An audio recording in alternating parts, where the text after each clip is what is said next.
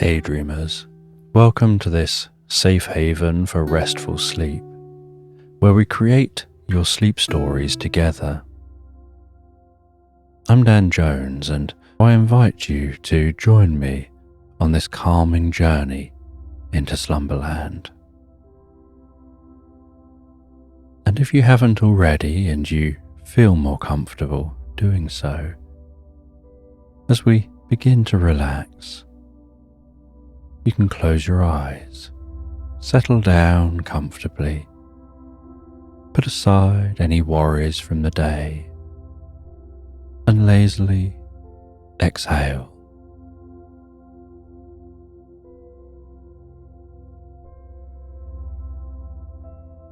And have a sense of gazing at the evening sky, perhaps after the sunset, noticing the landscape around you bathed in shadows, the glint of golden light peeking from a point just over the horizon, the shades of blue darkening in the sky, and perhaps for a moment you can notice a rare sight when the light from behind the horizon refracts in the atmosphere to create a moment of indigo.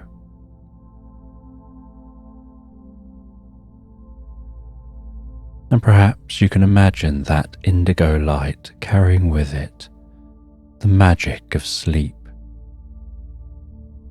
as it travels into your eyes and begins to wash over and through you,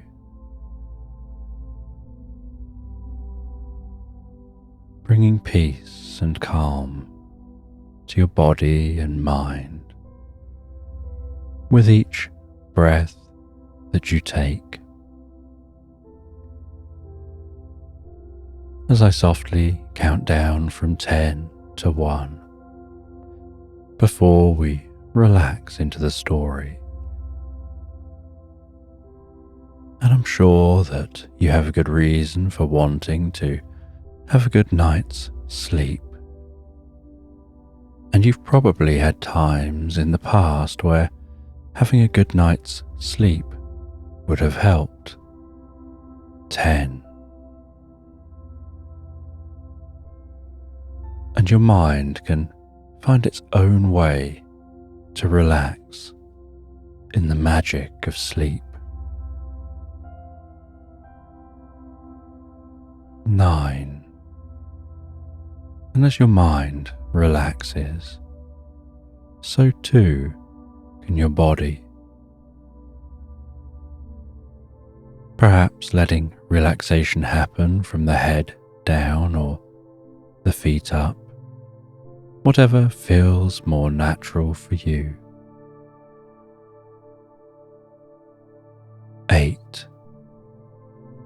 And while listening to this, it's okay to let that deeper part of yourself take over, the automatic process of falling asleep. 7. And while it does, you can say to yourself, when I settle down to sleep, I'll ignore distractions and I'll have a healthy night's sleep.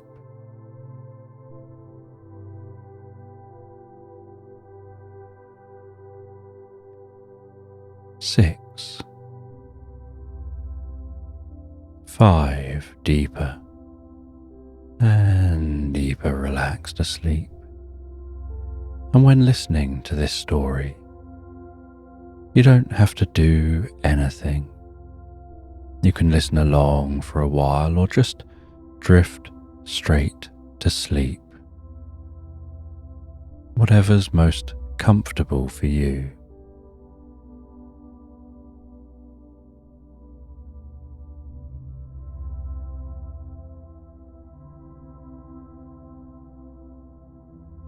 Four. And as the process of sleep is an unconscious one, you can't consciously make yourself sleep. It's something you have to just let go of and allow to happen all by itself.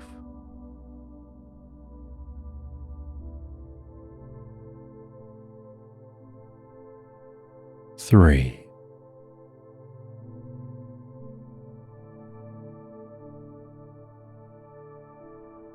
2.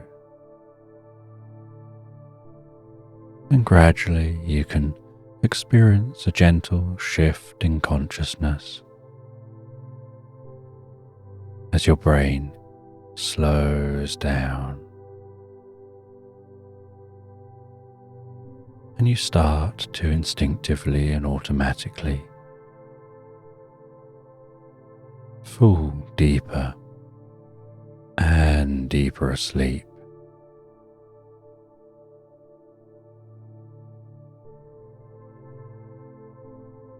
One. Now, as this bedtime story begins, and in this bedtime story, you find yourself sailing the 7 seas.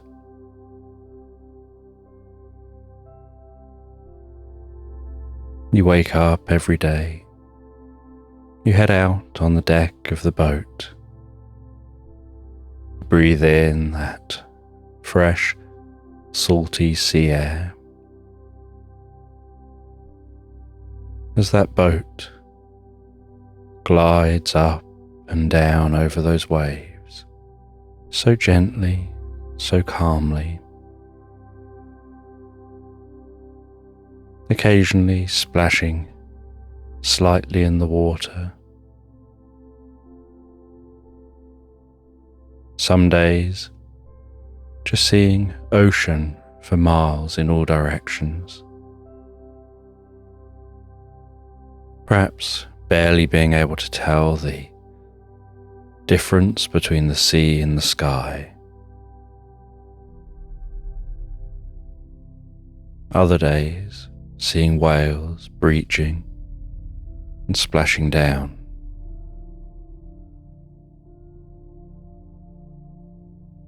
Some days it's misty,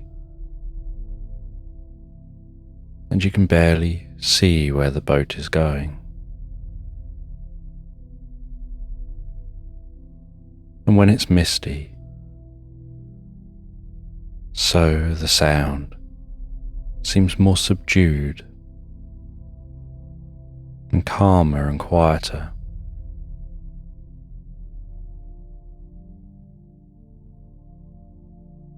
Like it isn't just the waves of the ocean wrapped in that blanket of mist, but the waves of sound being softened on their journey to your ears.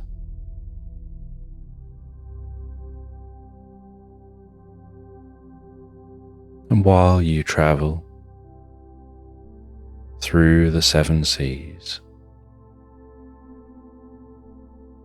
you stop at unusual places, the first to chart these locations, making new discoveries.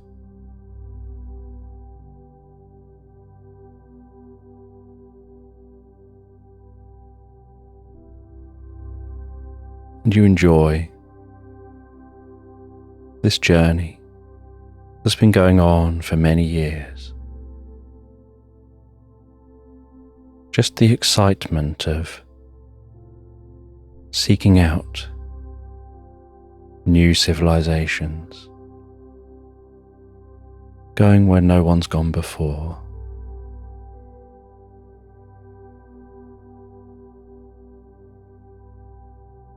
And one day, as you're ambling around the deck of the ship in your finest fuzzy slippers,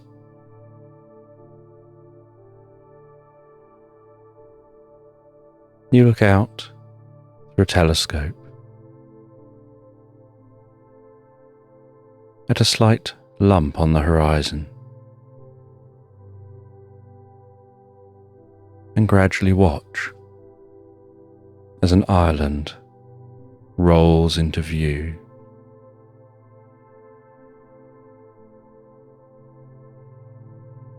And the captain directs that ship towards the land. And you stretch out those maps on the table, weights holding them down, and using rulers and writing in pen and using other devices, you explore that map and you begin to mark on the map this new location you're heading towards. And you can see where it is in relation to other locations that are already discovered and that you have newly discovered.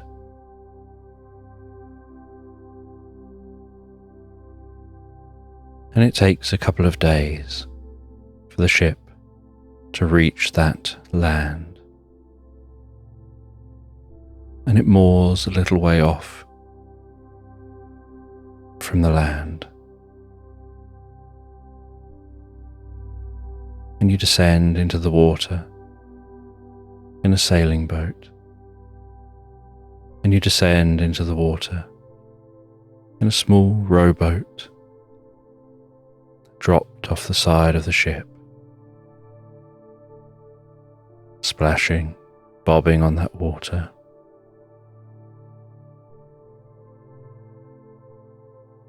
As you row towards that island, hearing the sound of the waves rolling up onto the shore, that sound getting louder as you get closer and closer.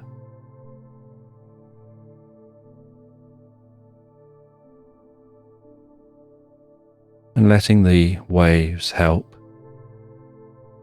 carry the boat up into the sand.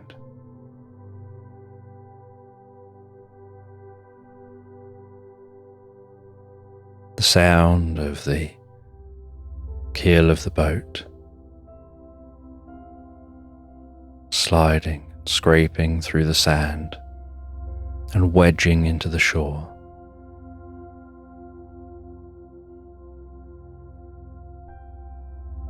And then scrambling out of the boat, feet sinking into the sand as you disembark onto the beach under that warm sun. The sounds of unfamiliar birds in the trees, curious, colourful flowers stretching around the base of those trees.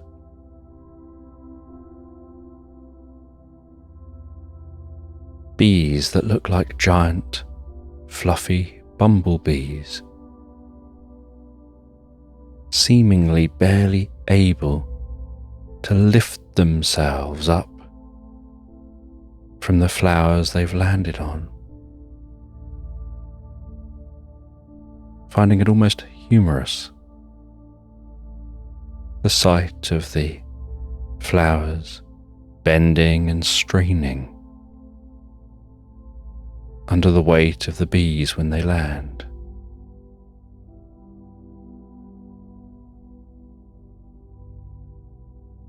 And large, colourful butterflies flapping their way around those flowers,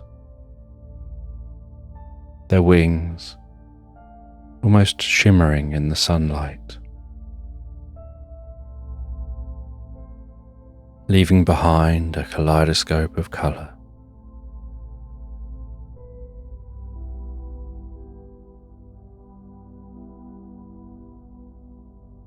And you take a backpack out of the front of that rowboat.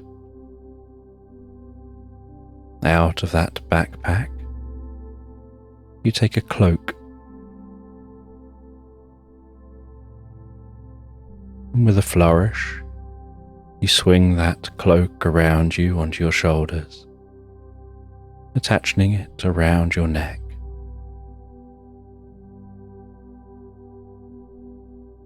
You pick up the backpack. You slide that on underneath the cloak.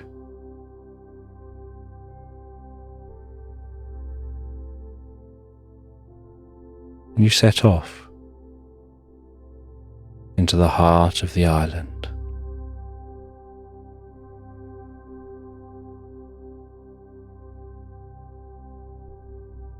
And as you walk up the beach, and then walk into the vegetation, you leave behind the sound of the ocean, the scent of the salty water,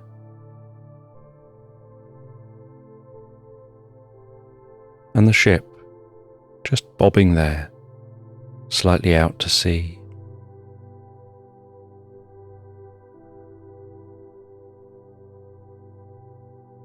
And as you walk deeper into the countryside, into the trees here on this island, the sounds change.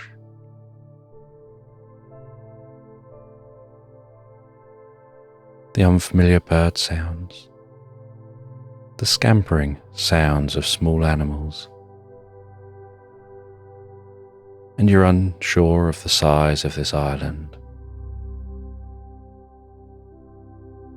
But you push on, and you have a journal to record your findings.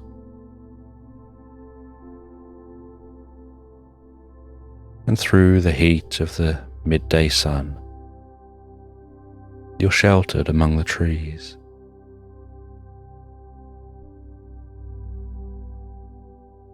The light dancing through those trees as a breeze wisps around in the canopy.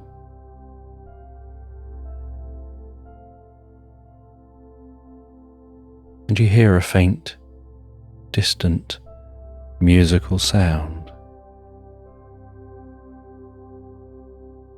like chanting or singing in an unfamiliar language.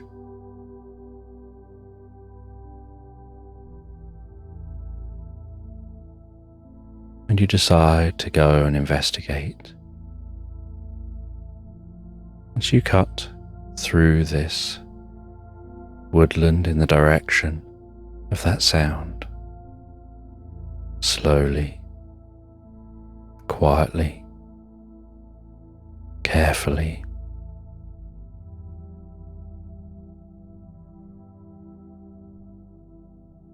As the sun continues creeping across the sky,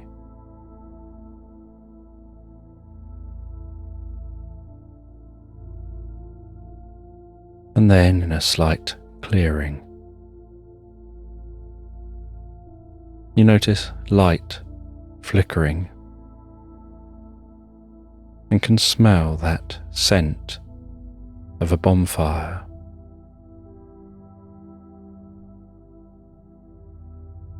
And you walk to the edge of the clearing. You crouch down just among the trees on the edge of the clearing.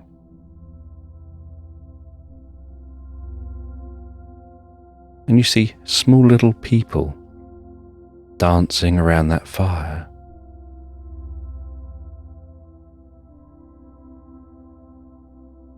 And other small people sitting around eating and drinking. And some drinking a bubbling concoction being warmed over a fire. And then seemingly dancing with a slightly different quality to their movements.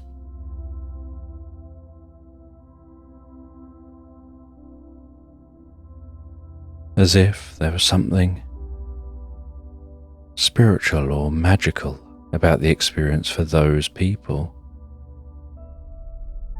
Like they're accessing something deeper than just those who stood up and danced. They were doing more than getting lost in the music.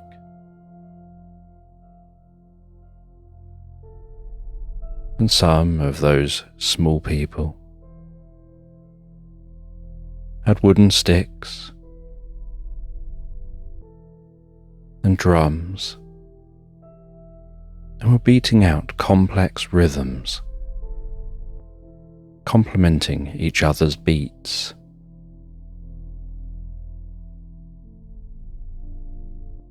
And those who drunk that special liquid had a robotic quality to their dancing. There was an economy of movement.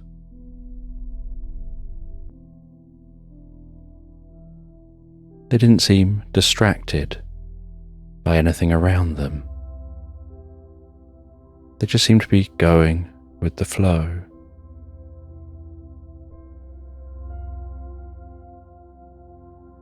And you hid quietly, out of sight in the woodline, just observing as the sun continued passing towards the horizon and began its journey to bed. And as the sun settled down to bed, and the blanket of colour changing from that daytime blue to reds and oranges and purples, and then an inky blue darkness, and then black was pulled up over the night sky.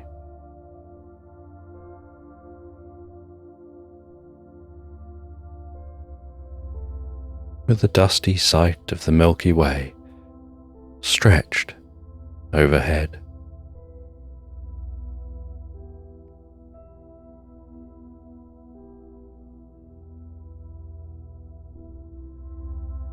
And then you notice something shoot across the sky and fizz across the sky. You think it's a shooting star. But moments later you hear a bang, and then see another and another and another, and hear some more banging, and see they're setting off fireworks, as if this is some kind of celebration. And you continue, remaining hidden, just observing, making sure not to interfere with these small people.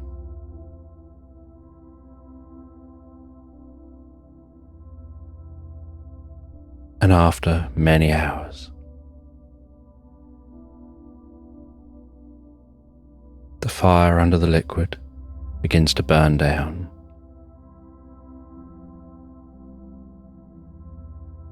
The bonfire starts to collapse in on itself, and then starts to burn down to embers.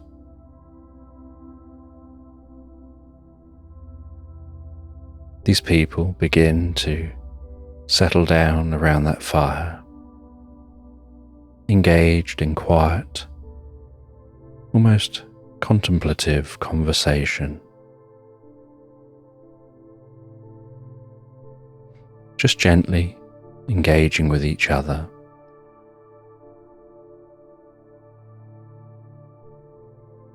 And you feel your eyes getting heavier and heavier.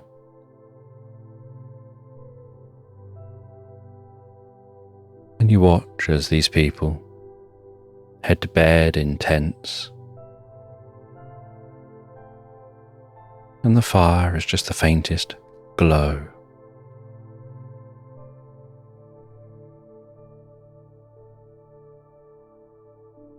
And once the last of these people goes to bed,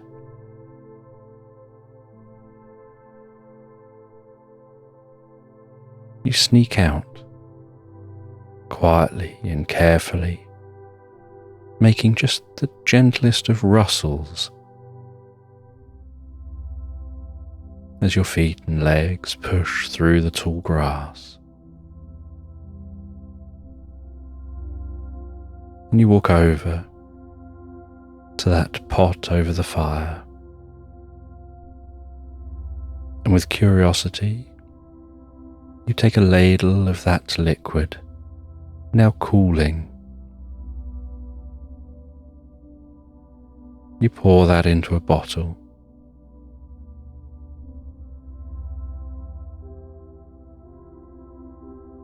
You then take a little look around, getting some different angles on this location,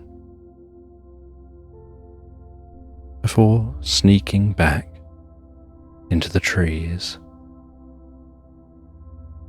and sneaking your way back in the pitch black, with just the sound of the nighttime creatures for comfort and company.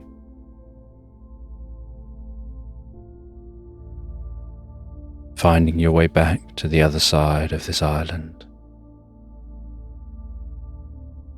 back to that beach. And at the top of the beach, you set up your own camp. You light a small fire. You open your journal and record what you've learned and discovered.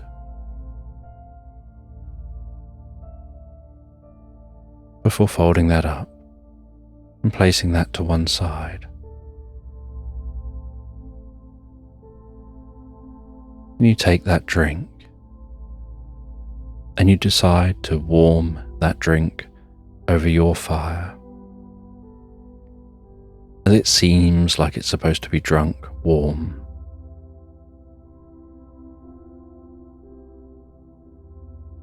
And when it starts bubbling gently, the faintest wisp of steam rising from the drink, you remove it from the heat.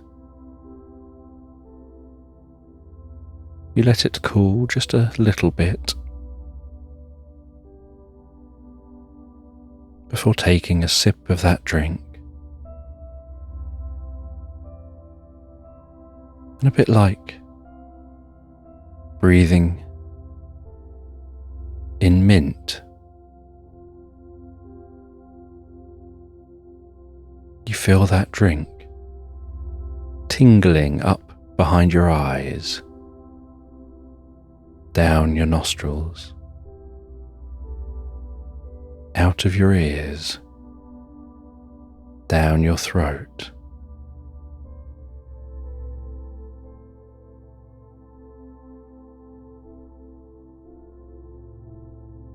And this drink has the sweetest scent and the most curious taste.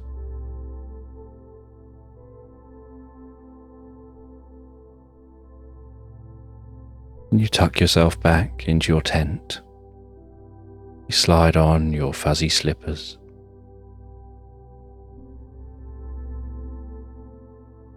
You drink some more of that drink.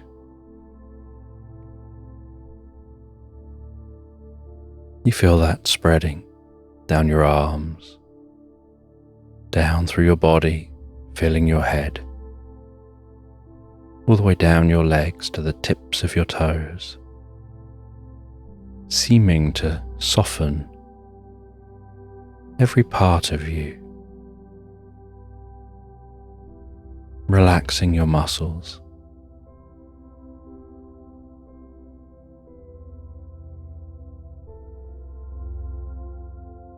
And in your mind,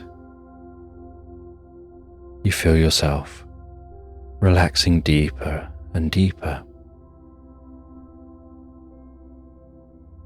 But after a few moments, your body begins to want to move and dance. You start to hear rhythms in your mind, finding rhythms and patterns in the sounds around you. The rhythm of the waves rolling onto the shore, the rhythm of the movement of the tent as the wind whips around it.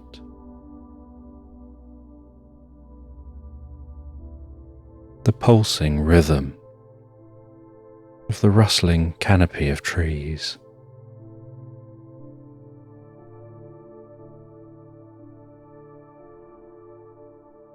And you feel almost compelled to move with the rhythm, and find yourself heading out of the tent and dancing around that fire,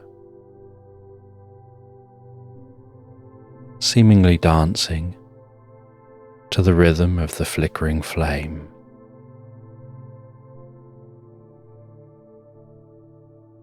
And feeling like the dancing's happening automatically, like it's being driven by the rhythms.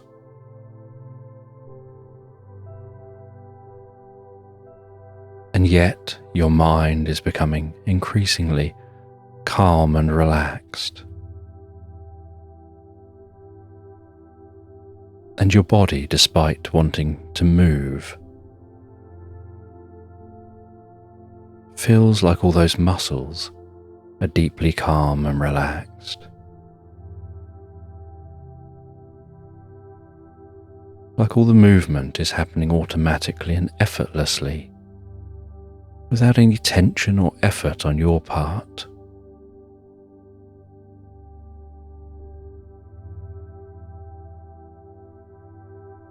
And following, dancing to the rhythms,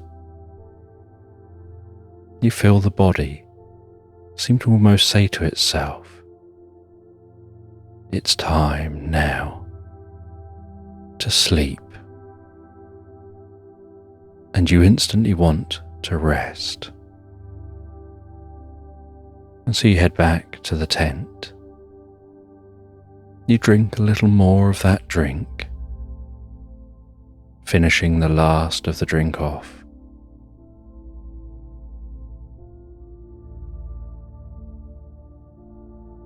And you don't know if you actually rest back to sleep,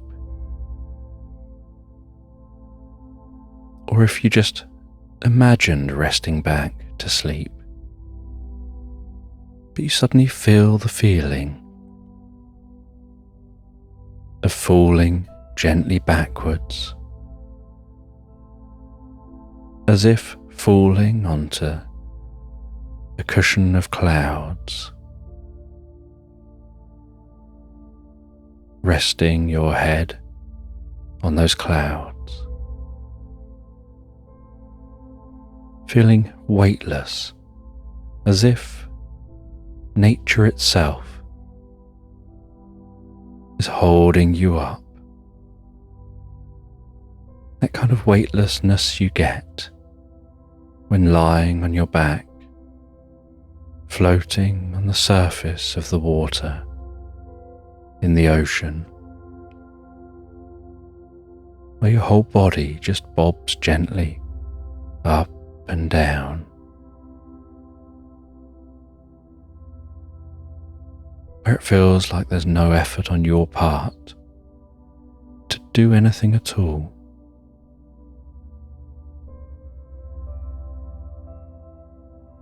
And while your body is resting on that cushion of clouds,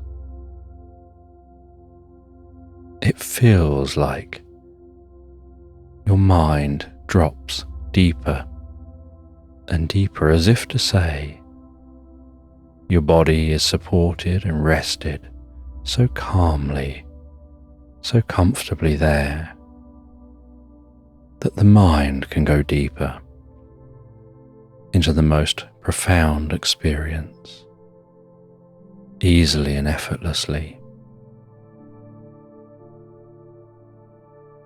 And you find yourself hearing the sound of horse and cart, looking around you, seeing old cobbled streets,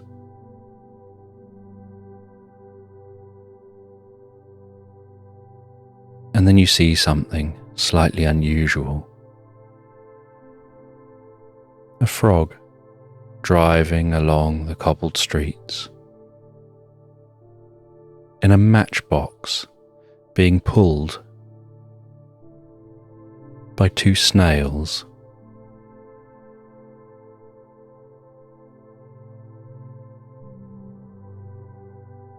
And as it drives along that cobbled street in that small matchbox,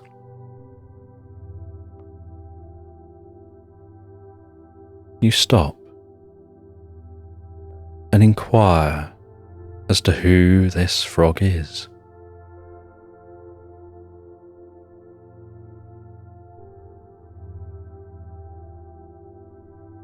And they say they're Felicity Frog from out of the fog from the depths of France.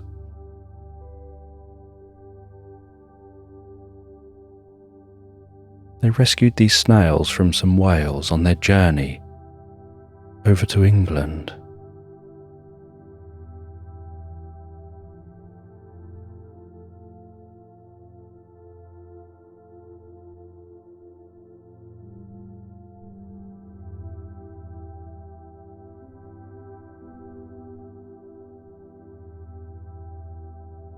And they say that on arrival in England, they started travelling to London.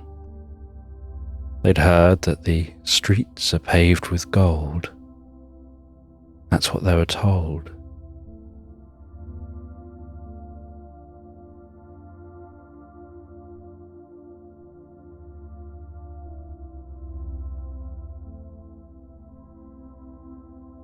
But all they found on arrival in London was a kitten who was smitten with a boar wearing a mitten, carrying a glass of Jack Daniel's whiskey.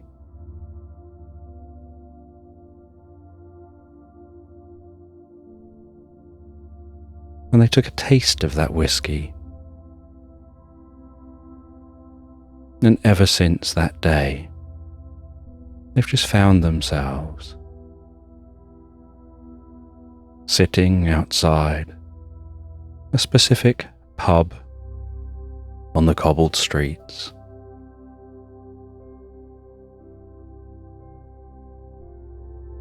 drinking a Long Island iced tea with a popsicle to stir it.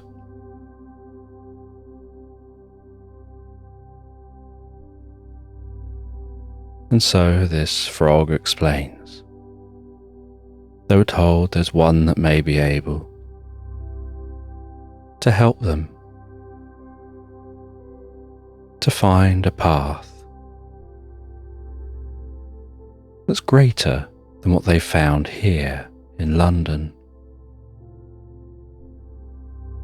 They've been told that deep in the streets of London is a magical potato cellar, and that you'll know when you find them. And so they've been travelling the streets of London, up and down the cobbles, in search of the streets of shops and markets where they'll find the one who sells potatoes.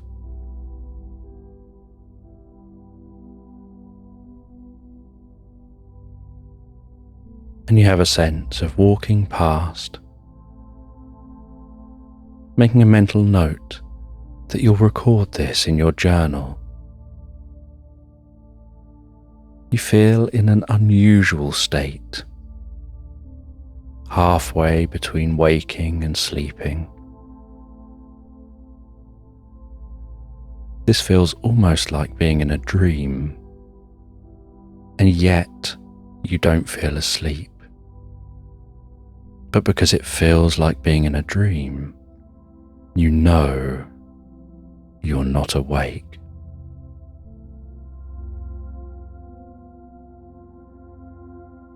And you walk these cobbled streets.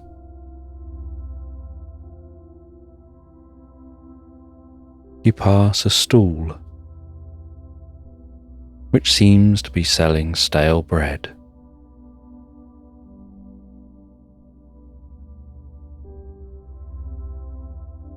You pass another stall with a wolf with a red cape on, selling hot springs warmed in a frying pan and then placed in an oven to keep them warm.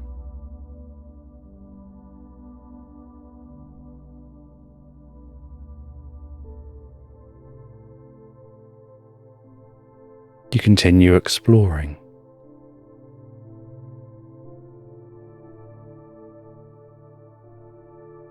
And you start to hear a voice. And at first, the voice is soft.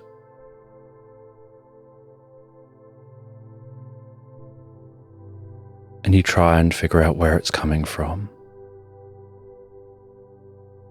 You head down different streets.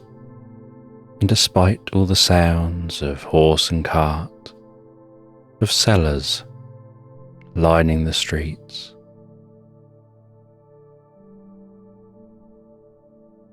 the sounds of nature wrapped around you,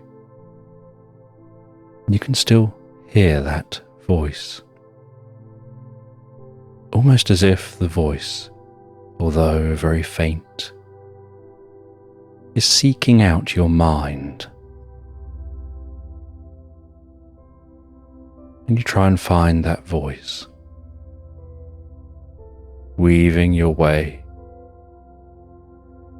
through different streets.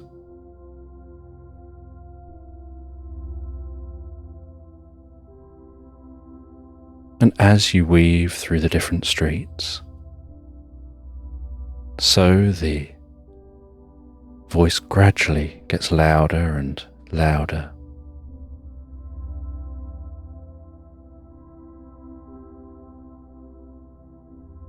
And you end up walking down a very dark alley. And there's something deeply calming about this alleyway. As if there's a hint of magic down here. And there's a gently glowing door at the end of the alleyway. And you walk slowly towards that door. You click the door open, walk through the door, and it feels like you've just walked into a planetarium. You can see stars surrounding you, as if projected in all directions. But you can't see a projector. You have this sense that it feels like you're inside, looking at this view, not outside. But you can't see anything other than stars. So it's just a feeling you have that in here, the sound quality of your footsteps, the feeling of the floor, something about the air and the atmosphere makes you feel like this is inside a room even though it looks like it goes on almost infinitely, as if you could be out in space. And in the center of this room is a small chest, and you open that small wooden chest, and inside the wooden chest is a small wooden puzzle, and you gradually move the bits of wood around on the top of the puzzle, and notice that as you're moving them around, they start to form a pattern, an image developing on the top of that puzzle.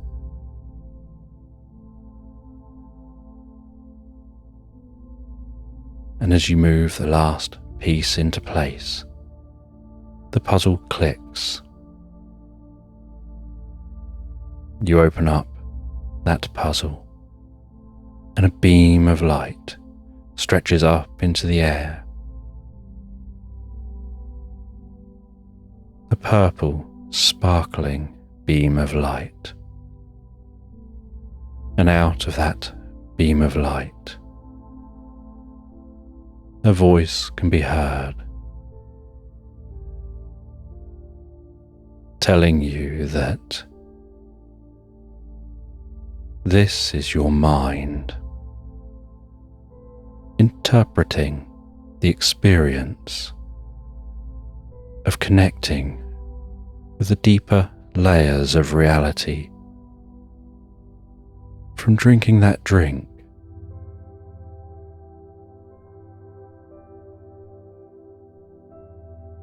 That you have to try and see things in a way that you understand.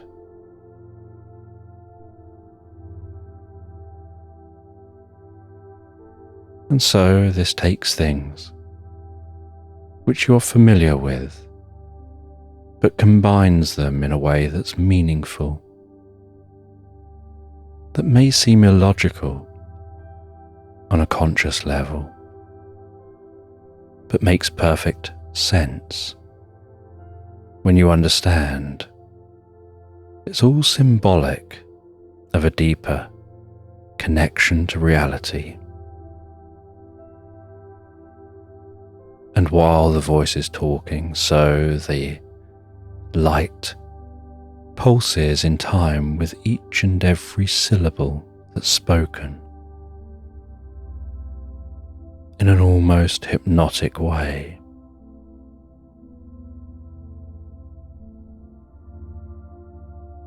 And you listen deeply to that voice, knowing you're understanding it on a level way beyond consciousness. Understanding it almost like this magical reverie resting in the tent is like a pre-bedtime story you're creating for yourself.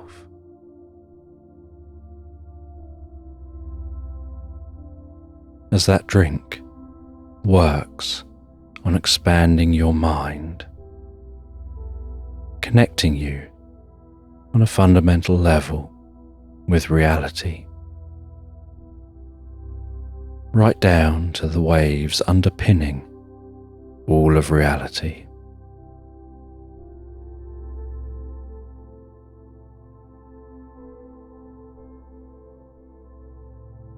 And unknown to you, this voice talks to you, sharing advice and knowledge, guiding you through this experience, and says that this voice is going to embed itself deep in your mind,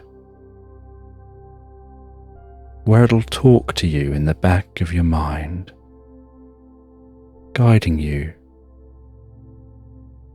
on the path to the person you want to become, to the future you want to have, that brings the best for you and others around you. Through its deep understanding of the nature of reality, the connection of all things.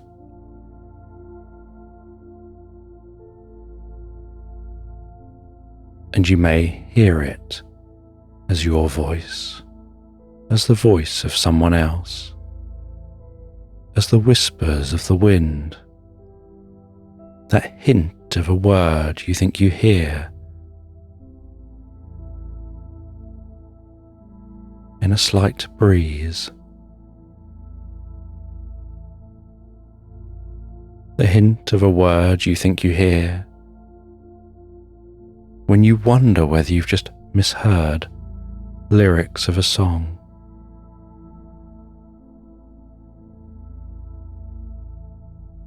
That voice that brings peace and calm to your mind. The voice that seems to almost give you a hug when needed, reassurance when needed, encouragement when needed.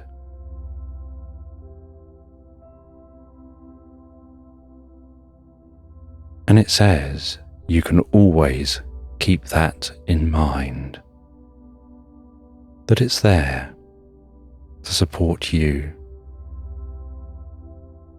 You don't have to do anything at all. It'll just be there supporting you in the background whenever you need it. Sometimes you may think it's a bore, but it'll be there.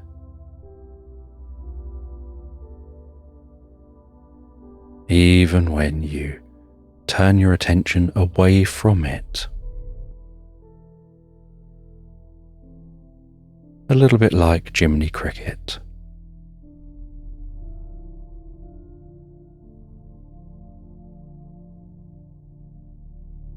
And that light intensifies, and the stars overhead intensify.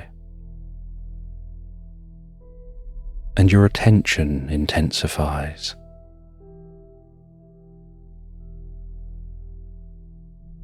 Before you feel like you're starting to fall asleep, and the light begins to fade and the stars begin to dim.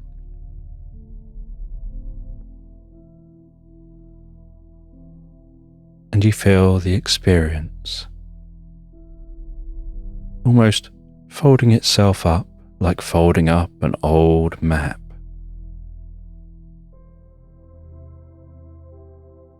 The entire world around you folding up into that wooden puzzle box until you experience yourself sat cross-legged on an unknown ground that you cannot feel beneath you, as if sitting in the air, with just darkness all around, and yet somehow you can look at yourself and see yourself, and you can see that puzzle box before you, but in all directions it's just black and silence.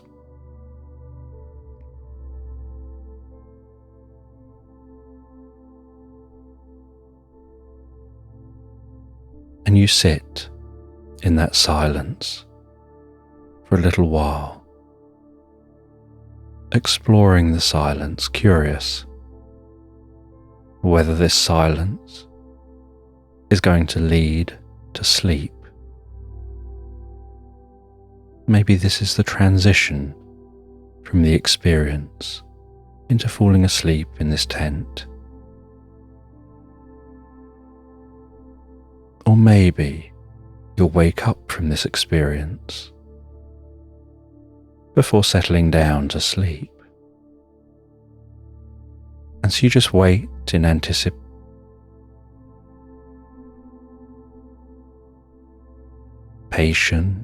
for what happens next.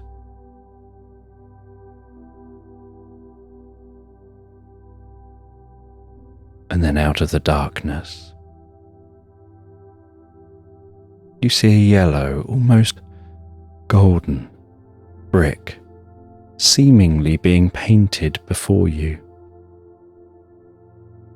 followed by another yellow, almost golden brick, and then another and another, until there's about 8 bricks wide. And then you see a row of bricks painted in front of that, and in front of that, and in front of that, and in front of that, and in front of that, and in front of that. Those painted bricks stretching off as far as you can see, making a point on the horizon, way off in the distance, in the darkness. And you see those bricks gradually taking on a matte finish, as if the paint is slowly drying. You can even smell the scent of that paint as it dries, and you feel compelled to stand up and begin to walk slowly along that yellow brick road. And you follow that yellow brick road in a straight line. As you turn and look back, you see where you are sat. You see yourself getting further and further away from that point. And you turn back again and walk further and further, feeling like you're following this road almost for an eternity. Like the further you walk, the more road appears, and the more road that appears, the further you seem to walk. And the more you walk, the deeper you go, and the more relaxed you find yourself becoming, and the more compelled you feel about what you're going to discover. And eventually, in the distance, at the end of this yellow brick road,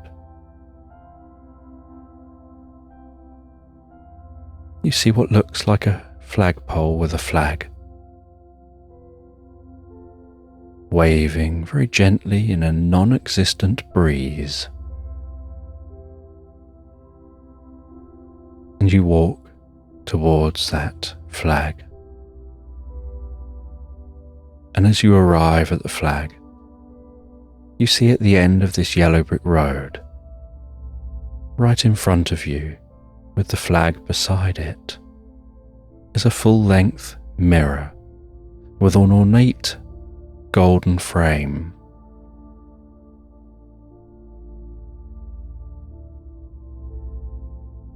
And as you approach, you see yourself in the mirror. And you see yourself there in the mirror, looking back at you here, with you here looking at you there, looking at you here. And you can hear here, as you look at the you there, the sound of your voice coming from their mouth. And the you there is wearing the same cape as the you here, only there's something seemingly more magical about their cape. And you gaze deeply into their eyes there, as they gaze deeply into your soul.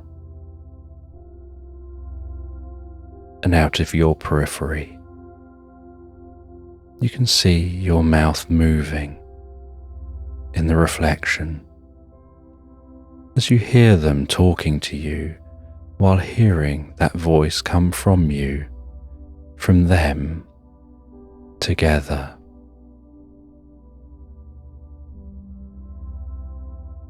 I am the wizard at the end of the yellow brick road.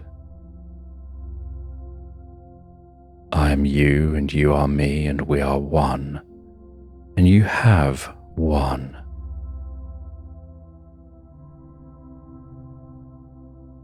And what's one for me is now for you, just like what's now for you is one for me.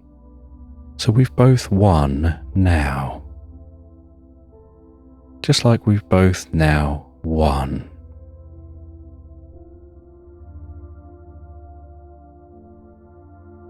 And you can look at me and listen to you, while listening to me talking. And as you listen to me talking to you, you can hear you talking to me. And while you listen to me talking to you and you know you're talking to me, you can hear me talking as I talk to you. And you're only going as deep into the experience as you can take yourself now while hearing your voice. And as you hear your voice guiding you deeper and deeper into this experience, you're connecting on a profound level with your inner self, with the truth of reality and your inner possibilities.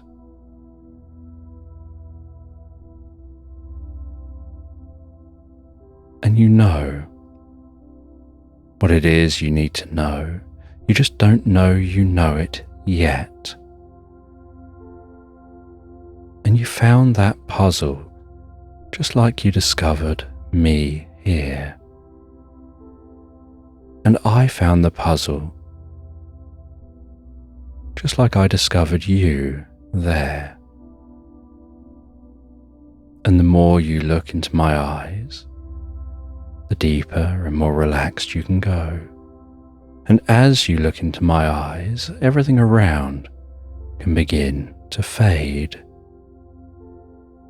Because none of that is important to pay attention to here and now.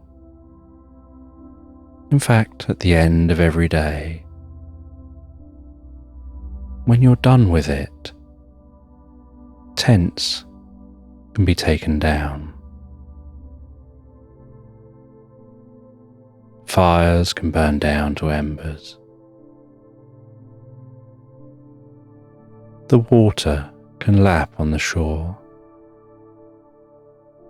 and you can hear my voice in your mind. And you'll understand the power of a warm, comfortable drink to bring peace and calm and clarity to your mind and body.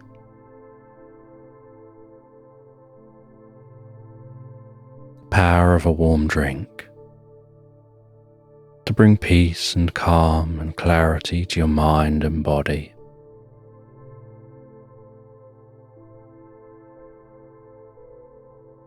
Almost like turning up your senses to what you need to focus on, while turning down the dials to those things which are unhelpful.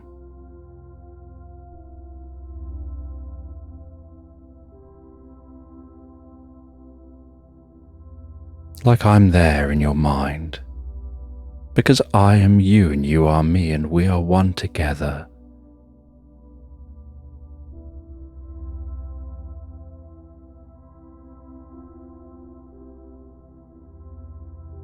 And I am there in your mind, helping you, supporting you, resting a hand on your shoulder, standing beside you when you need me to guide you.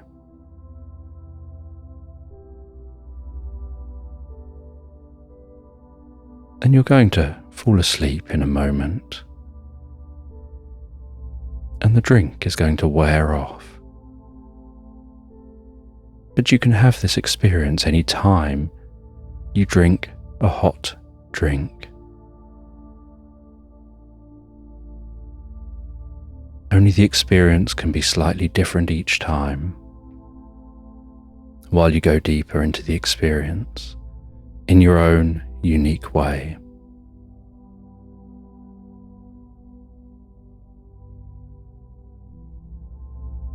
And perhaps in a moment, just before sleep,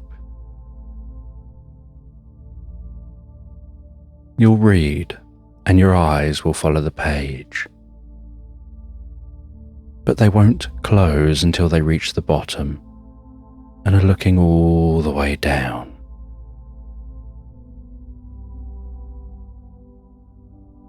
And with that, you in the mirror begins to fade. The mirror begins to fade. The flag waves its last breath. Those bricks behind you,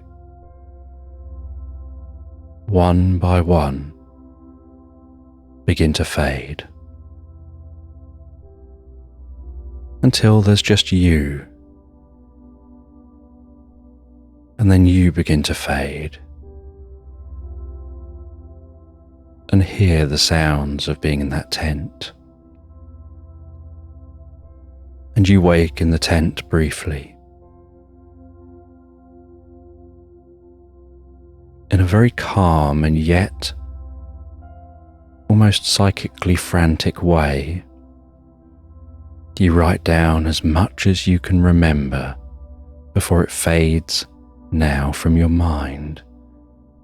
You write down as much as you can remember before it fades now from your mind in that journal.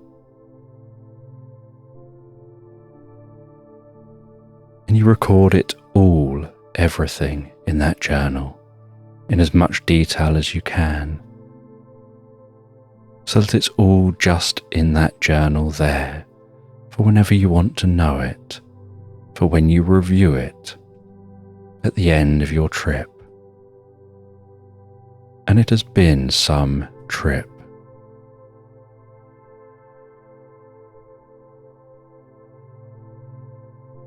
And so you write that down in your journal. You rest back under a soft reading lamp on the most comfortable sleeping bag. You read some of your journal entries, finding it seems to leave your mind as fast as you're reading. And so as soon as you've read to the end of the page, and your eyes reach the bottom, the lids reach the bottom of your eyes, and they close. And with that you drift deeply asleep.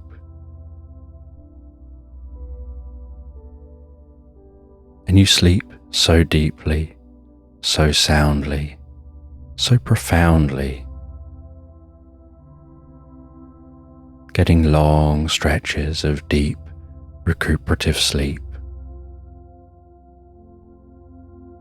dancing your way through pleasant dreams, updating your neurology, before waking in the morning to morning bird sounds unfamiliar to you that are unique to this island. Heading out into the daytime sun from that tent, building a sandcastle on the beach to represent your inner experiences here.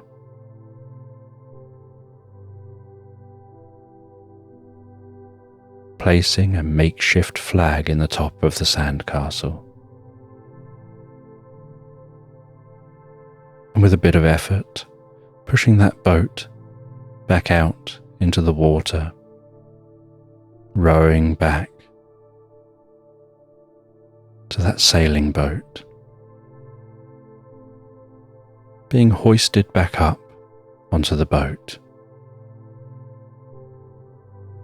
sharing your findings as the boat raises anchor and the journey through the 7 seas continues, with you deeply curious what else you'll discover.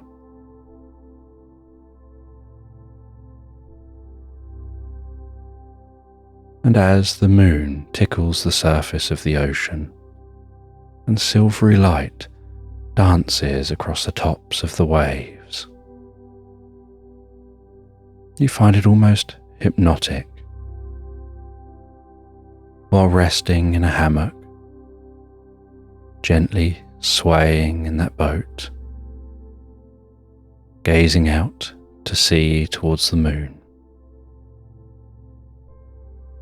Your eyes getting heavier with each sway,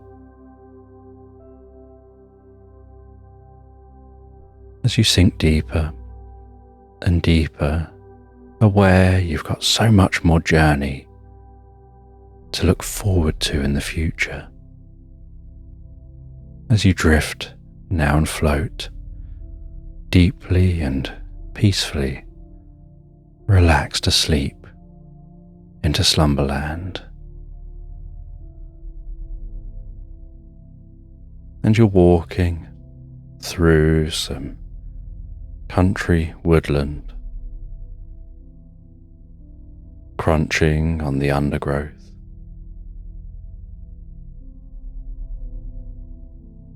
listening to the way that the leaves rustle in the trees, the way the dappled sunlight dances before you. And as you walk, you can smell that fresh woodland air, while hearing the distant sound of a woodpecker hammering gently on a tree, echoing through that woodland.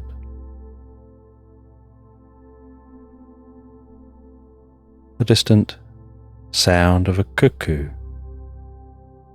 calling out, and then a reply coming from elsewhere in the woodland.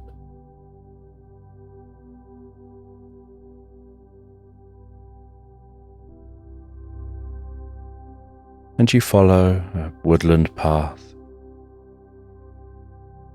crunching through that undergrowth.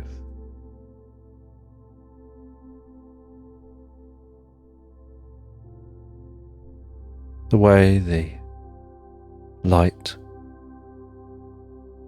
shines on the different trees, catching in the slight dampness on the trunks of those trees.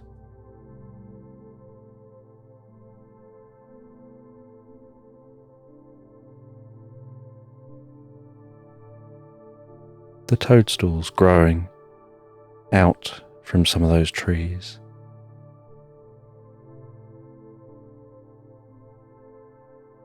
A perfect place to shelter small animals. And while you continue walking, so you spy in the distance a deer frozen still mid-chew,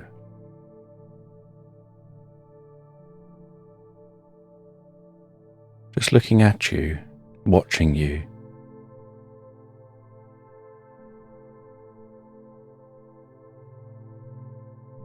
Freezing to try to avoid detection.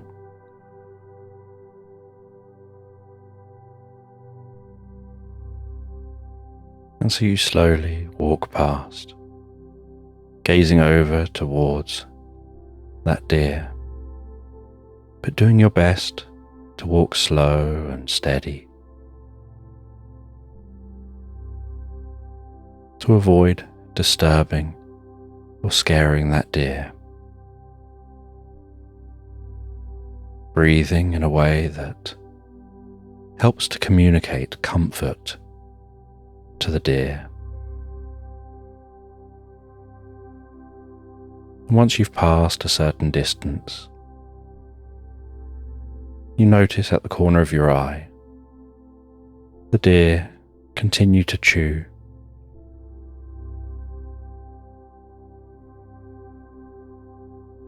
And relax its body and seem to go back to breathing again and comfortably continuing what it was doing before you walked into its space.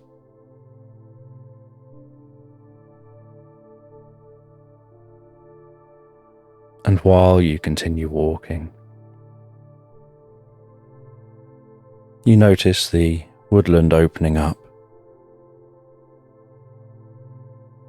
with those trees spreading further apart.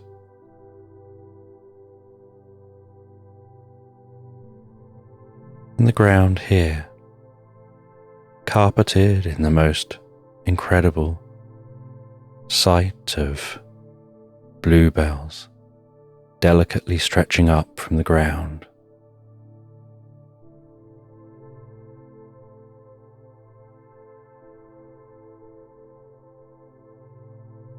And you follow a natural path among the bluebells to avoid stepping on any of those delicate small bells.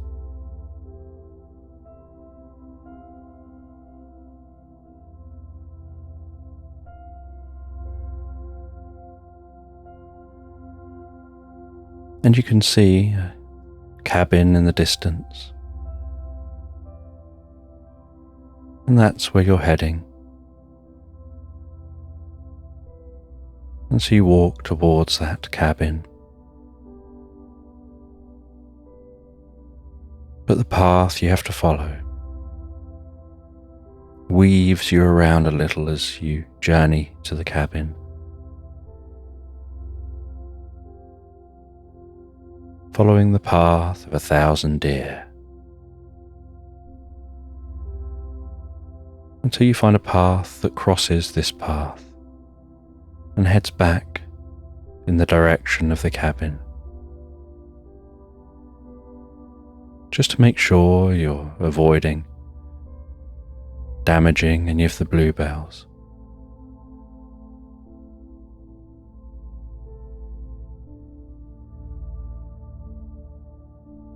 Until you can exit this woodland into the slight clearing of the cabin, where you can look back and see the sea of bluebells stretching through the woodland, illuminated by an evening sun, casting a slight golden hue over those delicate bluey purple flowers, with that breeze rustling those leaves. And the underside of the clouds in the sky, illuminated with a slight lavender.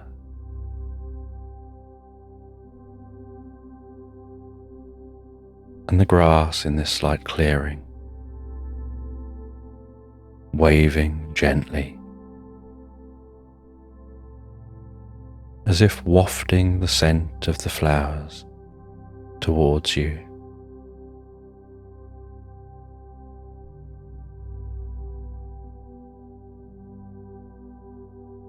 Then you head into the cabin,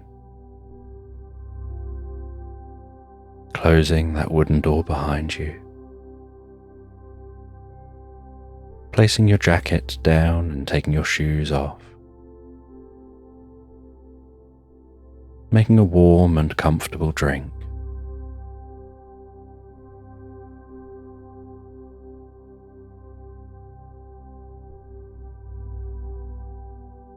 Before sitting down in the living space.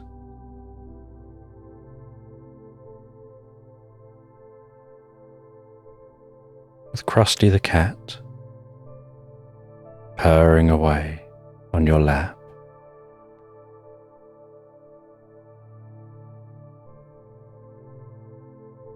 With one hand drinking the drink,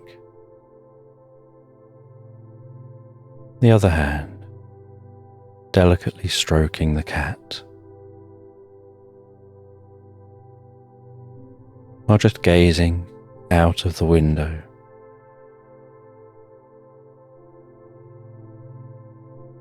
at the woodland illuminated by the setting sun.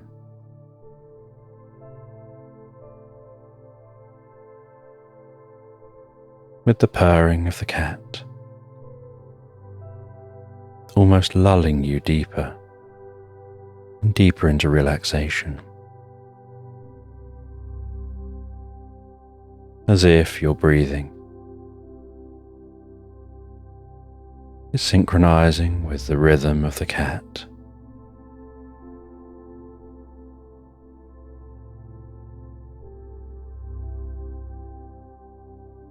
And with each sip of drink, you can feel that drink, the warm liquid,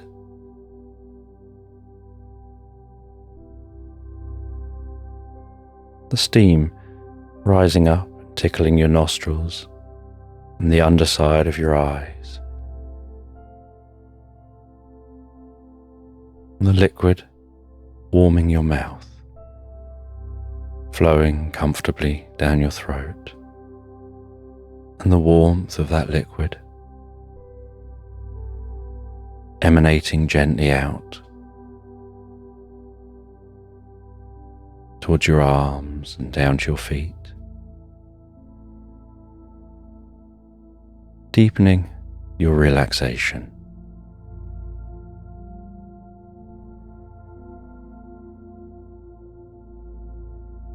And every few mouthfuls, you place the cup down beside you, just gazing gently out the window, stroking the cat, feeling the cat's purring,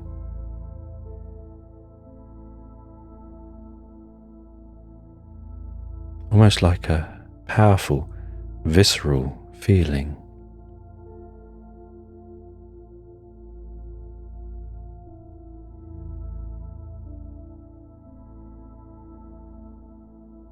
And then while gazing out of the window, from time to time you find your eyes gently closing,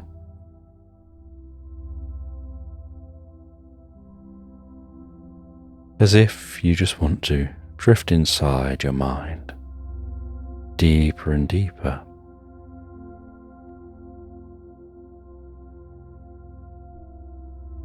And sometimes you think you've reopened your eyes, but find that you haven't, and so you have to open them.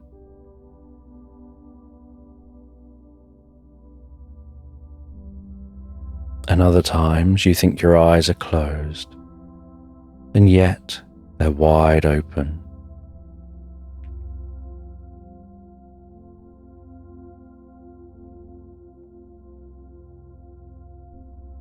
And the harder you try to keep those eyelids open, the more they want to close.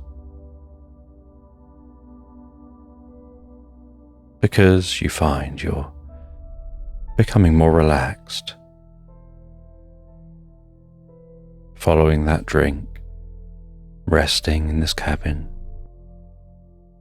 listening to the muted sounds beyond the cabin, from the woodland, the gentle evening sounds starting up,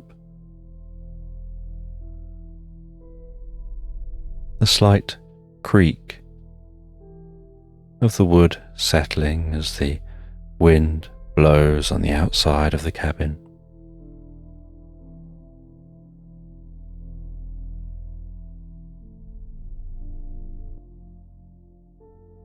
watching the occasional leaf flutter past the window.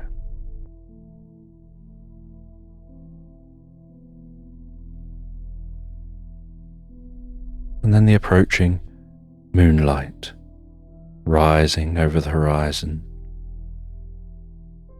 bathing the landscape in a gentle silvery glow, tickling the tops of the trees that you can see through that window.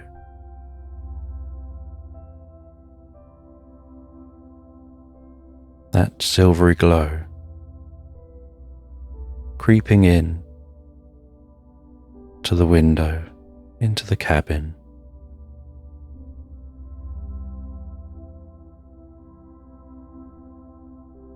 Catching gently on a stained glass vase standing on the windowsill, illuminating the daffodils. That silvery glow almost seeming to carry the scent of those daffodils over to your nostrils, as if serving that scent up for you to enjoy.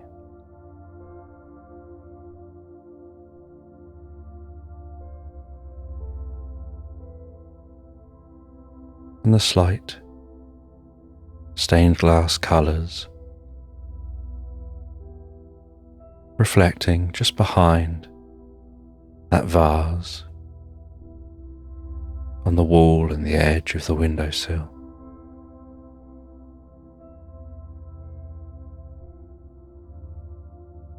And the light in the cabin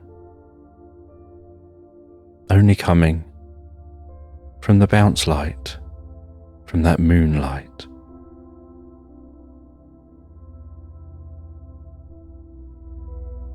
As your eyes fully close,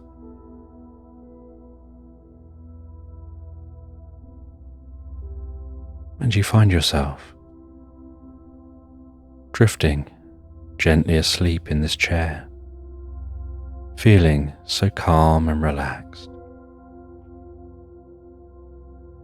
That hand automatically continuing to stroke for a little while, before even that hand comes to a halt, and the sound of the purring fills your awareness. There's a slight glow of moonlight through your closed eyelids.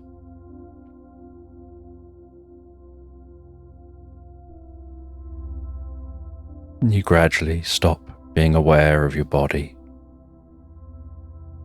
as your mind drifts deeper and deeper into your own internal reverie, that own internal experience.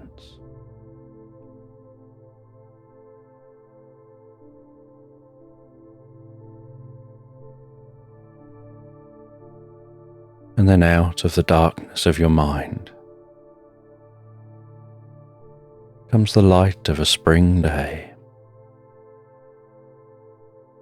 and you find yourself in your mind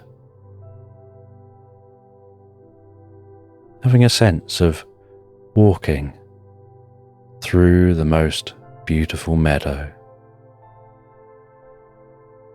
rolling hills, waving grasses, birds, bees, butterflies, flitting from plant to plant, wildflowers dotted around.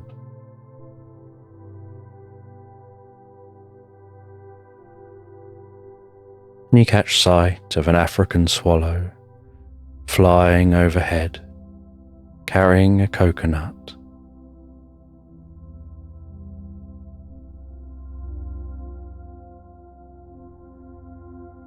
And you continue to watch that with some level of curiosity.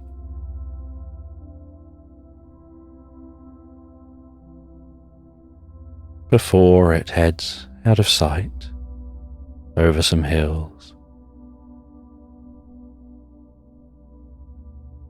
You begin to walk through this meadow, descending the first hill, and as you descend, so you see a rabbit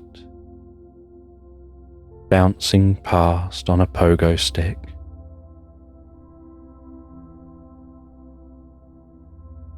Calling out that it's going to be late and seeming to be in such a hurry.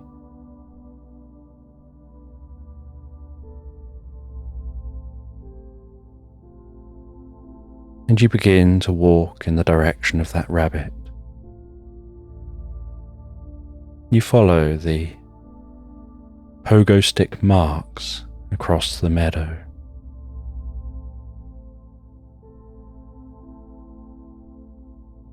You find that those pogo stick marks seem to stop at a rabbit hole. But as you look into that rabbit hole,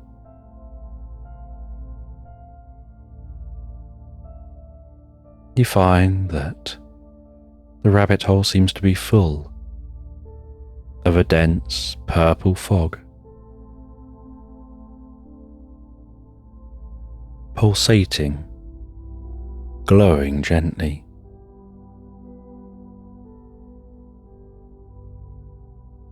You lean down and look closely into that rabbit hole.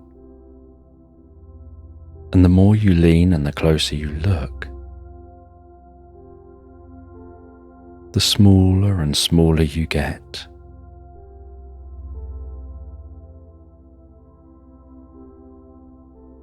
Until you find that you've leant so far into the hole, you've fallen in. And you tumble in cartwheels down that hole, so easily and effortlessly.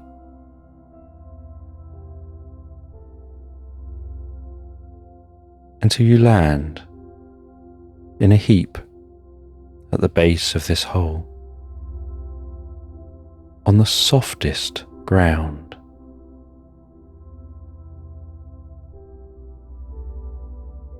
And as the purple fog clears, and you look down beneath you,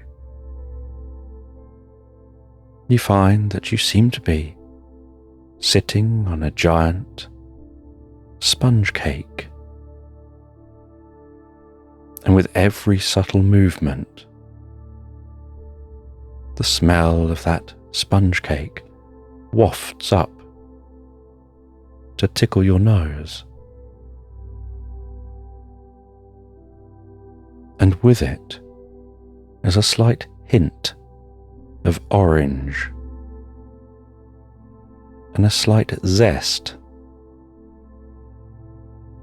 that seems to twang at the roof of your nose.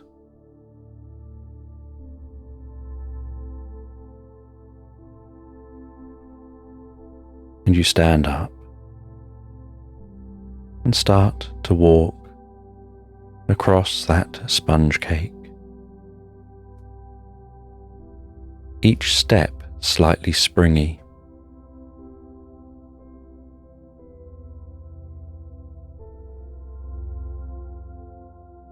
And you look around you, and you see that you seem to be in an unusual landscape.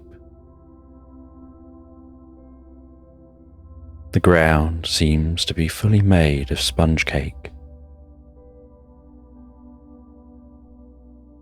And this sponge cake seems to be decorated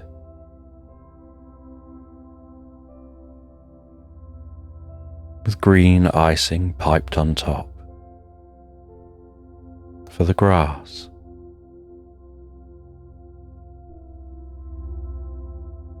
Sugar flowers dotted around the top.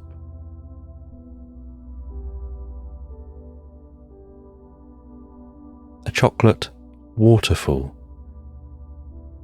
cascading down a cliff made of dense chocolate.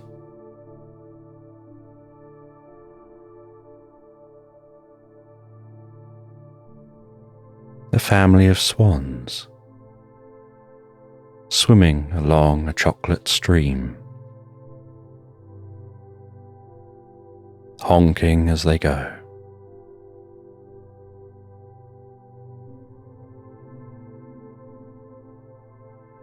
And while you walk and explore,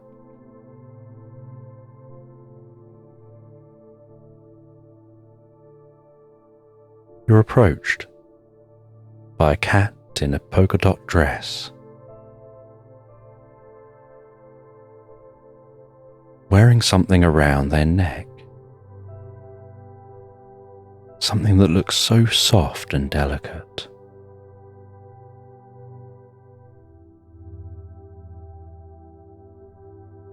And in a very friendly way, you approach that cat, and they appear a little awkward, unsure who you are.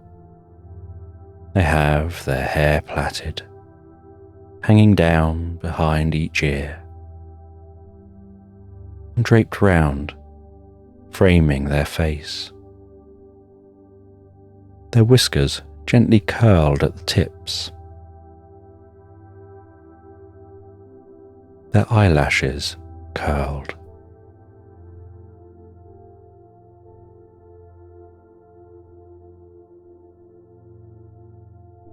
And they introduce themselves. And they say that perhaps you must be here for the party. The rabbit has just passed through, so they'll show you the way too. And you ask them about that delicate thing round their neck, saying it looks so soft and delicate, so well woven. And they say that it's a necklace. It's the most delicately woven lace. It's woven with the weave of a caterpillar that carefully weaves that together, taking the finest silk threads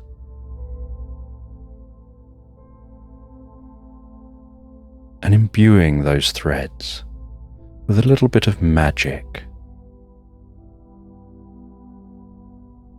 And that magic helps to stimulate a little confidence. And you think they appear a little awkward, so perhaps the magic doesn't work. Or perhaps they're normally even more awkward than this. And you admire their necklace. They say that it's incredibly strong, despite being incredibly delicate.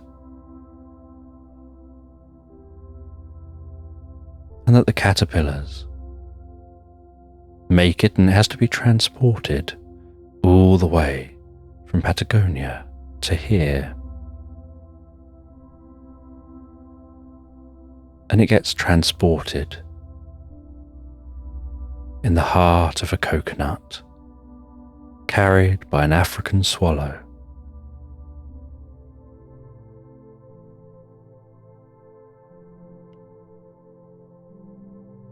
And they show you towards the party. And you don't know what this party is. You've just kind of found yourself here. And are going along with the experience. And in the heart of this land is a large gingerbread thatched cottage.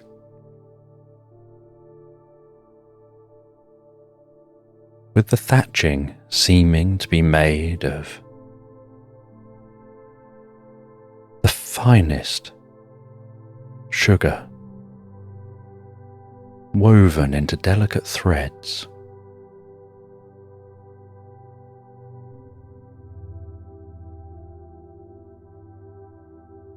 Like the most incredible candy floss.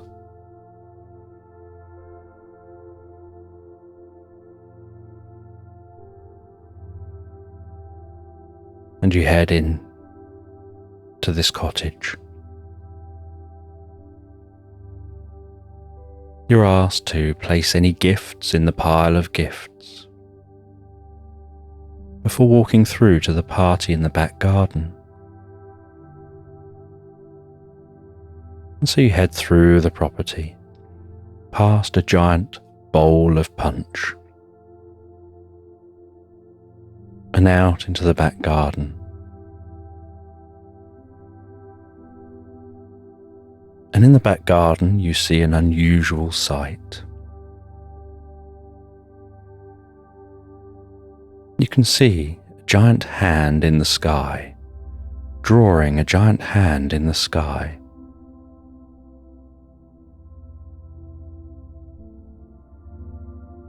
You can see what looks like many steps leading from the end of the garden up into the sky.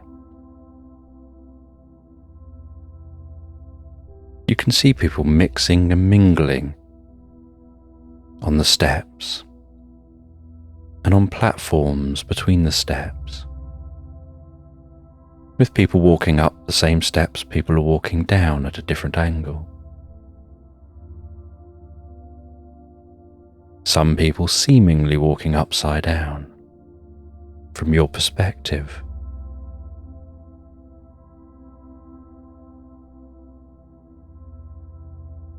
And people at 90 degrees to each other. And you look around this garden. You see different guests here.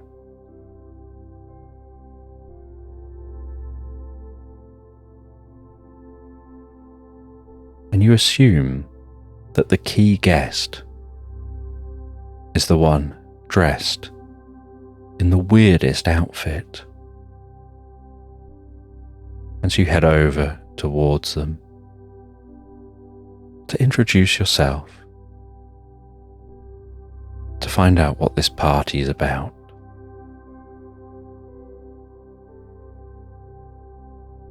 And it's a tall, slim penguin dressed as a wizard, wearing a pointy wizard's hat. And you walk over towards them. You introduce yourself. You ask if it's their party.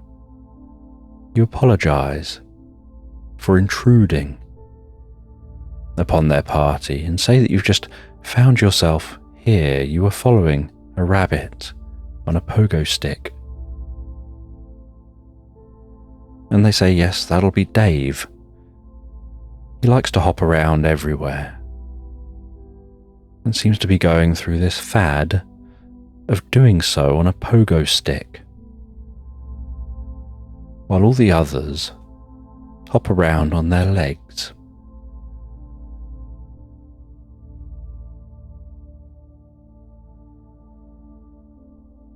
And you ask why the penguin's dressed like this. And they say that they love magic. And they like to dress as a wizard. They don't believe magic is real, but it's fun to pretend.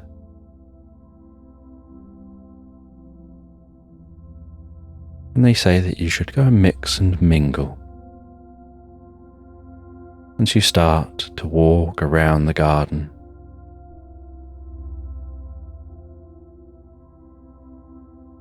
You go over to sit by a little campfire and find that the campfire is actually just warm sugar rising up into the air, crackling gently like popping candy, releasing little puffs of sugar. And above that campfire is a gingerbread bowl of bubbling hot chocolate with the strongest chocolatey scent.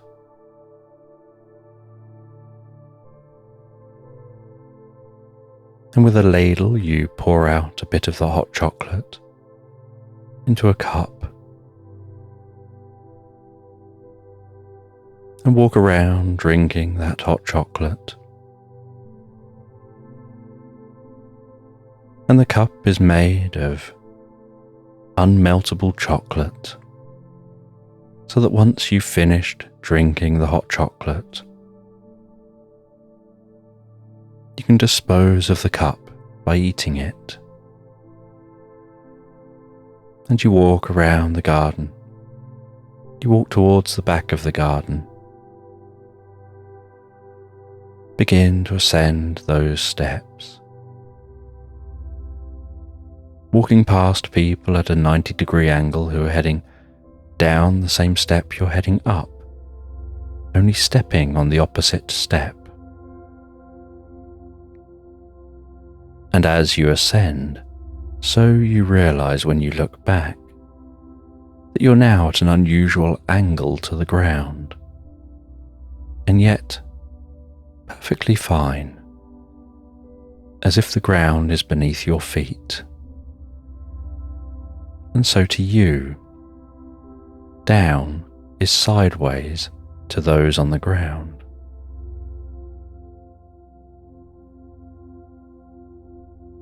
And you chat to a few different characters you meet at this party.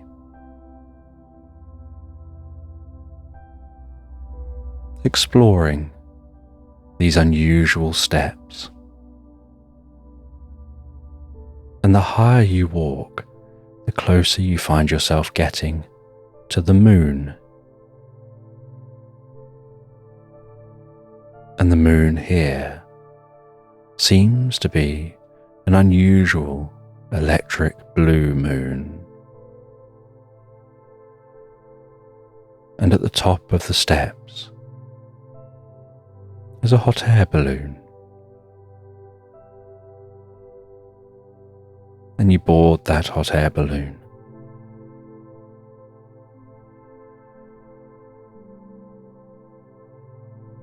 And you release the string, and the balloon floats towards the moon. And as it reaches the moon, so you grab hold of the moon, and a bit of the moon breaks off in your hand. And you realize this moon tastes a little bit like Parma violets, an acquired taste for some. But when you try that little bit of the moon, your senses begin to shift. Those giant hands drawing each other begin to turn crusty and mottled, and everything around you changes.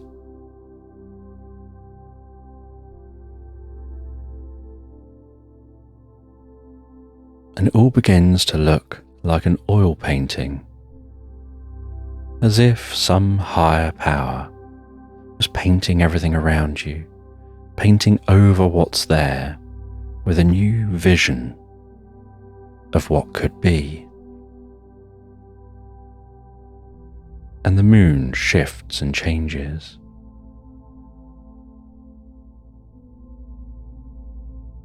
and that hot air balloon turns into a boat. A boat that's bobbing gently on a vast, calm blue ocean. The most beautiful tropical sea with a distant tropical island.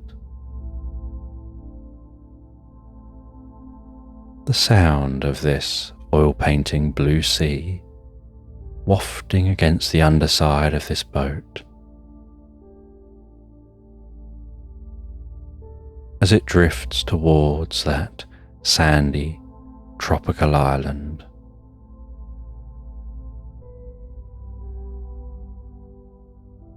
And gradually slides up onto the golden sand. Like a paintbrush sliding across a canvas, softly coming to rest there as you disembark that boat. The gentle crunching sound of stepping onto that golden sand.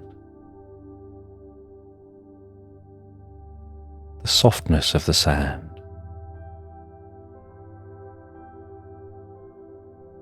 And walking around this tropical beach, looking behind you, out over the view of that tropical sea. The moon now on the horizon, casting its glow across the water. Pinpoints of stars flickering and undulating in the sky.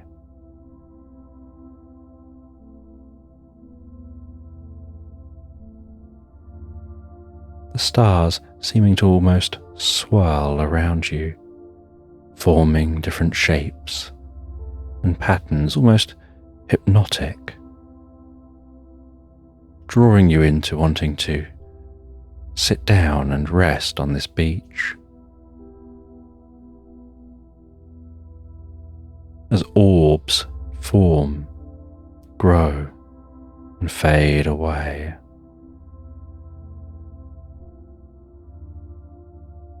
And those waves lap so gently, so calm on the shore.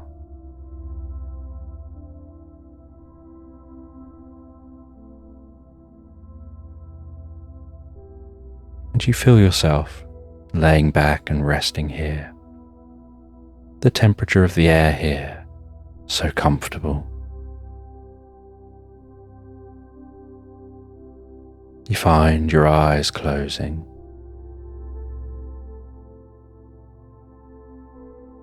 You have a sense of drifting deeper and deeper asleep. And your mind wandering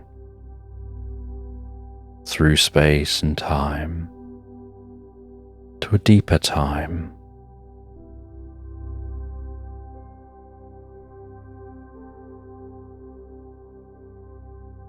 Hearing the sound of a gently crackling fire, feeling the warmth from that fire as it caresses your cheeks, hearing the mumble of people milling around, and then calmly opening your eyes and seeing before you some ancient people using paints on cave walls to paint pictures of the night sky, to smear images of the landscape, to draw almost stick figures of the animals, of themselves, and their place within this landscape.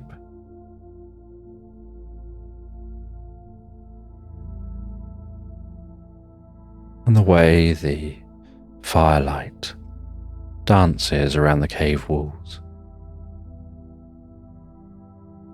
And they glance over at you, but seem to almost not pay you any attention at all, just accepting you're there, like one of their own. Resting by the fire.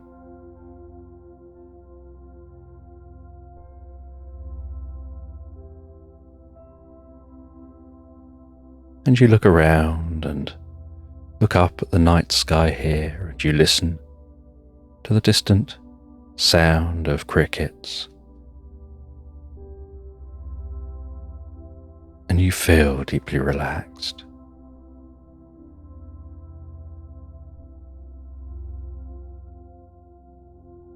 And you watch as these people use their drawings to plan what they'll be doing tomorrow. And you see the way they're moving along from one drawing to another, as if working out what to do on different days.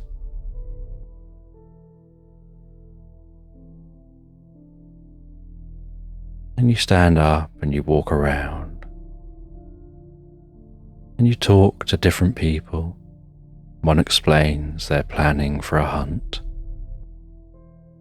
One explains they're preparing for foraging.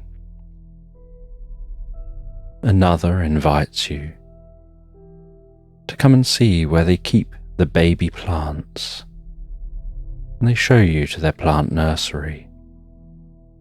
They tell you that they nurture these plants. They grow these plants up. And once these plants are big enough and strong enough, they use those bigger, stronger plants to plant them in their own nursery, to nurture them and grow them up.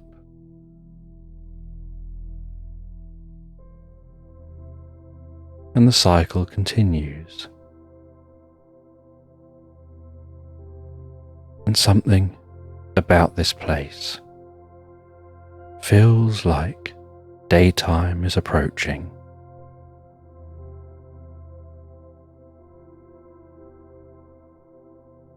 And so you walk towards that daytime. And the more you walk towards that daytime, the more you find yourself aware of the purring cat.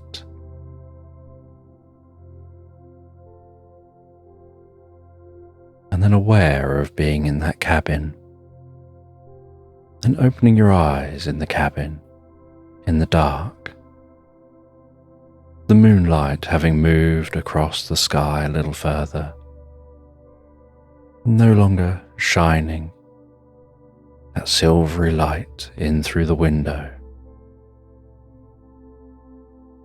You carefully place the cat on the floor.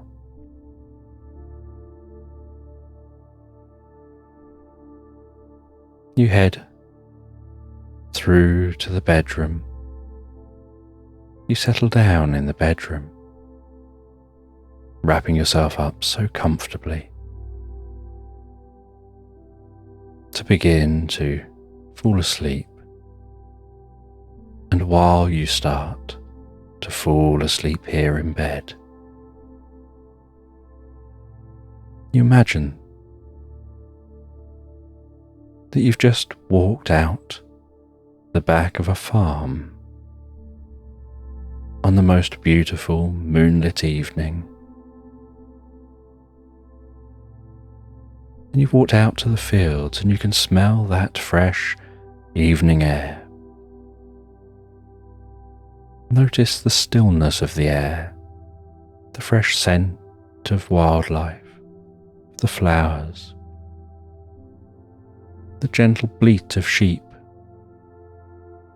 the sight of sheep, some sleeping and some awake, filling a field, and the way the silvery moonlight almost seems to make The white backs of the sheep glow against the dark backdrop.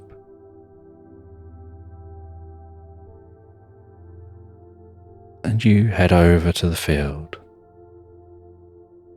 You rest your elbows on a post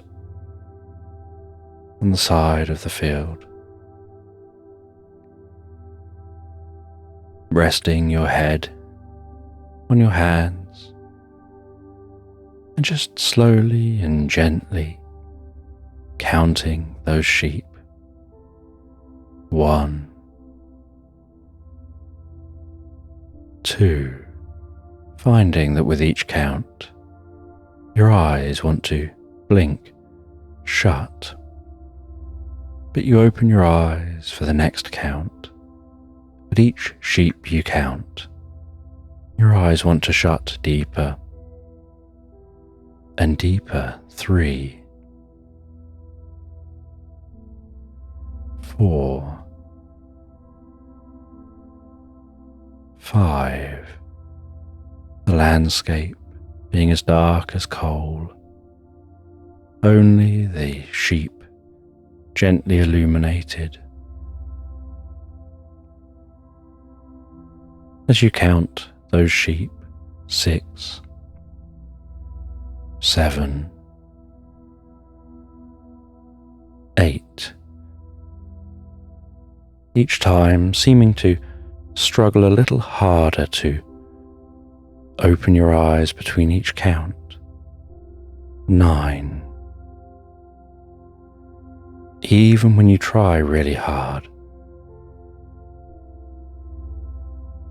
to ignore what's happening, those eyes just want to shut. And the harder you try to ignore what's happening, the more those eyes shut. And the more those eyes shut and the harder you try, the deeper and deeper asleep you feel yourself going.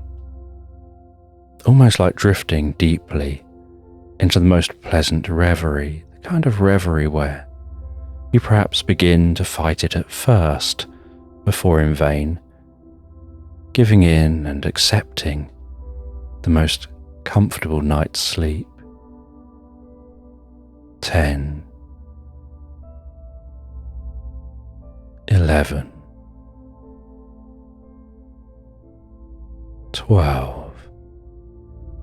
Curious how many sheep will be in the field, but knowing that something about it means you won't stop counting those sheep until your eyes are no longer open or all the sheep have been counted. 12, 13, 14, 15,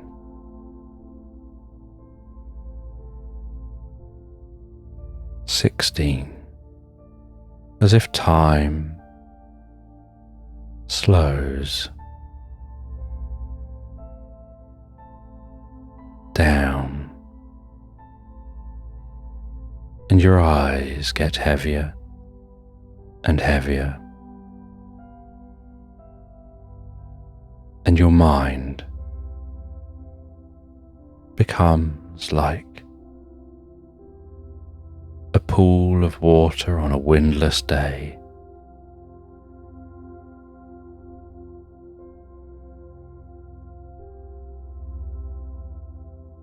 As you gaze into that pool of water and notice the way light reflects and refracts,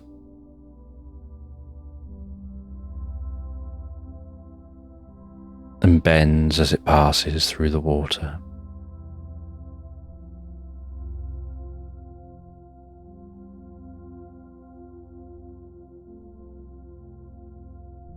And feeling yourself reaching into a pocket and finding in that pocket a key, and realizing it's the key to sleep.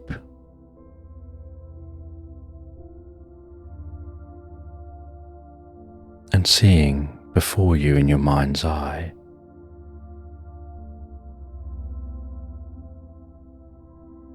what looks like a keyhole.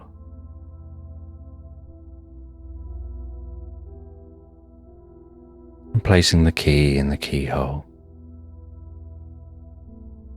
and with a click and a clunk, turning that key and hearing it, altering the mechanism, and then hearing what sounds like ticking and tocking, and gears gently whirring, like a clock starting up.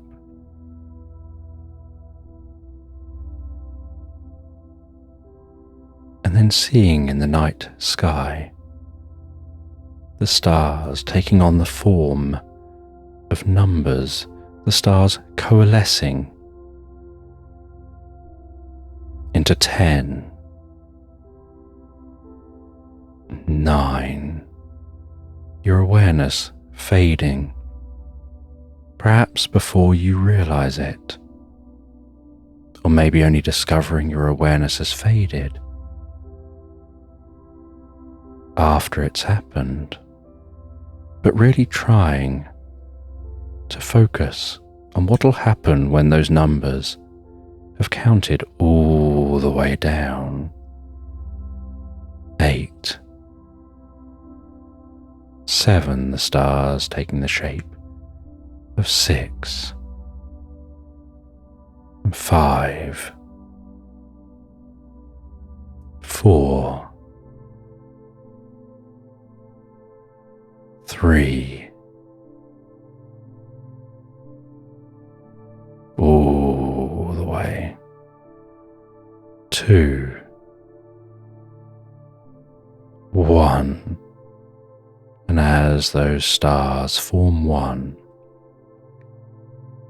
so you find you've won, making it to one as the stars fade. As the sky fades, as the view around you fades, as you find yourself in a place of nothingness, a place where thought fades, like turning down the sound on a TV set, like turning off the picture where there's no up nor down, no left nor right, no back nor forth, just nothing. No echoes, no sound without or within, nothing to see here or there.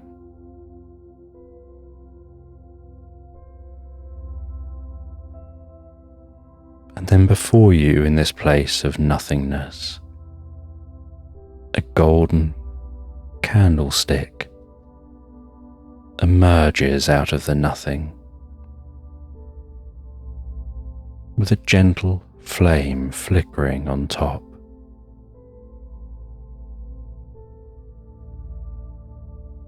As you watch that flame flickering softly, the wax of the candle melting and running gloopily down that candlestick and dripping into the nothingness. And with each drip, you instinctively find yourself sleeping deeper and more profound.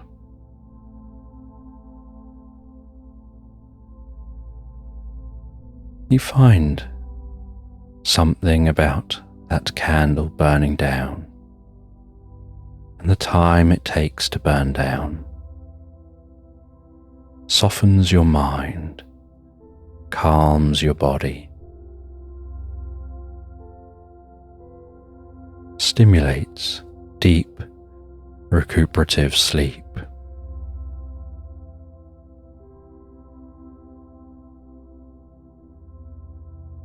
And when the last of the wax has dripped away, so the flame goes out. And you know tomorrow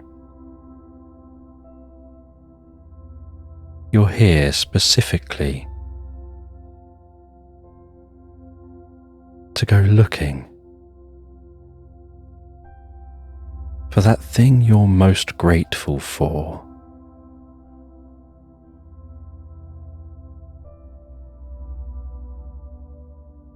And you know you're going to find it. But you had to come here to explore there. But you know you need this deep, comfortable, recuperative sleep first.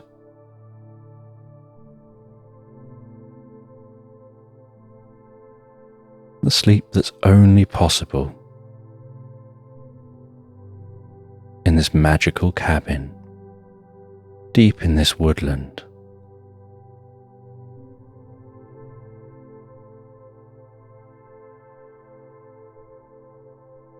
Where you can access a harmonic resonance with your inner self in a way you unlikely fully understand, because you can only understand it by discovering it through experience. And with that flame flickering out and darkness, the most comfortable, relaxing, calming darkness setting in around you, you drift through the most pleasant dreams, updating old patterns in new ways.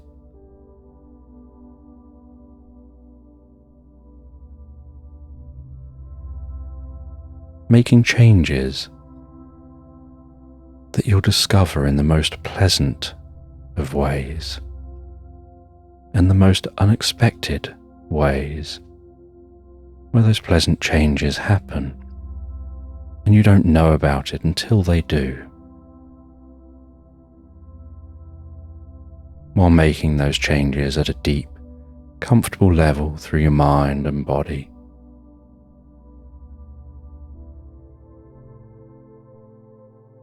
And healing within yourself, ready for tomorrow. And drifting deeply and profoundly asleep into Slumberland, and swimming under the sea. The teddy bear's fur is flowing in the water. Bubbles are rising up from its breathing equipment. There's a distant sound of some singing humpback whales. Time seems to be running slow. The light shimmering through the surface as the waves roll overhead. And everything seems to be moving in slow motion. And that teddy bear descends deeper and deeper, swimming down towards the white sand on the ocean floor. its legs kicking slow and gently, with the flippers waving with each kick. And as it nears the ocean floor, so the movement of the flippers stirs up the sand behind the teddy bear.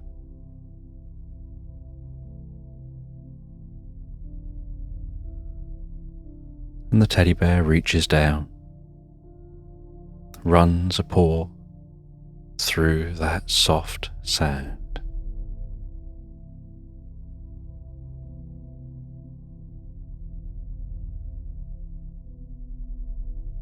And swims along towards a small area of rocks.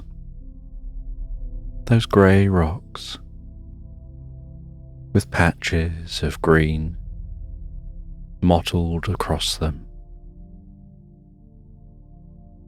Some fronds of seaweed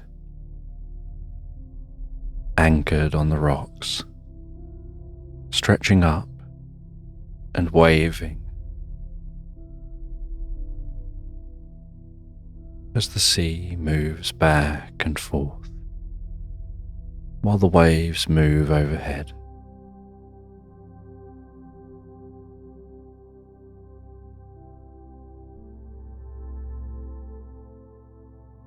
And swimming around those rocks,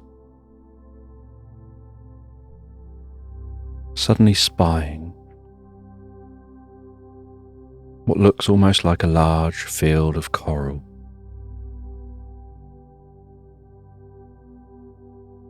A dense patch of sea life.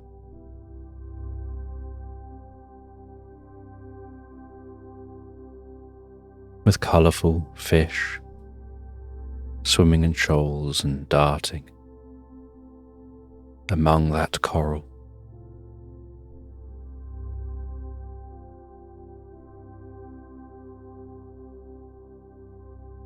Some of the coral seeming to gently move within the water,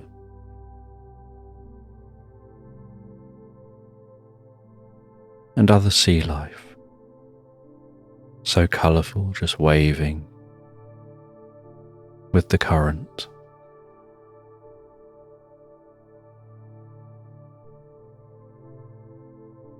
And bubbles rising from the breathing apparatus with every out-breath that the teddy makes.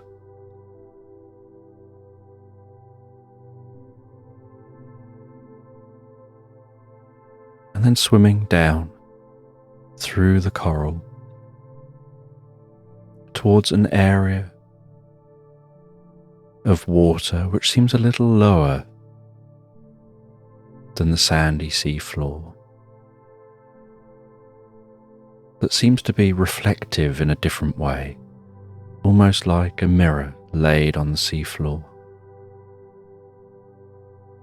But it's actually just a different layer of water at a different temperature, with a different salinity.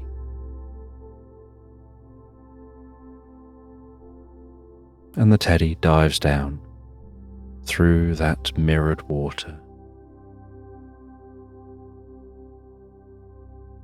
And while passing through that mirrored water, so the sound seems to soften and quieten a little further, as if the transition between the two layers of water interrupts the whale song, the gentle sound of the waves moving overhead, the other sounds within the ocean,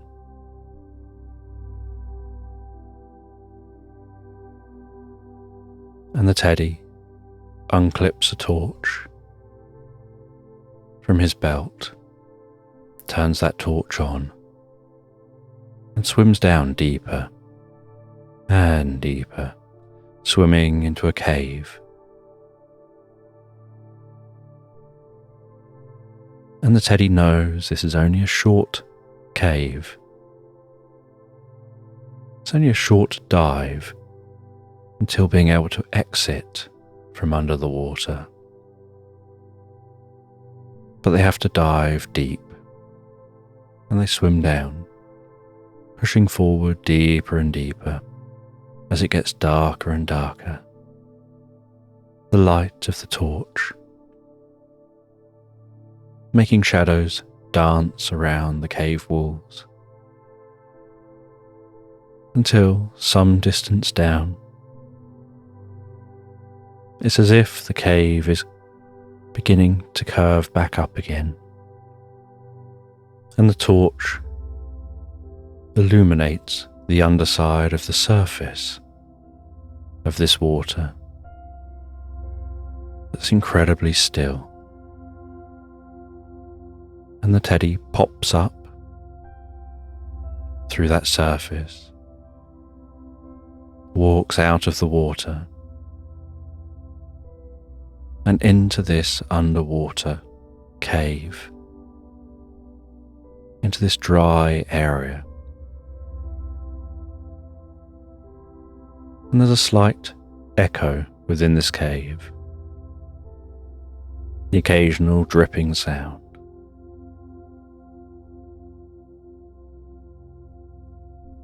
And the teddy looks bedraggled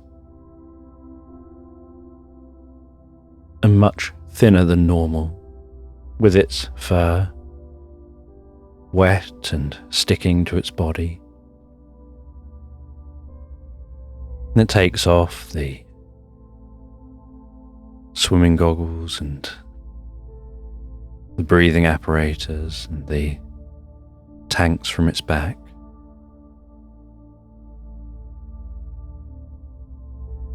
And then jiggles around, violently shaking its belly and its head and its arms and then its legs, shaking off as much water as it can.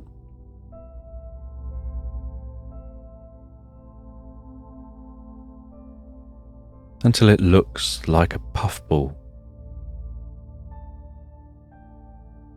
and then tries to smooth down its fur a little, dabs its paws in some water, just to apply a little bit of water to help smooth its fur down and neaten its fur out a bit, until it's happy with its appearance.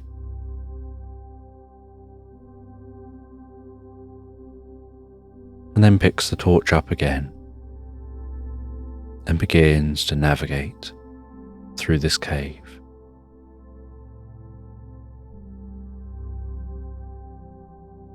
And as the teddy navigates through this quiet cave, it knows what it's looking for, and it knows that it'll know when it's found it.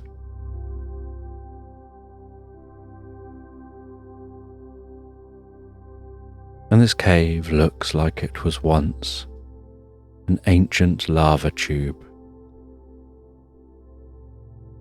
that has somehow managed to remain dry, with the water never quite making it up, filling this tube. But there's also a slight warmth to this cave, a very comfortable, calming warmth.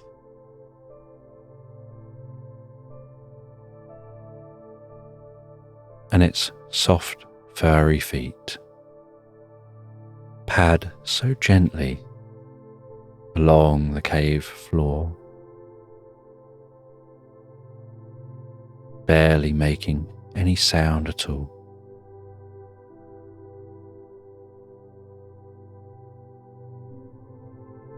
And after some time, following this passageway,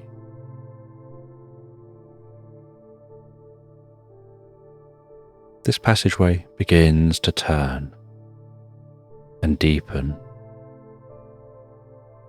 and they follow that passageway deeper and deeper.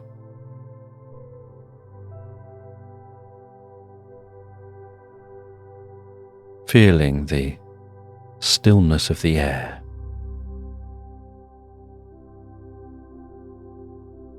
And that comfortable warmth.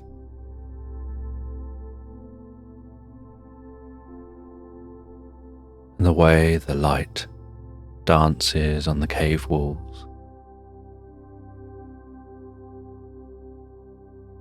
Until at the end of the passageway,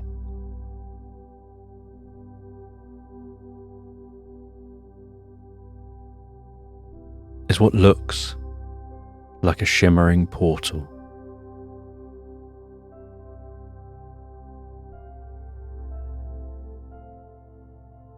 And it's a jasmine-looking portal.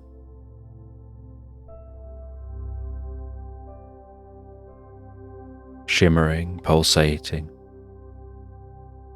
with a slight hint of electric. And a very slight hum.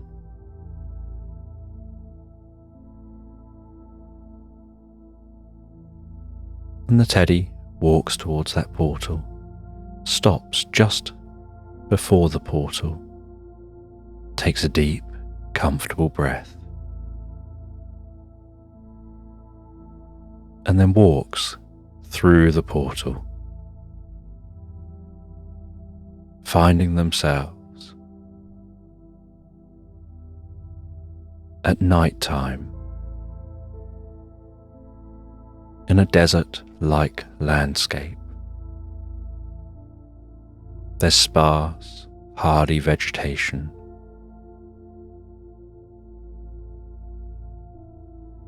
The air is cool and the sky is clear. The stars dancing overhead.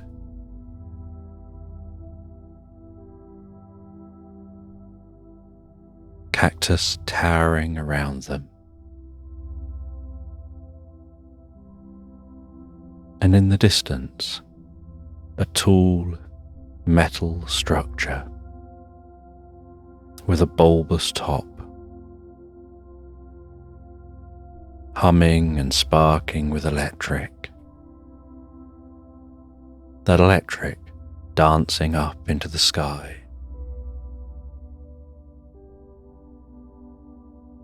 Running its fingers through the desert landscape.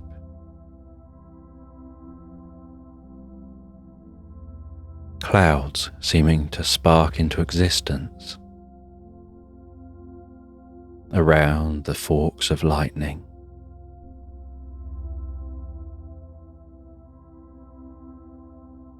And the teddy walks towards that structure and can see that at the base of the structure is a small white building.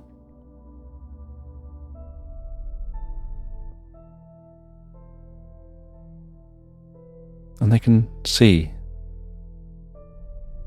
those beams of electricity striking all around them as they carefully follow their torchlight, illuminating the desert ground. Hoping that those sparks of electric continue to strike anywhere else but where they're walking.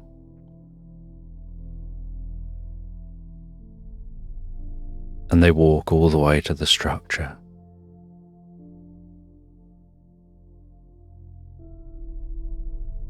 They carefully open the door into the structure. And inside the structure, in the heart of a machine, they see a tall, slim man with a drawn, long face and wide, friendly eyes, engrossed in his work.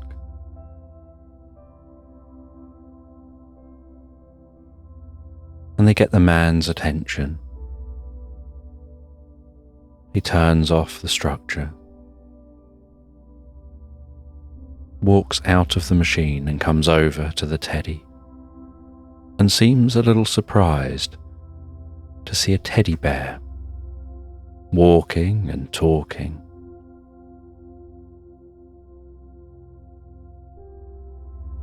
And the teddy explains where they're from, a different reality.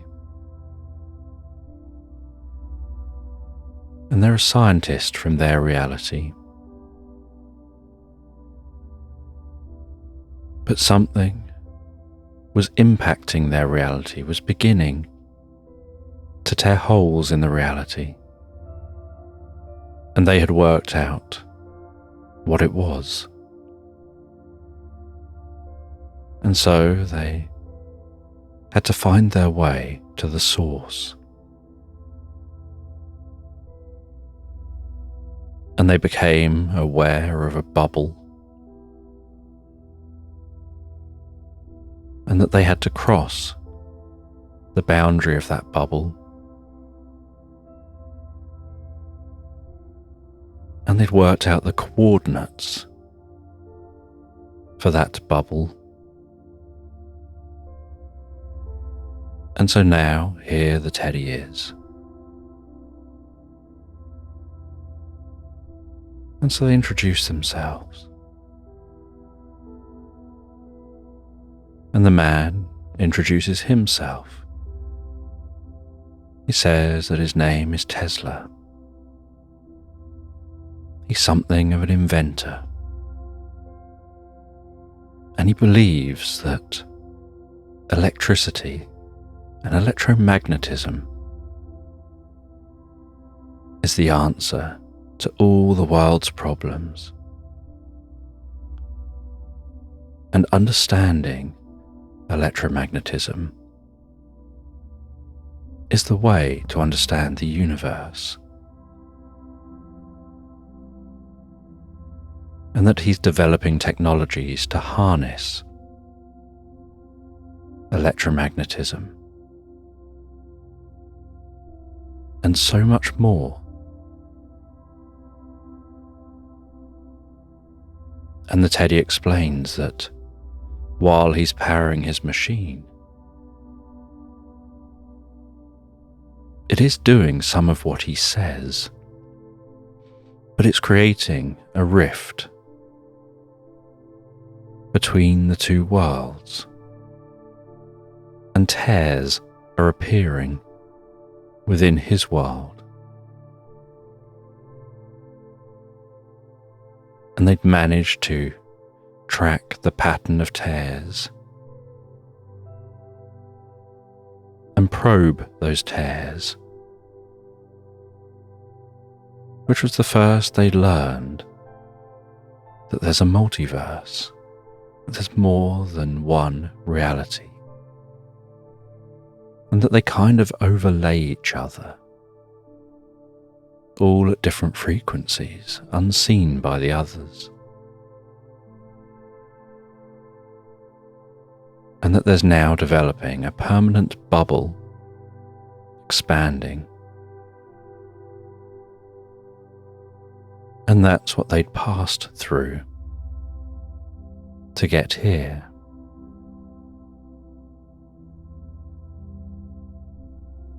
And they're concerned that if he carries on doing what he's doing, he might tear the fabric of reality. And if two realities are in the same location, they don't know what the consequences of that might be. What could happen if those tears turn into giant rips through the fabric of space and time? And in a very thoughtful way, Tesla sits at a table, head resting in a hand, eyes gazing up at an angle, chin on the fingers, one lip curled slightly up and the brow furrowed, and the ears slightly pulled back in thought. And his eyes seeming to almost glaze over,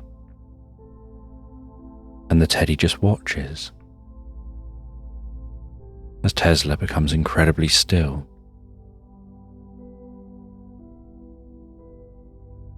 And the teddy watches more, and then moves round in front of Tesla, waves a paw in front of Tesla's eyes,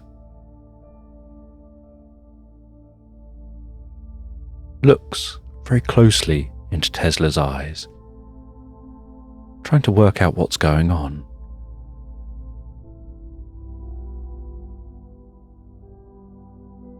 But Tesla's just there like a statue. And then after many minutes, it's as if someone had just suddenly turned Tesla back on. He jumps to life, leaps up from his desk, and says, "That's it. I know what I have to do. I know the answer." And the teddy is curious what's just happened. And Tesla explains that he's got this ability.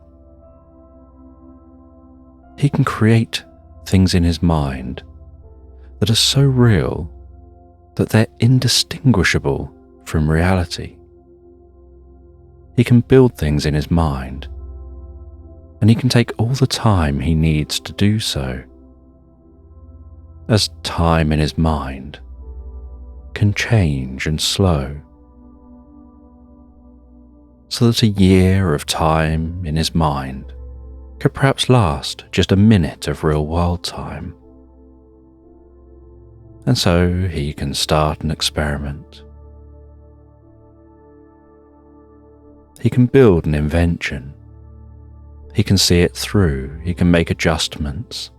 He can see when it fails, and then look at why it failed. He can run a machine for hundreds of years until it breaks and stops working. And then he can take that broken machine apart in his mind. He can look at the cogs, he can look at the parts to it. He can see which parts failed, and learn from that, and then look at how he can avoid that from happening with a real machine. And so he's just gone into his mind and taken all the time he's needed to find a solution to the problem, where he can build his device, but have it so that it doesn't affect other realities.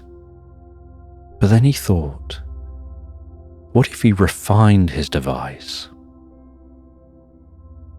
And instead of trying to create something right now that will give the planet unlimited energy, drawing in the energy from the Earth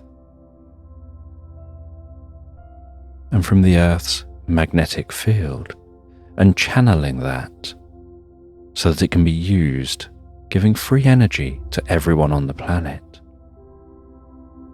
What if instead he channeled something to a point and just created a single portal to this other realm? Then it wouldn't rip space and time anywhere else. And it wouldn't be so haphazard. Just a single portal from point A to point B. He told the teddy bear, "You'll be able to go back much easier than you came here."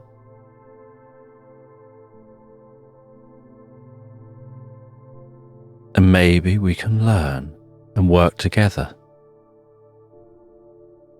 sharing knowledge across the realms.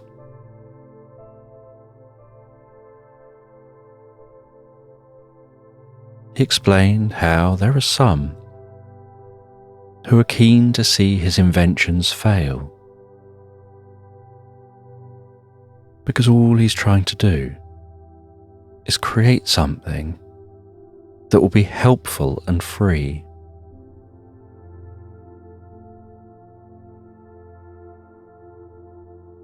And so with the teddy bear, they work on altering his device. And they work through the whole night, working into the next morning. They stop and rest for a while before continuing on in the heat of the day desert, until eventually Tesla says that the invention's ready and it's time for a first test. And he decides to gradually increase the power. And so he turns the device on. It whirs to life. Purple, sparkling, begins to form around the device. Crackling electricity arcs its way up and down the machine. A beam of mist seems to emanate from the device. And before them, what looks like a portal begins to form. Only this portal, as it increases in strength, can be seen to have shifting images within it, as if every subtle frequency touches on a slightly different reality, and they become aware there isn't just the two realities. There may well be an almost infinite number of realities, all with very close frequencies.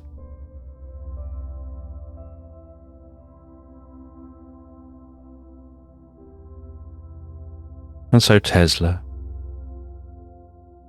shuts the machine down for a moment and investigates to try and work out the exact frequency the original machine was at. And he works out the frequency it was at to a very, very, very fine decimal place, before powering the machine back up again, but this time focusing just on that incredibly narrow frequency. And once the machine's at that narrow frequency, and the portal is forming and stabilizing, Tesla increases the power while keeping the frequency the same. And the portal seems to strengthen. And the teddy can see through the portal that it looks like their land. And so they head towards the portal. They say that they'll investigate and check it out. They head through the portal, and the landscape looks like theirs. The night sky through that portal looks like their night sky. And so they head back to Tesla. They confirm that that frequency is their land. And Tesla asks, "Are you curious to check out some of those other places, some of those different realities?" And obviously the teddy is. And so Tesla powers it up again adjusts the frequency until he sees a reality forming, and then strengthens that portal on this reality, and notes down what the frequency is for this reality, and says that the teddy can go through, investigate, discover what they can in this reality before reporting back on what this reality is like.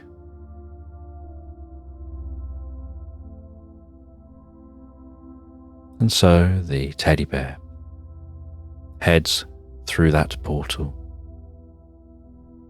and this reality has a jungle, the sound of jungle birds,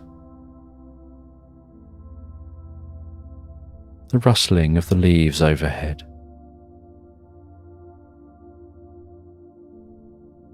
the gentle dripping of rain within this jungle,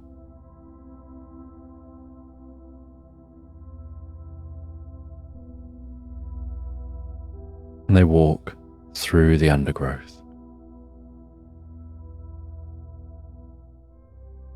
crunching their way through the leaves, weaving around trees. Some of the plants catching softly in their fur,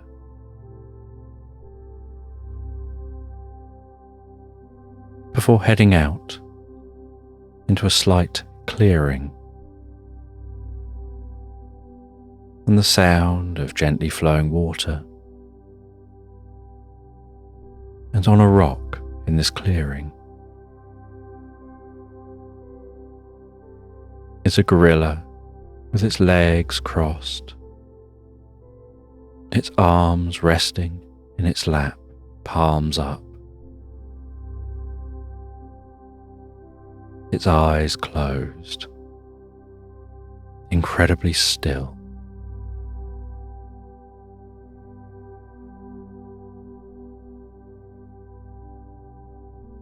And so the teddy bear approaches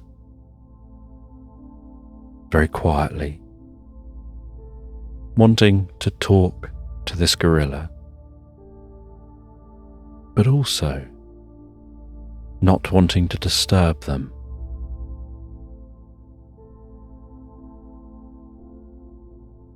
And as they approach, so they feel like the gorilla is in their mind, like there's a deep, booming voice in their mind, asking them to stop, wait, asking them who they are.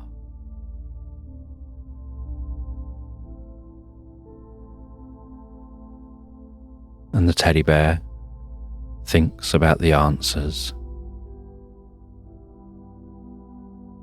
while still walking closer and closer to the gorilla, coming round the side of the gorilla. Then the gorilla opens its eyes, moves its head very slowly, methodically,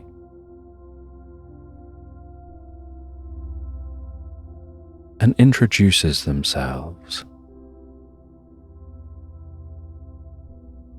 They say that they're Albert Ross.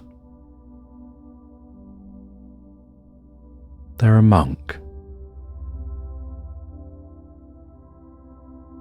They come here to meditate, to find peace and calm,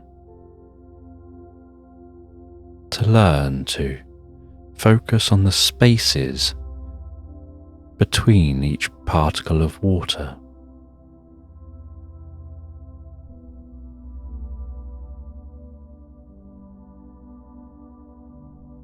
And the teddy explains why they're there. And they explain about Tesla and his device that can carve through realities, creating portals from one space to another. And this gorilla monk says, but isn't that just what all the old books have taught? You don't need technology to do that. You've got an electromagnetic device within you that can be focused on the frequencies to do it without technology.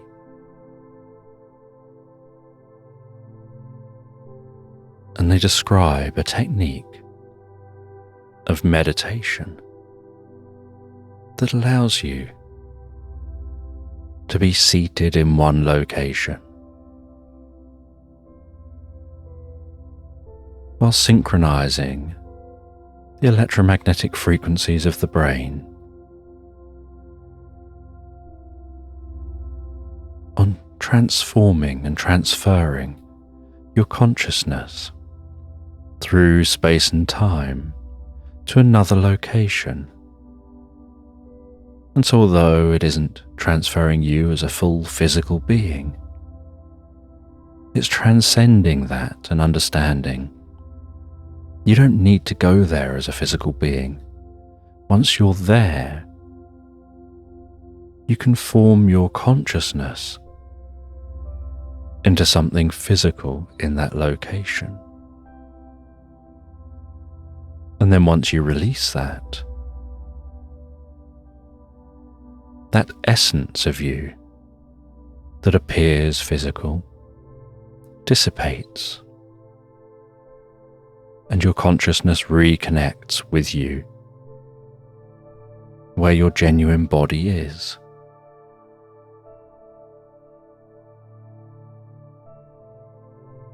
And so the teddy bear sits down beside the gorilla,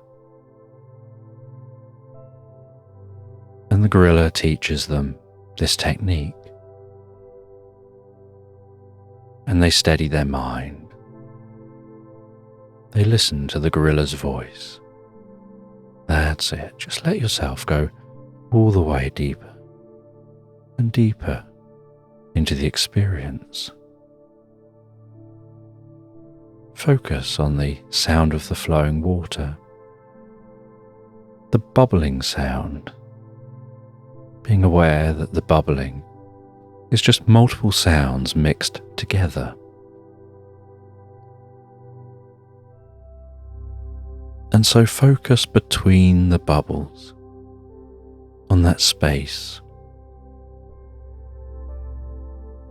until you can hear just a single wave passing down the stream, and follow the sound of that single wave as it passes down the stream.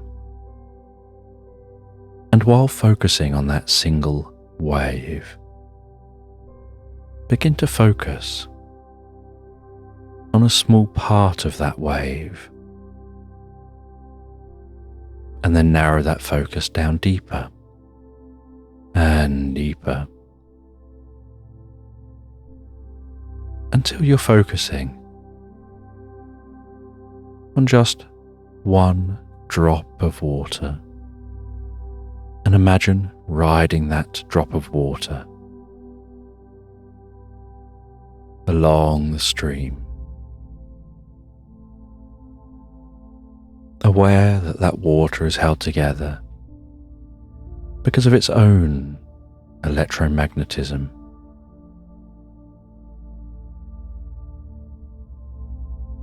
And focus on deeper and deeper until you're riding on the waves, within the water droplet, until you're riding on the waves of a particle. And be aware of how, as you get closer to those waves and you ride deeper on the waves of that particle, that those waves become a sea of possibility. And as a sea of possibility, there's a possibility that that wave you're riding on isn't even here. Because at a fundamental level, a part of every wave is everywhere, here and there, and you can flow with that and notice how every wave is a seed of consciousness. And so you can ride on consciousness, piggybacking on that consciousness, following that consciousness to a wave in another realm, and riding the tip of that wave up to the crest, up to the particle,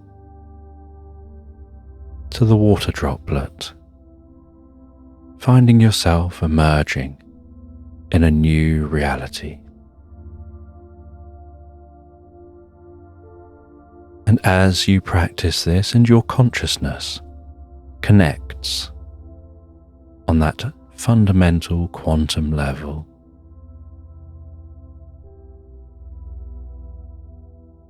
because you're connecting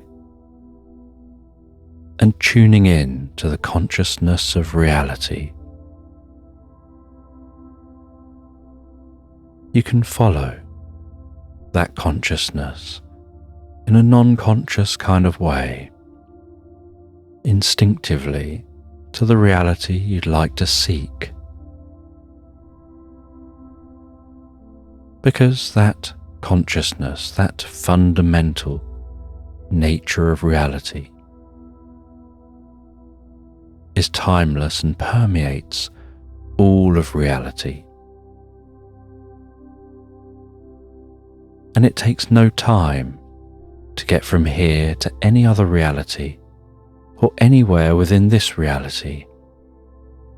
Every point is the same point when you tune in deep enough.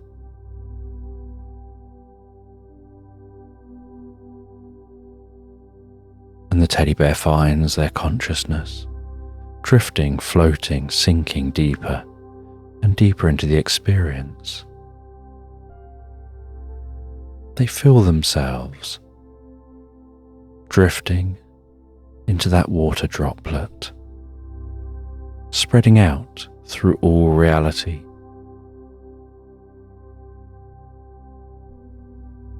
Riding on the wings of a maple leaf as it floats down and rests gently on the grass.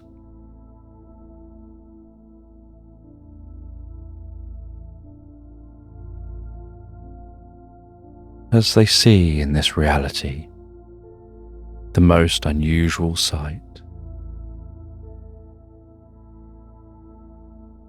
Waves in the clouds, what looks like a giant manta ray gracefully swimming through the sky.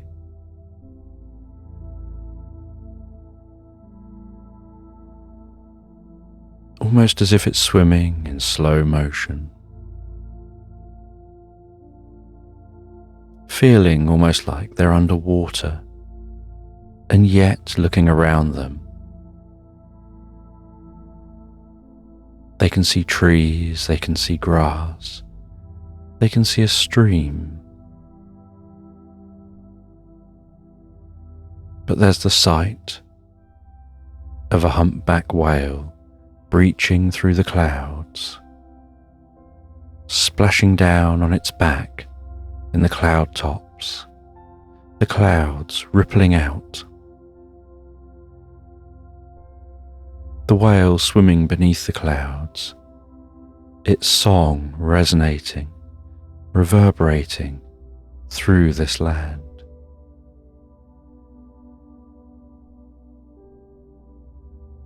That ray swimming so gracefully.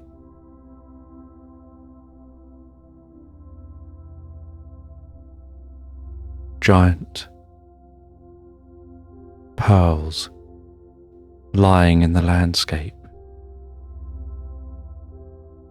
light glistening through them.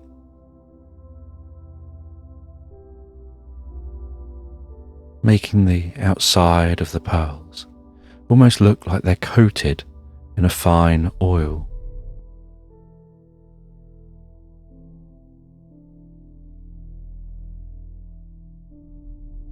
What looks like a giraffe, but with a short neck and a long nose and wide hips, ambling through the landscape, munching on the tops of bushes and shrubs.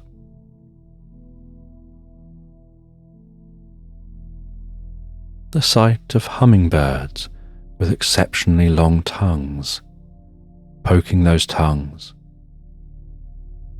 into elongated flowers while they hover, buzzing away before flying off.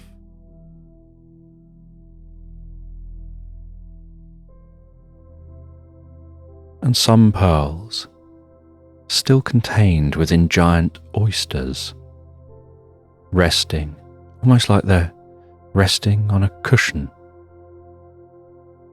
of the softest velvet within an open oyster.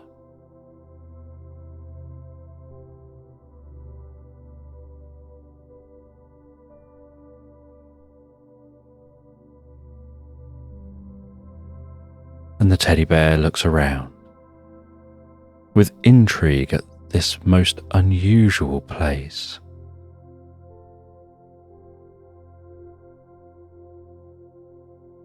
And they follow their consciousness through this place, heading north to see more of this landscape.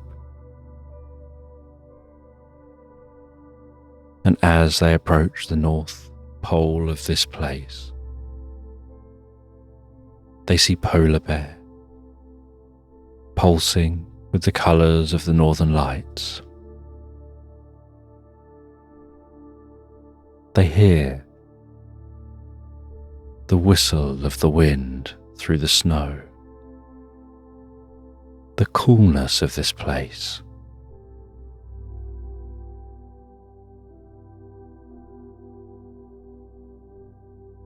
And they head into a cave here among the snow. The low drone of the wind rumbling down that cave. And deep within the cave, the air begins to warm. And as the air warms, so they find a pool of gently rippling water.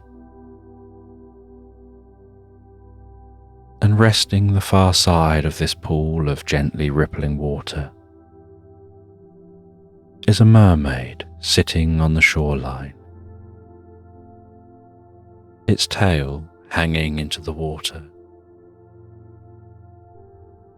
moving its tail gently under the surface, those ripples gently rolling out. And the mermaid talks so friendly and in an almost enchanting way to the teddy bear. As the teddy bear walks around to them, and while walking around to them, the teddy bear notices the way the mermaid's skin is almost pearlescent,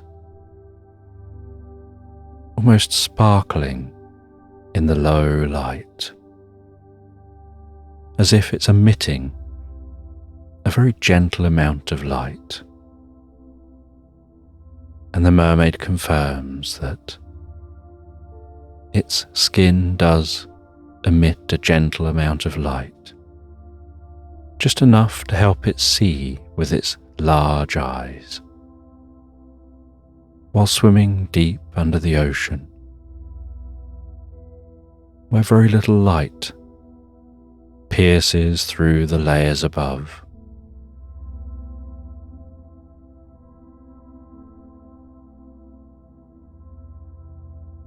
And the teddy bear is curious why a mermaid is sat here with a pool of water if it comes from the ocean. And the mermaid explains that this pool of water is a deep shaft that leads down towards the center of the planet, where a giant ocean resides. And that giant ocean in the center of the planet has tunnels that lead out to all the planet's oceans. And has tunnels that lead out to similar places like caves like this.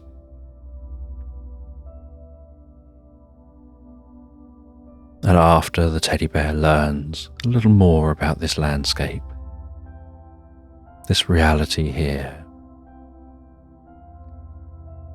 they use their consciousness to find their way back to Tesla, who's surprised to see them not come through the portal. They explain to Tesla that on their exploration, they met a gorilla who taught them you don't need technology to traverse realms. You already have a device within you that can do that perfectly well. And that's what they have been able to do. And they say that although they're here, they're not really here. This is like a projection of their consciousness. And then they disappear and open their eyes sat near the gorilla. They thank the gorilla for teaching them this skill. The gorilla says they can come back any time if they want to learn more, like how to communicate from mind to mind. This is just the first of many skills. And they head back through the portal, back to Tesla. And Tesla closes the portal. They explain to Tesla how to do this traversing the different realms, almost psychically rather than physically.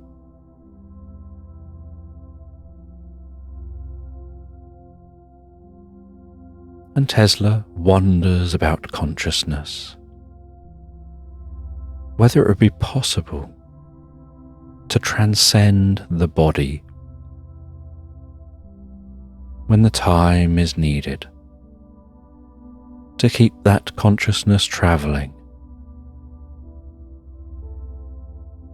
after the body has gone and isn't there to come back to.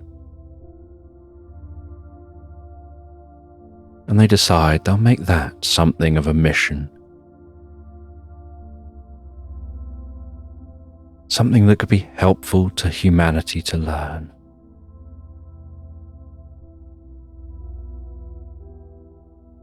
And Tesla then turns the machine on, opens the portal for the teddy bear to go back to their own reality. The teddy bear crosses through to their own reality. The portal closes behind them, and they now just have to find their way back from here to where they need to go. And so to find their way back, to work out exactly where they are, they sit down, cross their legs, rest their paws in their lap, They drift deeper and deeper into that meditation. They spread their awareness out among this reality. They focus their consciousness on finding the boat they travelled here from. They then work out where that boat is in relation to where they are.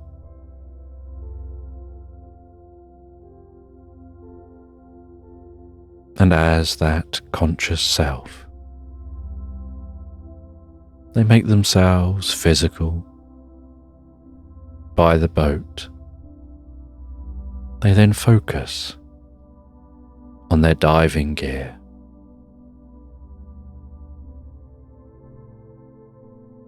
That physical body disperses and then reforms where their diving gear is.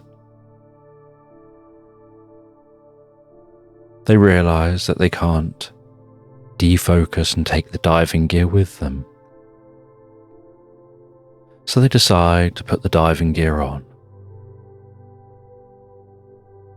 And as consciousness, they swim back through that cave, back through that mirrored water, swimming across that white sand.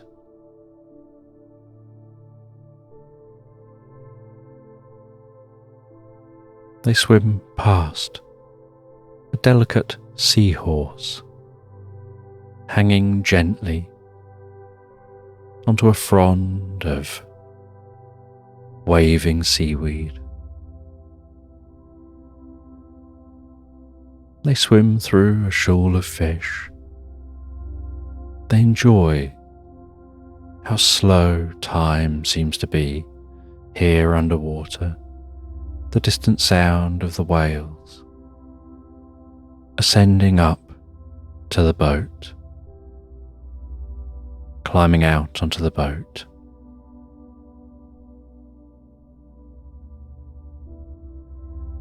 And they pilot that boat to the shore.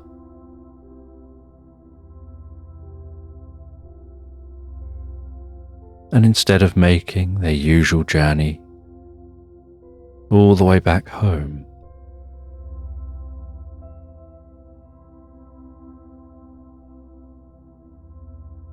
they make the journey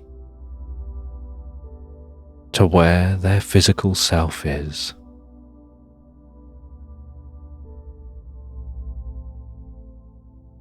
Before disappearing, being there just as that physical self, and then finally being able to journey home with all their belongings, all their learning.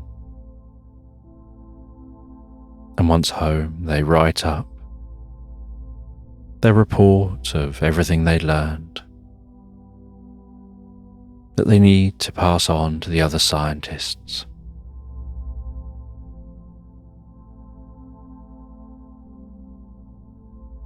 And before going to bed, they decide to make part of their new bedtime routine, practicing meditation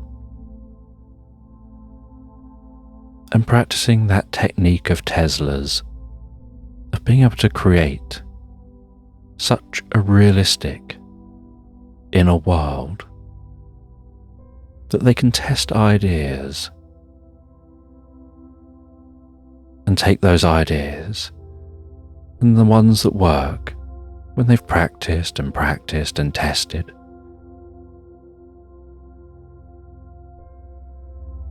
They can then implement those ideas. And so every night, they spend a little time practicing Tesla's technique. They spend a little time meditating. And that stillness it causes in their mind means that with no effort at all, when they go to bed, they settle down And as soon as their head touches the pillow, they always easily and effortlessly, and for the whole night, drift and float so peacefully, so relaxed asleep into Slumberland. And the mountains were howling with wind,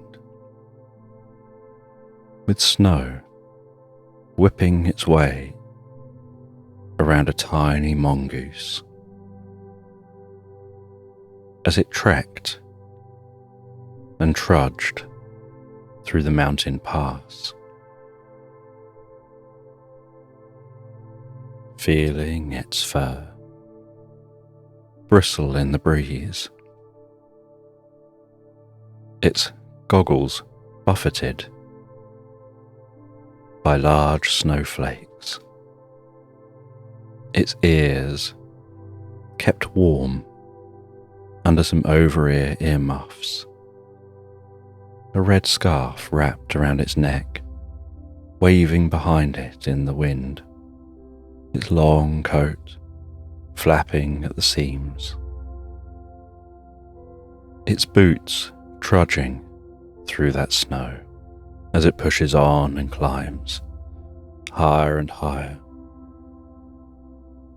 following this mountain pass that's barely visible, being able to only see white, no idea of what time of day it is, just pushing on one step at a time. And each step through this landscape feels like 10 steps through a meadow. And while walking through this landscape, the mongoose finds their mind wandering and drifting, almost distracting themselves, so their body carries on walking, while their mind is elsewhere. In the same way that someone can be driving from A to B, and they safely make it from the start to the finish, but perhaps were lost in thought for the journey. But a part of them knows how to make the journey safely. And so the mongoose trudges on, while their mind drifts and dreams, dreaming of warmer locations, just letting their body travel step by step.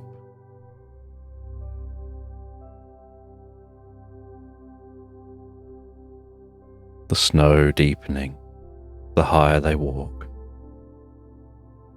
that snow being up around their waist as they leave a trail behind them, pushing on, crunching through that snow.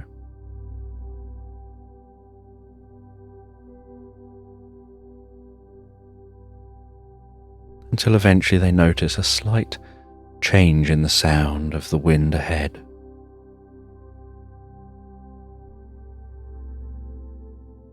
And realize they're approaching a cave, somewhere they can hopefully get out of this snow.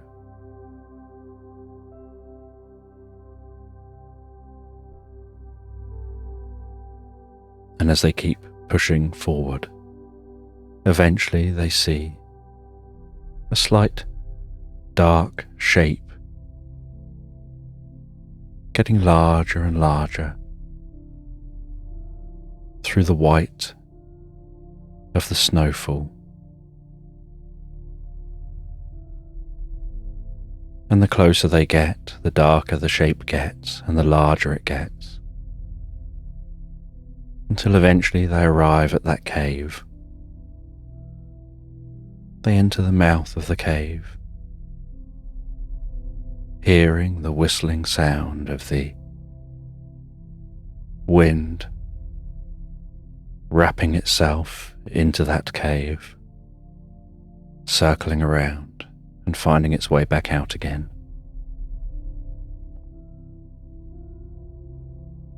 And they take a moment to sit down,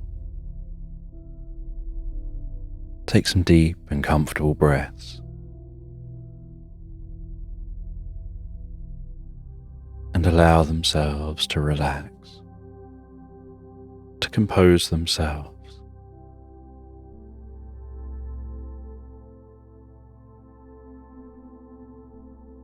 As the sound of the wind is quieter in here,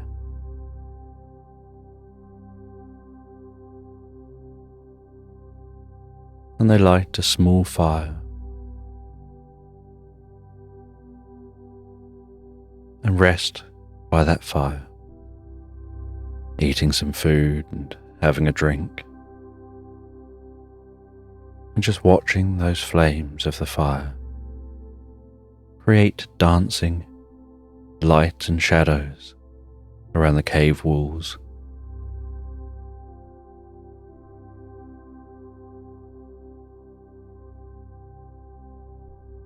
And the warmth of the fire, soothing their bristling fur, and their fur softening, and the snow on them melting gently.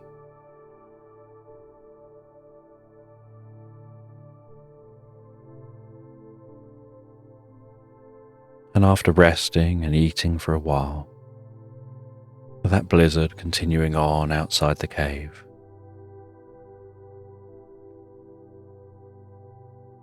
they decide to follow the cave and head deeper and deeper into the mountains, and find their way through the mountains.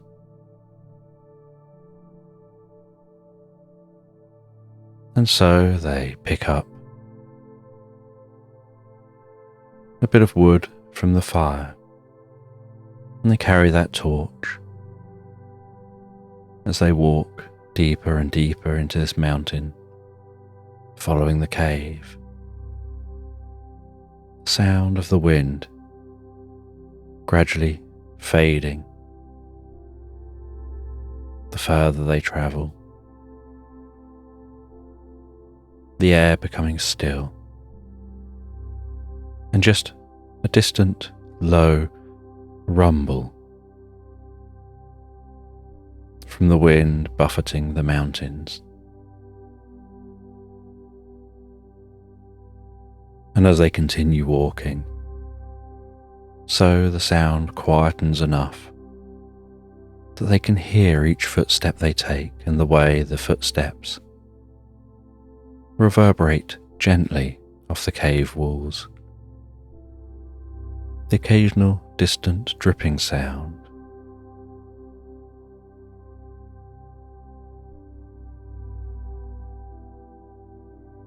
and they walk further down these passages, deeper into the mountainside.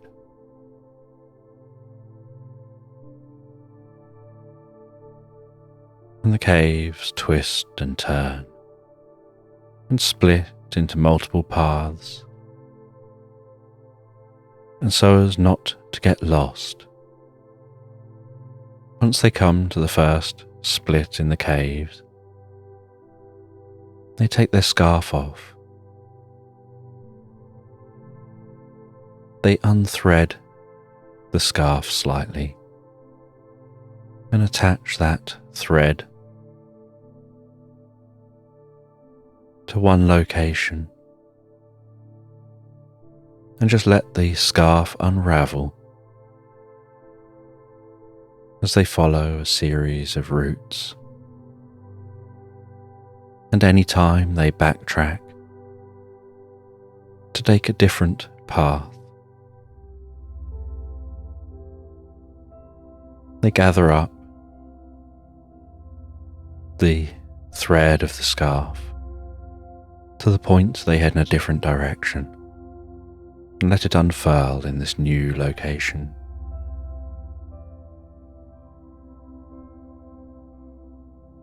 And they follow one series of routes to a dead end, backtrack to the last turning, take the other turning, follow that until it reaches a dead end, backtrack to the last turning, then follow that until it reaches a dead end. And over many, many hours, in a very methodical and relaxed way, they work their way through all the different options until they eventually find their way through this mountain to a large chamber in the heart of the mountain. And they're still trying to make their way all the way through. But this chamber intrigues them. They can see that there's stream running through this chamber and weaving its way down, most likely to come out somewhere the other side of the mountain. And they head over to that stream. And as they get near to the source of the stream, so they can feel the ground has a very slight warmth to it. And they can see the water gently bubbling up and then flowing along that stream.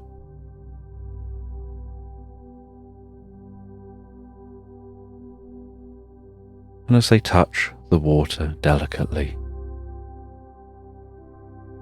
they feel that it's ice cold,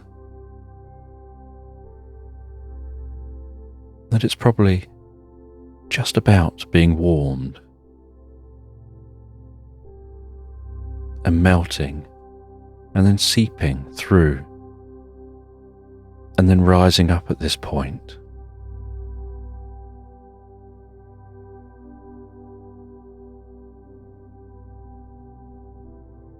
And they gather up some of that water to carry with them on their journey.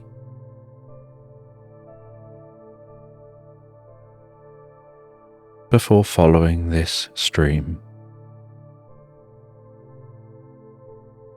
And they crouch down as they follow the stream through a path that it's likely created itself over millions and millions of years,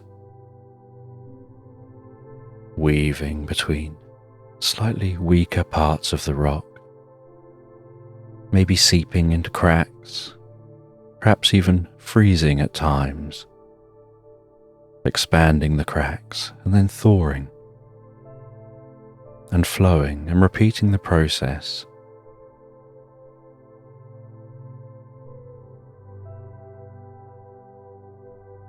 And they follow their way along this stream.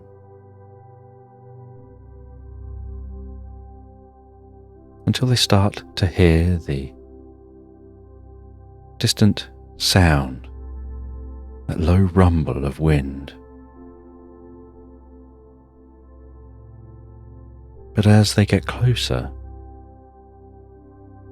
they find that this stream ends at a waterfall, pouring down into a small lake still within the mountain.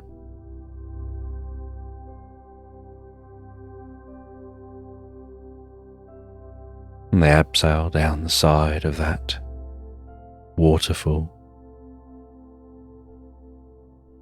The cold water spraying on them as they go.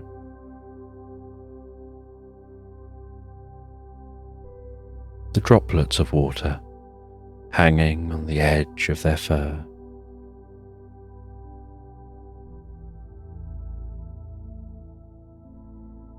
As they touch down on the cave floor here, and when they turn around, they realize what the rumbling sound was.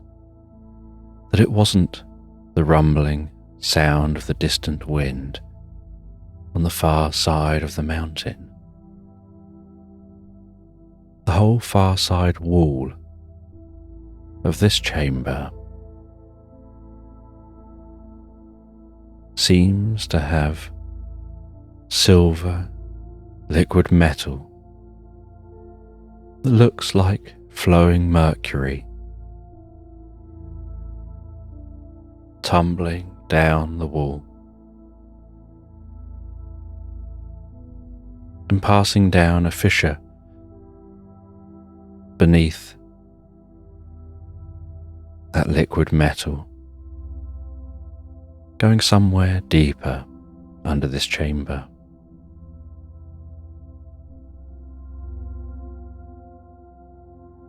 And they walk closer to that rumbling, flowing liquid metal.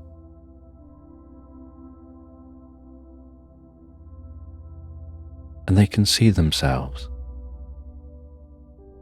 a perfect reflection, looking back at themselves.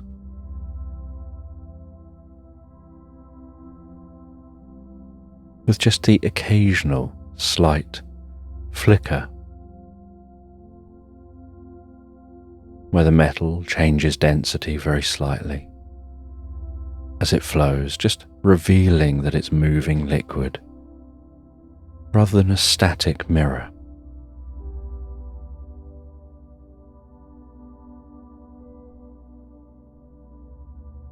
And while they think about how they're going to get out of this chamber,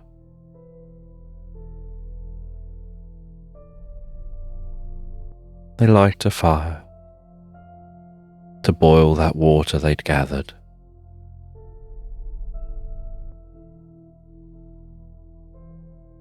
To make sure that water is safe to drink.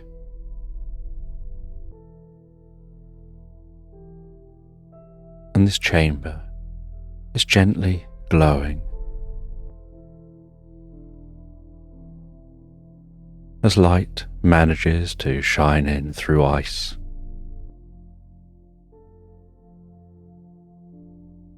And the walls seem to almost be coated in faint blue crystals. And that little amount of light is enhanced, reflecting off this liquid metal.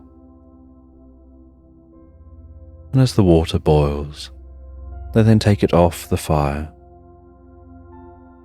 They leave that to cool down for a bit. And while it's cooling, they just sit and rest, thinking about their way ahead. They can still continue following this stream. It flows through this cavern, along near this liquid metal, and out of this chamber. And when the water has cooled down, they pour it back into its container, take a few sips of that water, and as they do, so everything around them seems to shift.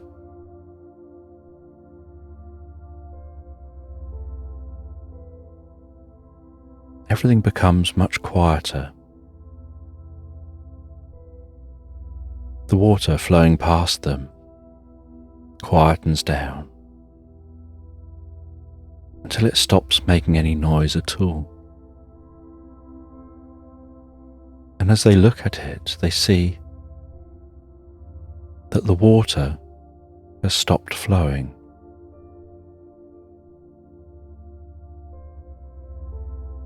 And the rumbling of the flowing liquid metal has ceased.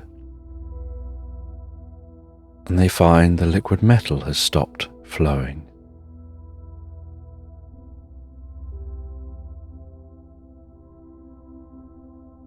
And then everything is beginning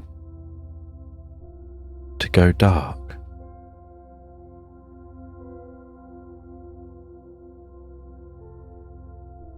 And the fire stands still. They find that even the light has stopped moving.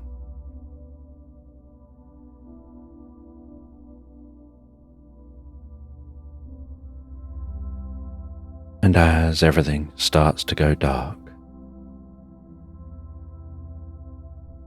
they can see the reflection of this space in that liquid metal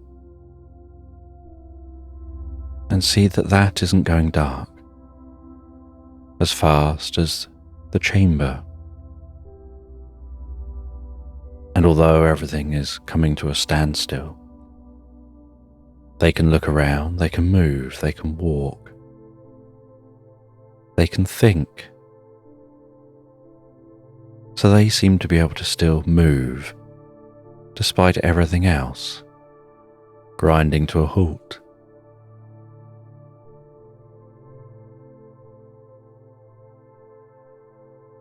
And they walk towards that reflection of themselves. And they watch the reflection of themselves walking back towards them.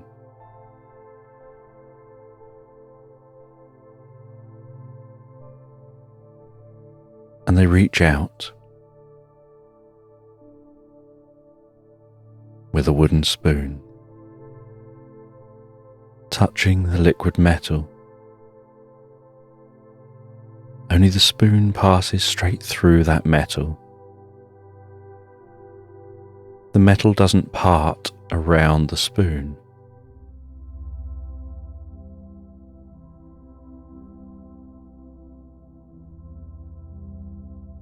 And as they move that spoon at a slight angle, they see a spoon at a slight angle poking back in their direction.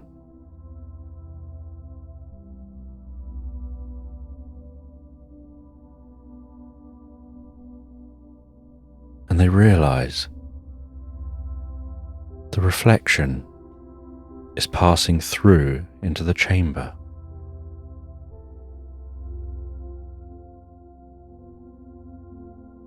And so they move forward.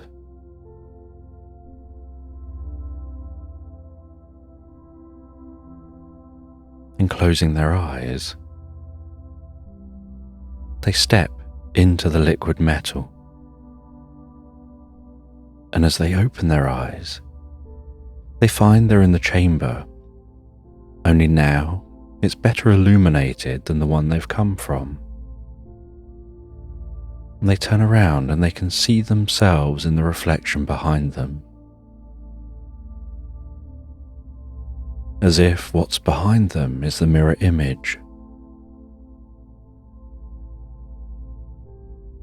And they realize they've changed places with themselves.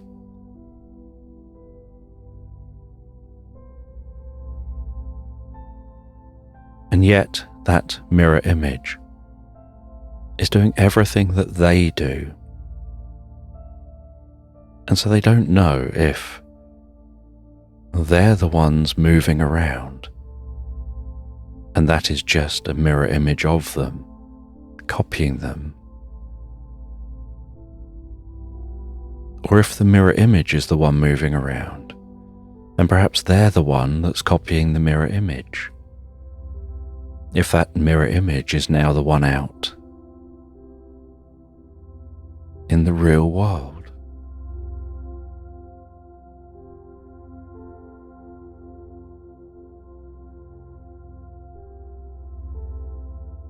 and they wonder if there'll be any way to tell.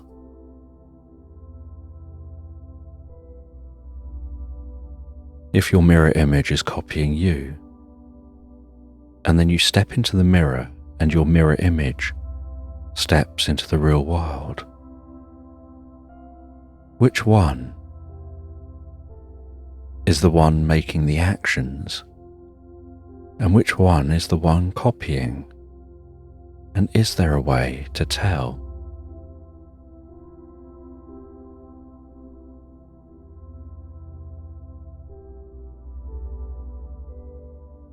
And they wonder what this place is like here.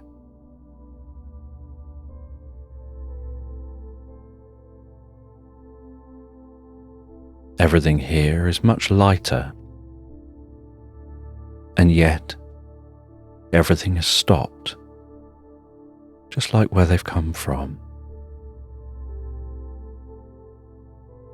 And they head over and they start making their journey back the way they came.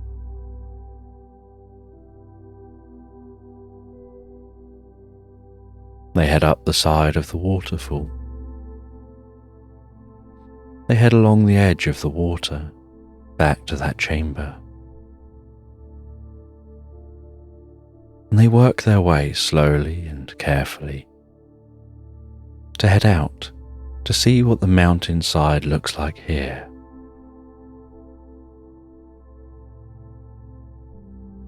And as they head out onto the mountainside,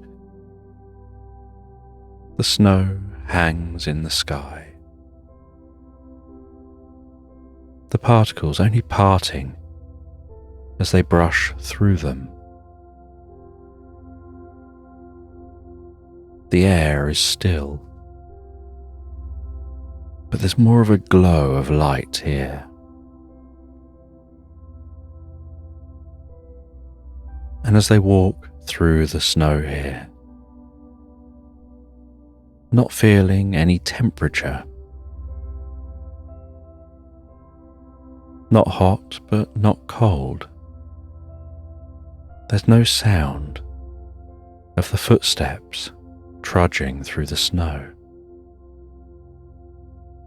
And yet the snow is compacting.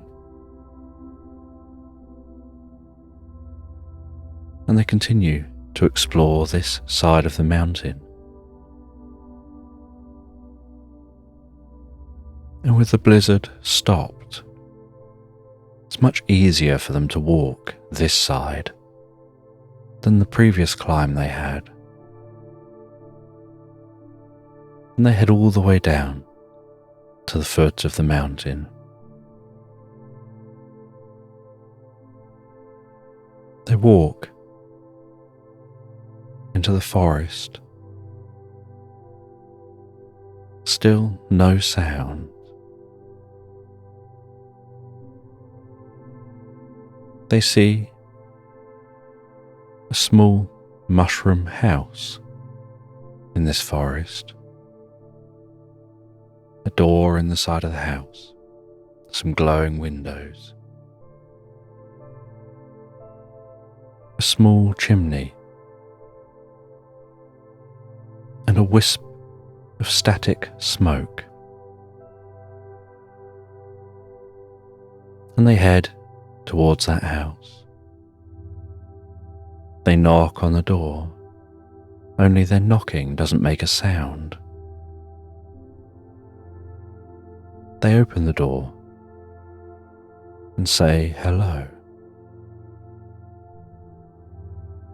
Only their voice feels muted. They can hear themselves saying hello, but it's as if their voice doesn't travel beyond their mouth. And they see, stood in the middle of this room, a fairy, motionless. And they walk around that fairy. And in the right light, its wings seem to work like prisms. the light reflecting and splitting as it passes through. And they reach out and gently touch that fairy on the side of the arm, hoping to get the attention of the fairy, being very tentative and unsure. And with that, the fairy very, very slowly begins to move, and so they jump back a little, and the fairy moves more and more, until their wings are buzzing and they start walking and looking around, and they're startled at the sight of the mongoose. And the mongoose reassures them, says they don't really know what's going on. They knocked, the knock wasn't heard. And so they came in and found that fairy frozen in time and space. And the fairy now also notices that the fire in the fireplace isn't burning, but it also isn't out. It looks like it's mid-burn. She heads outside of her home, looks back at her home and can see the wisp of smoke sitting above the chimney, snowflakes hanging in the sky.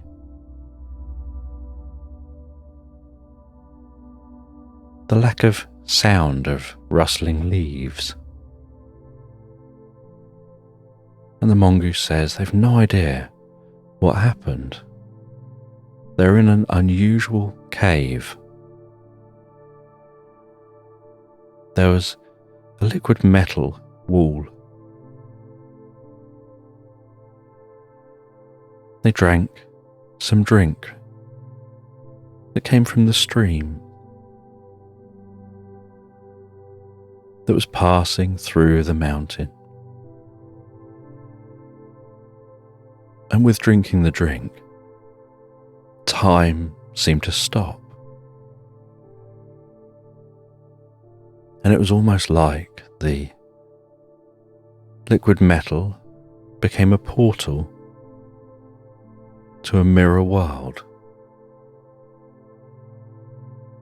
But for some reason, although they've touched the snow, and they've touched other things as they've walked, and they touched the door to try and knock, it's only when they touched the fairy that the fairy unfroze too. And the fairy explained perhaps it's because they're a magical being, and so maybe touching them triggered their magic and released them from this frozen time. That's just a hypothesis. And the mongoose said they probably should get back and pass back to their own time and space.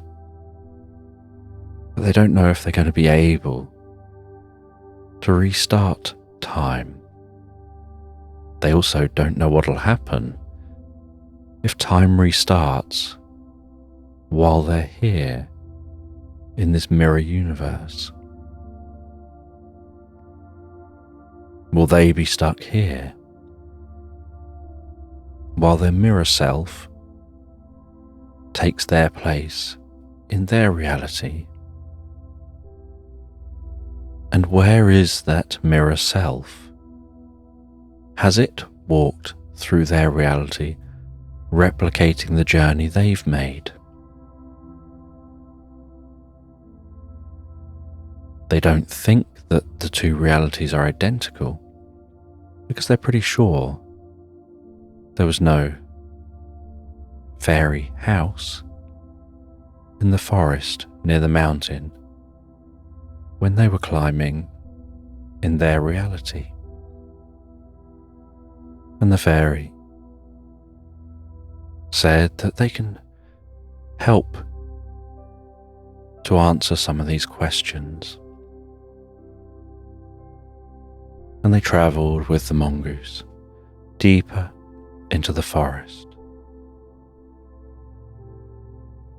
And they went to a cabin in the heart of this forest. And the fairy felt there was no point knocking because the knock would never be heard. They walked into the building. Against the back wall they could see a grandfather clock. And this cabin seemed empty, like no one has been here for a very long time. And the fairy went over to the grandfather clock, touched the side of the grandfather clock,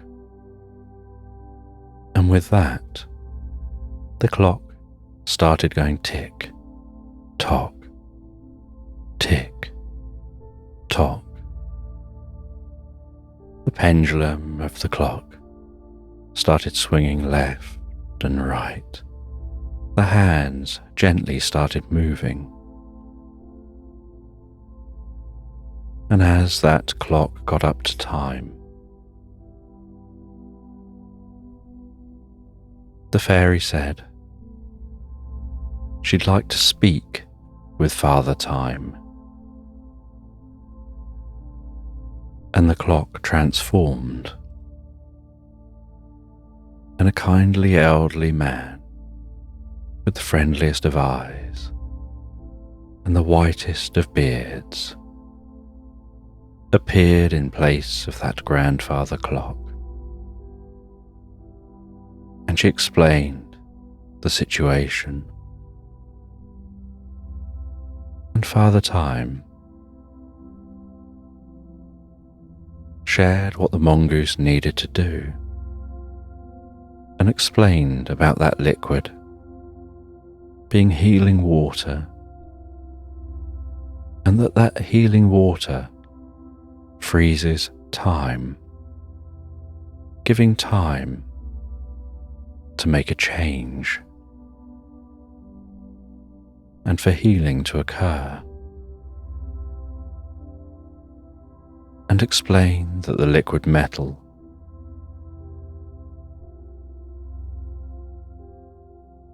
is magic, and it's a portal created between worlds. But it's a portal that can only be crossed when the liquid isn't flowing. The mirror needs to be static.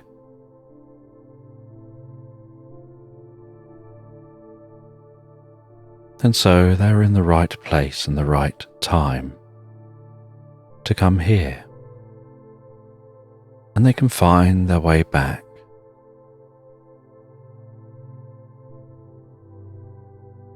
But to start time again, they're going to have to drink a different liquid.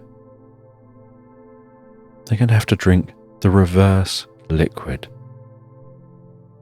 to the one they drunk before.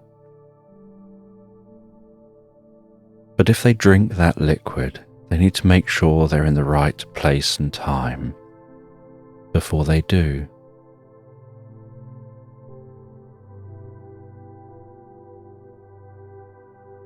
And so the mongoose heads back with the fairy, back past the fairy's home, finds their way back, up and into the mountain. They gather up some of the water from this side of the mountain.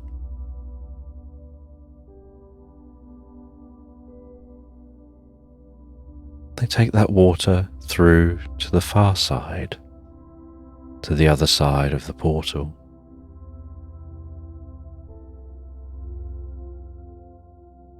They then drink some of that water, and as they drink,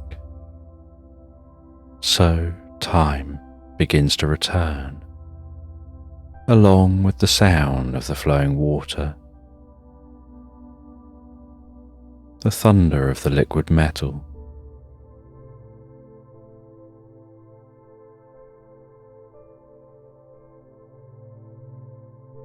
and they then carry both types of water with them. The water that freezes time, and the water they gathered that starts time. They know they won't be able to gather any more water that starts time unless they happen to be here in the mountain. And so they know they have to be sparing if they decide to use the water freezing time, because they don't want to run out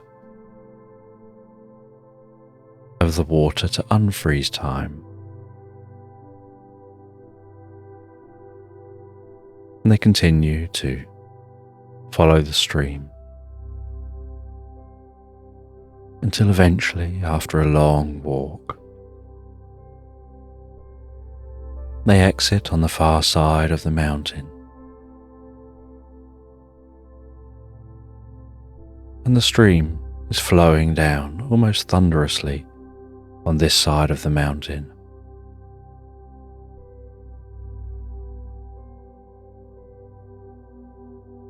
And they climb carefully down the mountain, heading into the forest on this side. And it's as if all that strong wind and the storm is contained the other side of the mountain range. And this side's much warmer. And as they head into the forest, so they notice the warmth in the air, their fur puffing up in the condensation as they walk along like a puffball, carrying all the equipment they used to keep warm on the mountain, along with all their supplies. And they walk through this forest, the towering trees, climbing over roots, crunching across leaves, the rustling of the branches as the wind blows a gentle breeze across the tops of the trees.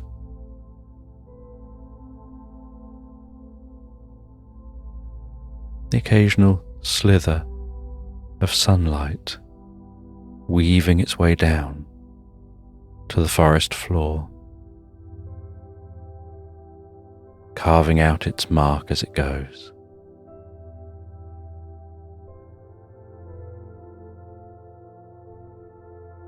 And after a long walk,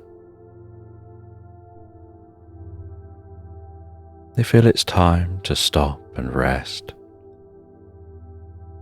And they set up a tent,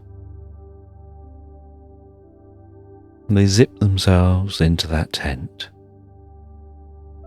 The canvas wafting gently in the breeze.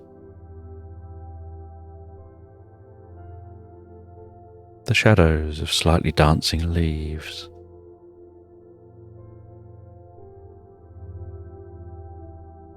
And it's so much cooler in this tent than the humidity outside of the tent. And they have something to eat before resting down and drifting peacefully asleep. And while they fall asleep, so they ponder their experience to this point, their thought ideas around who was doing what, them or their mirror selves. And as they snooze, they drift through different dreams and thoughts of times long ago.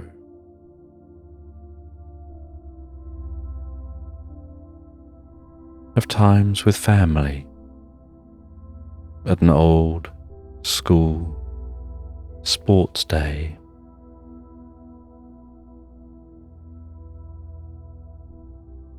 doing an egg and spoon race, trying to balance that egg so delicately on the spoon while running.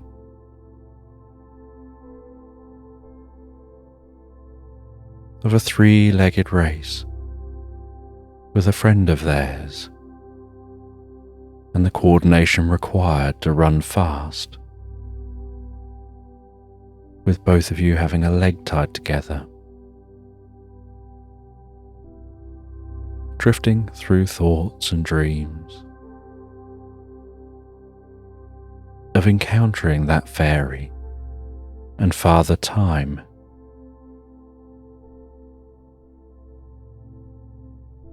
with that seeming almost impossible now,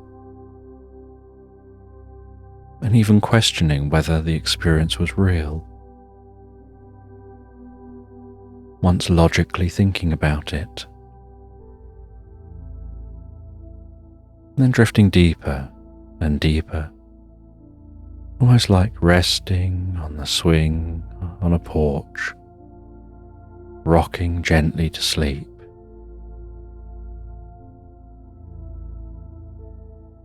Into a dreamless sleep.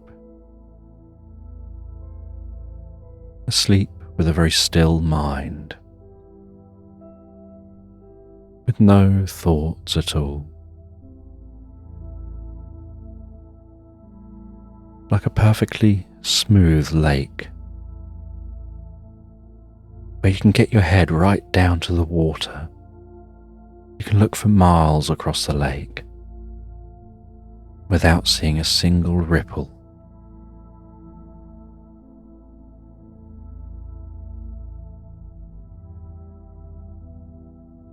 Like a lake on Titan,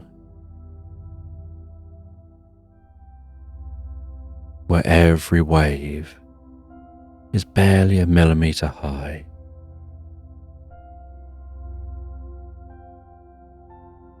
And then drifting even deeper into a deep recuperative sleep, refreshing and fixing up those muscles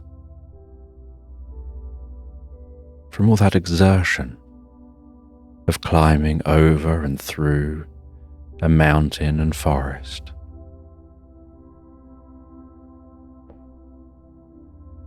Sleeping deeply to repair the mind and body,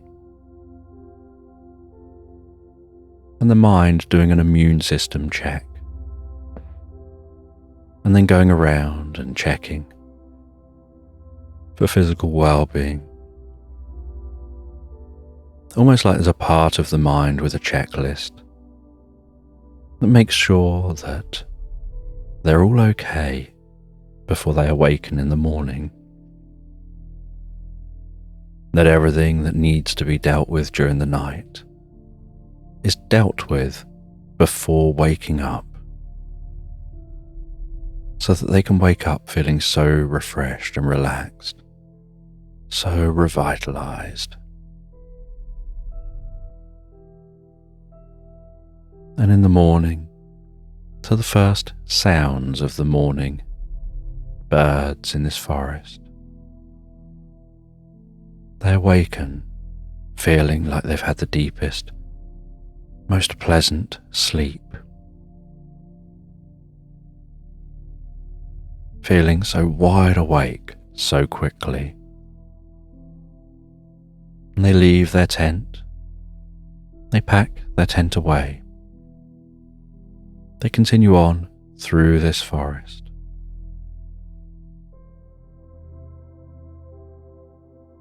Until eventually they see a cabin deep in the forest, and there's a lake behind the cabin.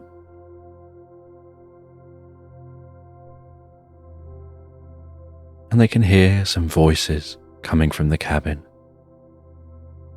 And they head up to the cabin. They knock on the door, and a badger eating a honey sandwich with honey up the side of its chops and breadcrumbs down its front, answers the door, wraps its arms around the mongoose in the most friendly of greetings, getting sticky handprints on the back of the mongoose.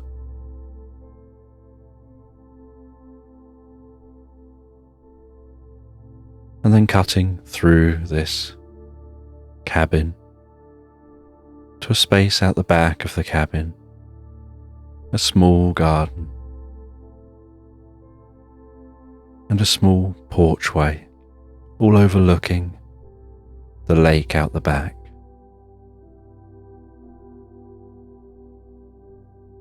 And out the back, a kangaroo is skipping a rope with a wolverine and a mouse holding either side of that rope, swinging it around for the kangaroo to jump. And they think to themselves that anyone would think that this back garden was a schoolyard playground. The amount of energy these friends have.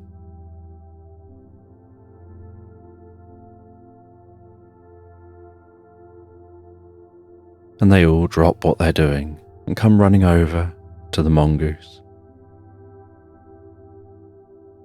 All give the mongoose a big hug before going back into the cabin, the mongoose putting their stuff down, the badger saying which room they'll be sleeping in, the kangaroo bouncing the way along, taking their stuff to that room for them.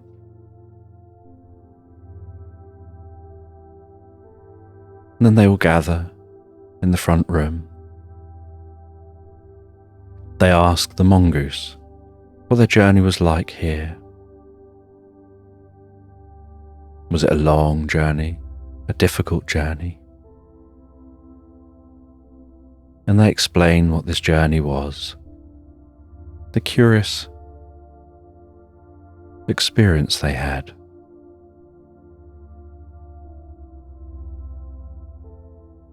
But they're glad that they've made it here.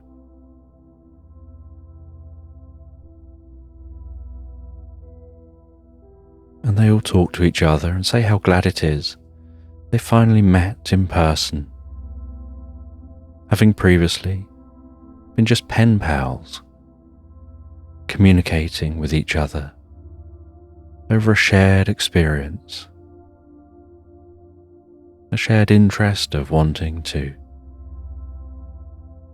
stay in a forest, of having an interest in motorbikes and trains,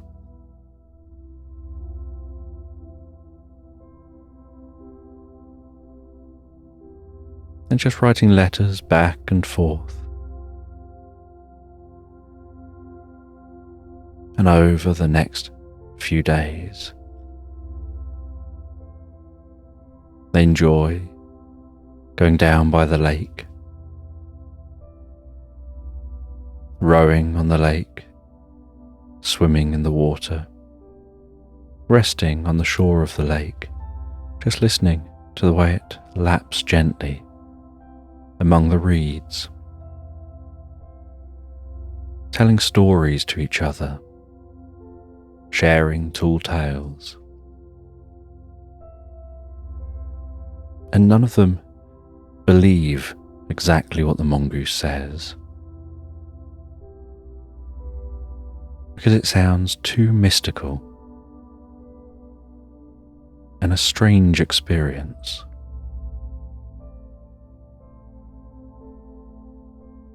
And one day the mouse goes down to the well to gather some water, and they have to take a trolley with them to drag that bucket of water back to the cabin. And while they're down by the well, gathering the water, leaning over, wenching it down, hearing it splosh in the water, and then carefully trying to wind that back up, they say to themselves they just wish that there was something much bigger than themselves that could help them with this task. And as they get that bucket back up and manage to lift it over the tip of the well and dump it down onto the trolley, they hear a thud, and they turn to the side, and they see what looks like a large, wide tree trunk. They don't remember a tree being there, and it's all wrinkly and tough and scraggly, and they look up the side of that tree trunk, discovering it's an enormous leg attached to an even bigger body and an even longer neck with a tiny little head. And the body stretches off way into the distance, reaching all the way down to the tip of a very long tail.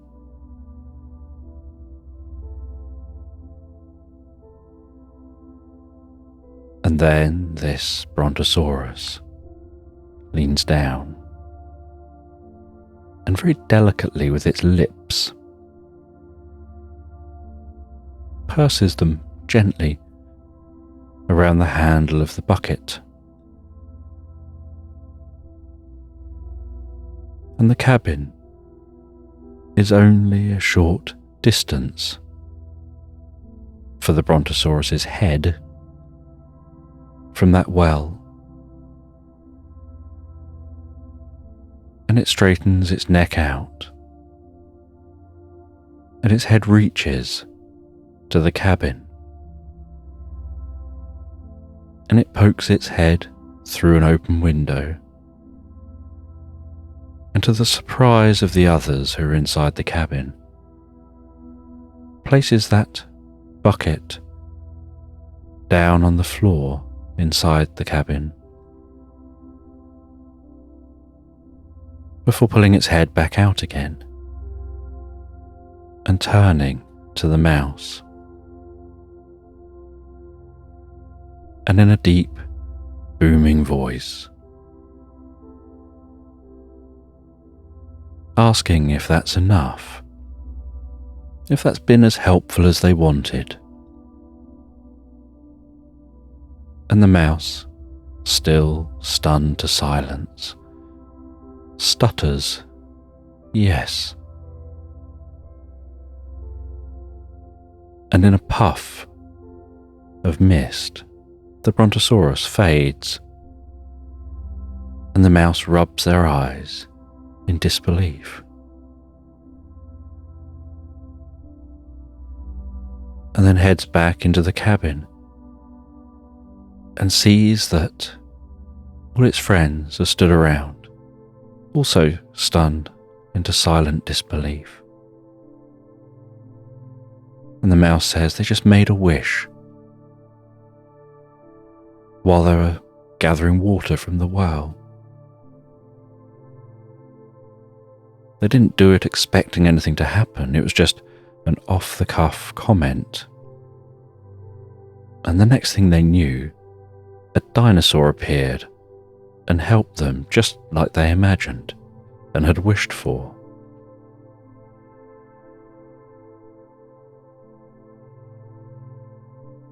And ordinarily the others wouldn't have believed this. But the mongoose had had their own unusual experience, so they were willing to accept almost anything. And the others had just seen a dinosaur head poke in the cabin window and place a bucket of water down on the floor. And they're a little scared at the idea of making their own wishes in case something went wrong. But at the same time, they wanted to try.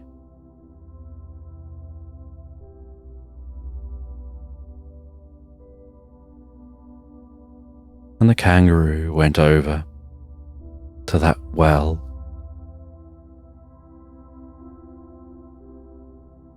and wished that the sunflower on the side of the house, on the side of this cabin,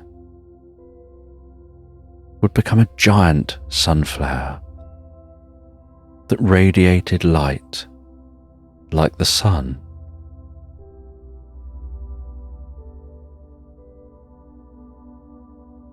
And as they turned around, they saw that sunflower grow really tall. Its stalk grow really wide and thick as it darted high in the sky, stretching so high the top of it was barely visible. And then it opened out its petals, spreading wide. And a light as bright and powerful as the sun beamed down on the planet below. And they very quickly realized that's actually too hot. And they were starting to sweat too much.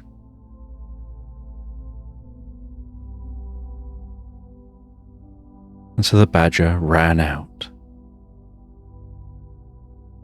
and wished that it would rain so heavy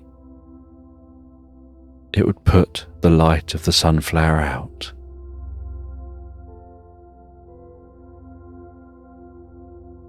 And then dark grey clouds gathered overhead,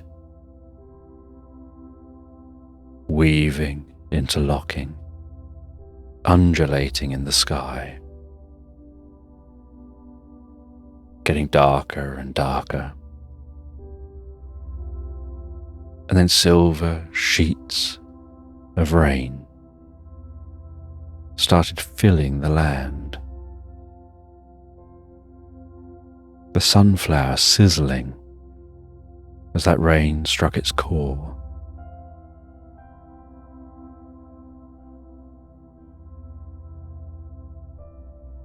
And as they all tried to carefully look up through the rain,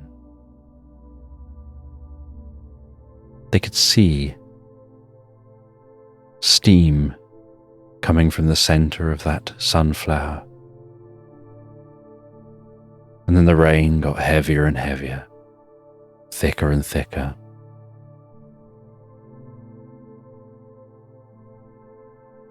Thundering down onto the ground, like giant raindrops battering the landscape.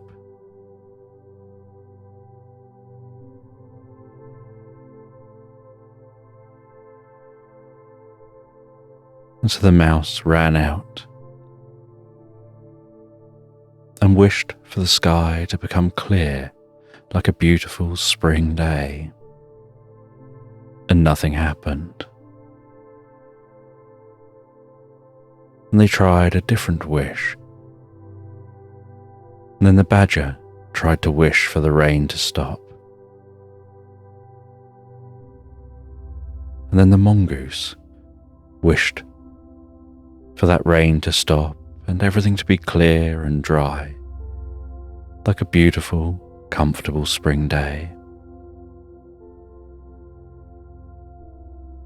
And the rain crashed to the ground,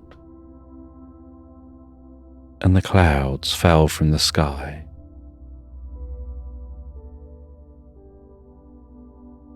And in the sky hung the most beautiful blue, as spring birds could be heard around them.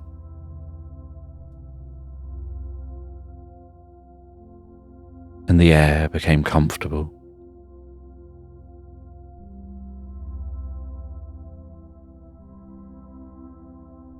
And then they questioned why the wishing stopped working.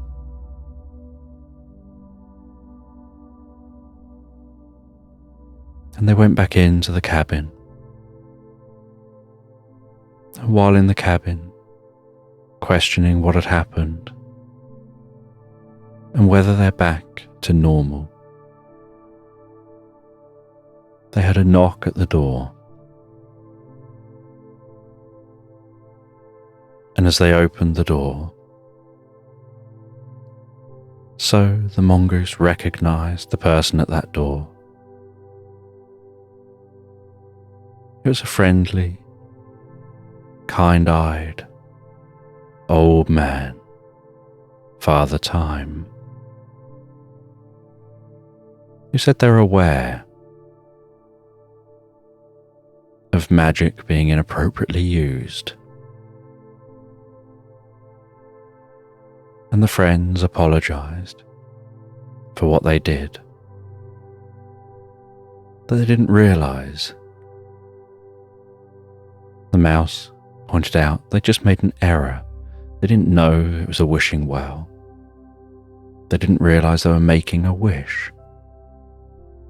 And the others said they just thought it would be fun and didn't think it through.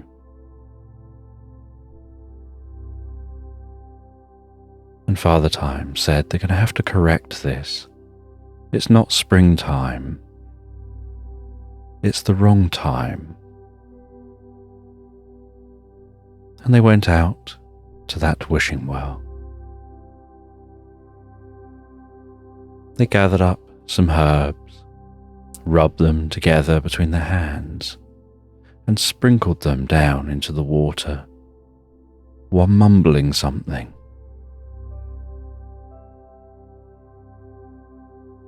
And then a gentle purple puff of smoke rose from the wishing well.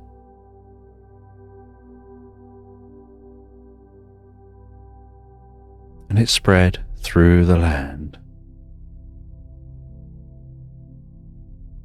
And as it cleared, so the sunflower was back to its normal size, and the weather was back to how it was before. And Father Time told them to be more careful. You've got to watch what it is that you wish for. And the mongoose said it would be helpful if there was a sign on the well to say it's a wishing well, and maybe some instructions would be good too. And Father Time handed the mongoose a pen and paper and a wry smile, and then left through the front door, closing it behind them. And as Father Time left through the front door, so a grumpy cat walked in the back door, soaked through, and they realized that, unfortunately, the cat had been out in the rain. and obviously hadn't expected to get caught in that rain.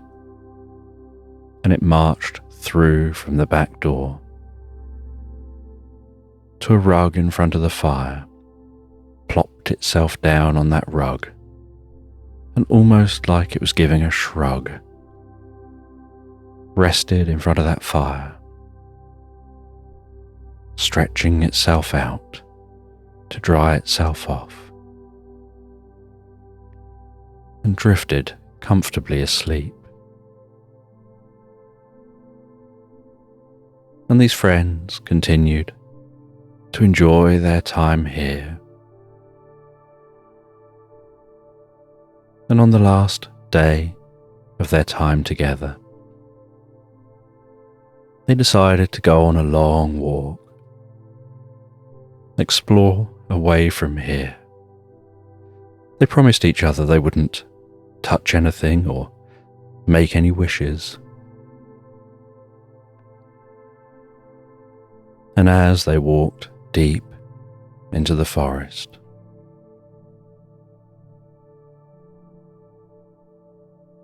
they found some horses just grazing in a slight clearing. And the horses went over to them, bowed their heads down, as if to say, "You can ride us deeper into this forest and travel further to explore." And so they rode on the horses, cantering softly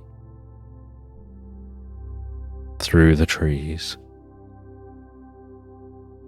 until they saw a muddy clearing with a tall, muddy structure looking almost like a volcano in the center of this clearing, with smoke coming out of the top and a window in the side.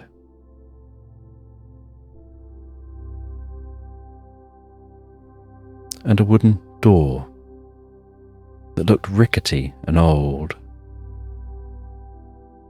And the horses stopped just before the mud. And so they dismounted, curious, who might live here? And they could see through the window the shape of what looked like perhaps a monster.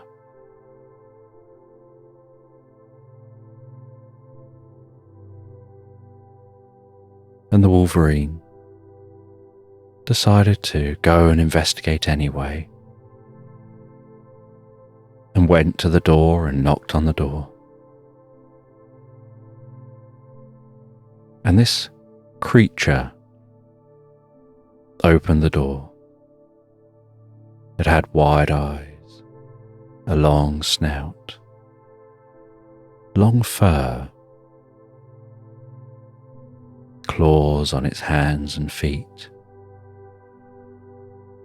the friendliest of smiles, and it spoke with a slightly higher voice, as if it was slightly excitable. And it greeted them and welcomed them to its home and invited them in for a cup of tea. And they said that they've been staying at a cabin in the woods near the lake.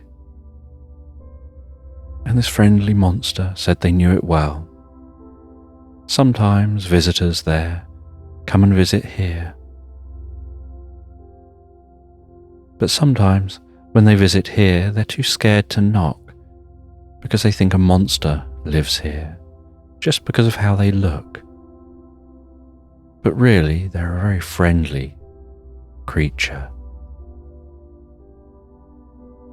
And they spoke about this forest and the history of the forest, how they've lived here their whole life, about their ancestors' experiences of being here.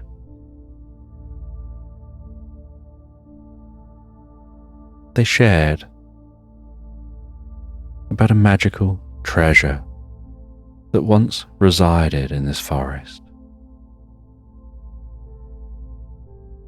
And that magical treasure was connected to magic from another realm. And the mongoose said that they visited that other realm.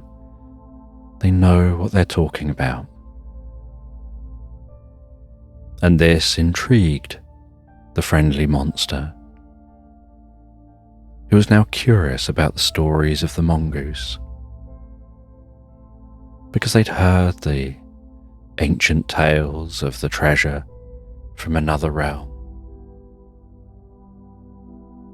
but never really believed that there was such a thing. And the others shared about their experience with the wishing well, and that there is magic that has seeped from the other realm into this realm. And the friendly monster shares that must be from that treasure that's still resonating in this forest, with just a hint of magic contained near where the treasure is buried. And that it's best for that treasure to remain buried, because wherever it is where it's supposed to be. And sometimes things are right where they're supposed to be, just like when you go somewhere, and where you are is where you're supposed to be in that moment, even if you don't know that that's where you're supposed to be or why. And as the day turned to night, the friends said they had to get back to the cabin. They said goodbye to this friendly monster. They went back to the grazing horses. They rode those grazing horses back through to that meadow, before saying goodbye to the horses and making the rest of the journey back on foot to that cabin. They spent this last night in the cabin telling stories, sharing their experiences, sat out on the porch, listening to the lapping water of the lake, watching the constellations follow each other across the sky, the sound of a crackling fire, the rustling leaves of the forest, sharing stories, enjoying good food, and discussing how they'll keep in contact, when they'll next meet up, discussing each other's journeys to this cabin, the different routes they took to get here, and the journeys and the time it'll take them all to get home.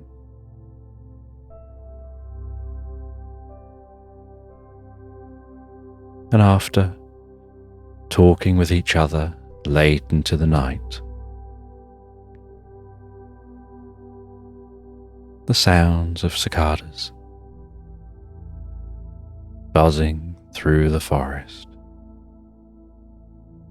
they head back into the cabin, settle down in their beds. They drift deeply and comfortably asleep. And the next morning they clear everything away. They make sure the cabin looks as it did before any of them had arrived. They leave and lock up behind them. They place the key where they were told to place it, in the secret location under the third stone on the right.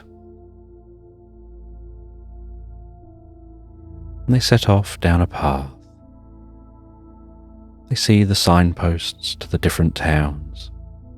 many miles outside of this forest. They say goodbye to each other and head off their separate ways. The mongoose ascending that mountain, aiming for that gap to cut through the mountain again. And they cut through that mountain. They find their way to where the remnants of their scarf begins,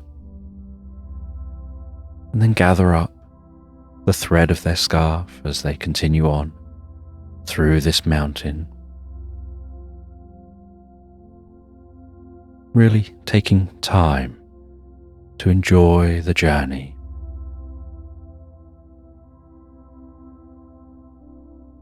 And hoping that when they reach the far side of the mountain, the storm will have cleared.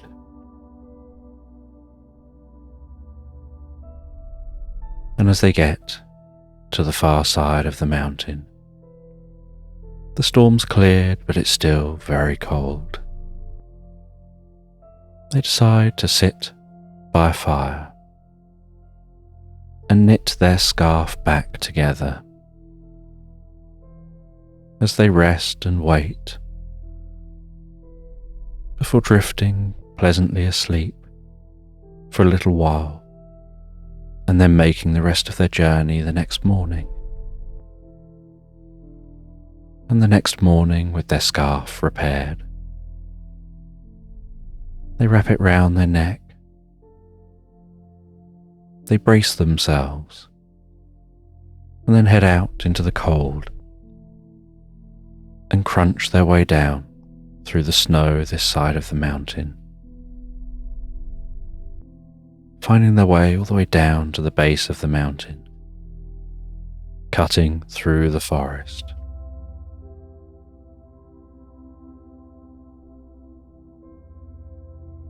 After a long, long walk, they arrive at a town. They stop at the local pub in this town, enjoy a drink and a pub lunch, listening in to bits and pieces of conversations of the locals, the hearsay they share with each other.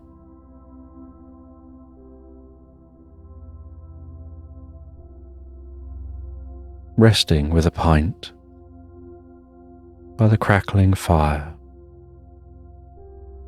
reading through an old book. Its pages crackling with each turn. The scent of that book wafting gently in the warm air from the fire.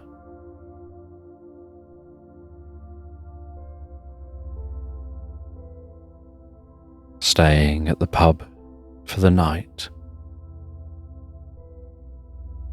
and the next day heading to the local train station, making the long journey home on the train. And once home, back in their own town, they head to their house. They pack all their belongings away. They have something to eat and drink, and then head to bed.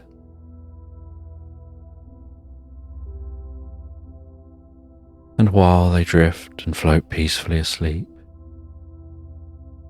they ponder over the experience they've had.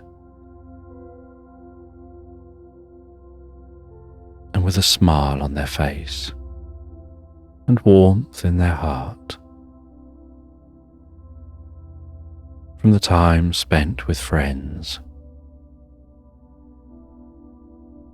and the sound of the voices of their friends, echoing in the memory of their ears. They drift and float so peacefully, so comfortably asleep into Slumberland. And a boat is rocking along the ocean, very gently on the undulating waves.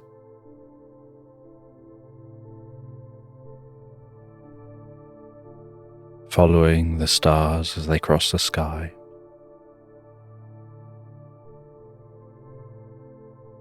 The moon's silvery glow,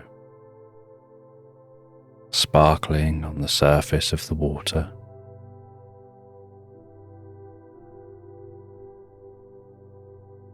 The occasional whale rising to the surface, releasing a puff of air, a spray of mist, creating delicate patches of colour as the mist is caught in the moonlight.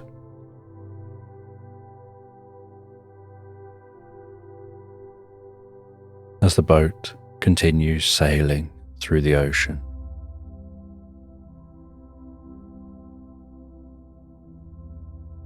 The sound of those sails, as the wind occasionally picks up, filling the sails, pulling them tight, and calms down again.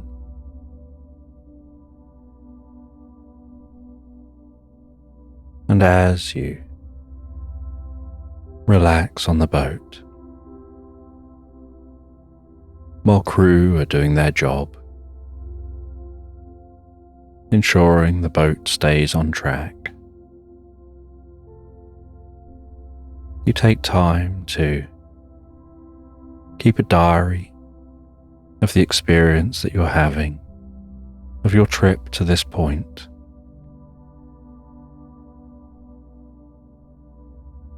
And as you've been travelling, so sometimes you've been placing objects within the diary, like pressing flowers into the diary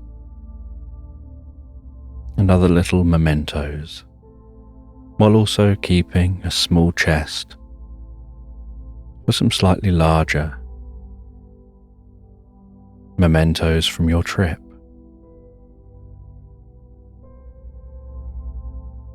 And you relax back on that boat as it continues to sail through the evening.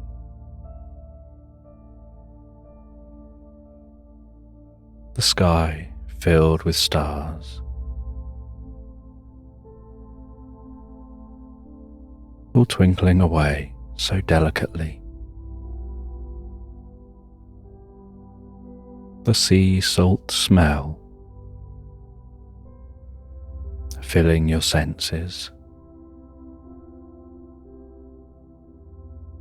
as you feel this urge to relax a little deeper and more comfortably into the experience.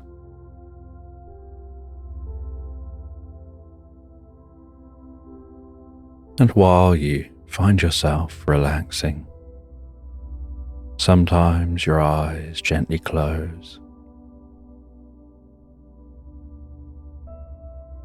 and you never quite know for how long.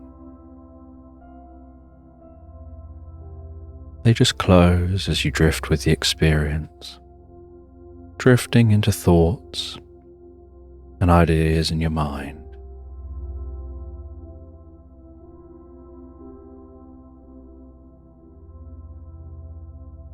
Just gently transitioning in and out of sleep and wakefulness, to the murmur of others on the boat.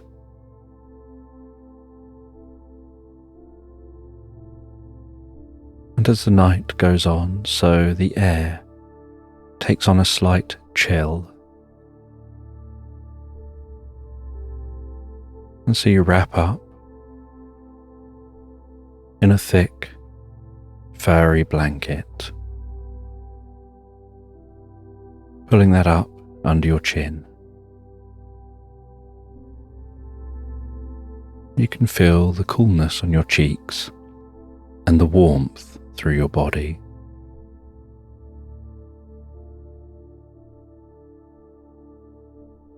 And every night, you like to spend some time enjoying the night sky.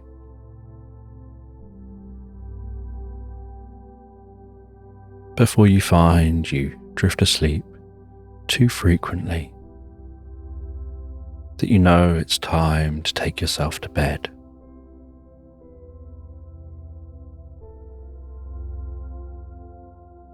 And you head down into the ship, working your way down to your cabin. And it's a small cabin and the ceilings down here are low.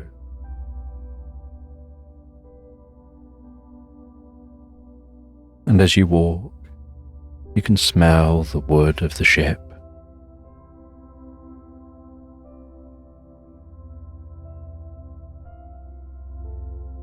And you can feel the gentle rocking as that boat continues travelling.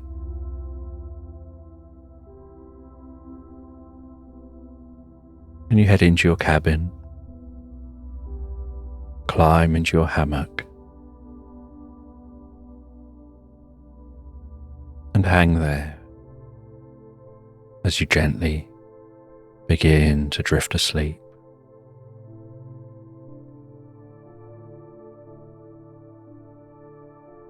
And you fall so deeply, so comfortably asleep in that hammock, almost rocked so gently and so calmly.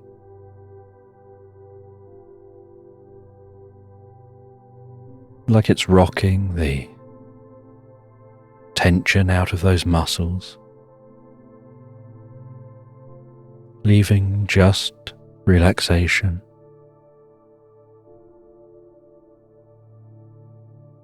As you lose awareness of the ship around you, drifting deeper and deeper into the most pleasant dream.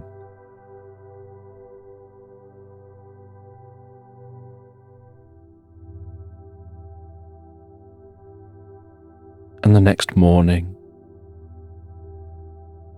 a soft light of daylight passing in through the portal into the cabin.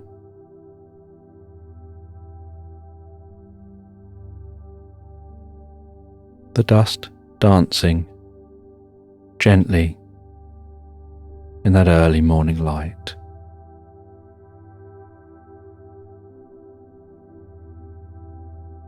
Then you head out onto the top deck, taking a few breaths of that fresh air, taking in the view. And whichever direction you look, it's just water, the ocean stretching on, almost as if it's infinite.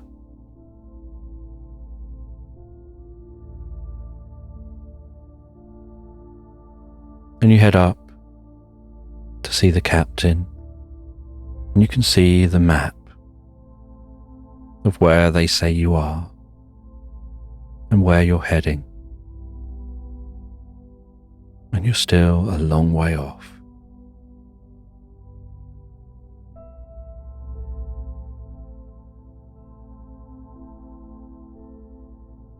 And you head back down and sit and continue writing in your diary as this day goes on.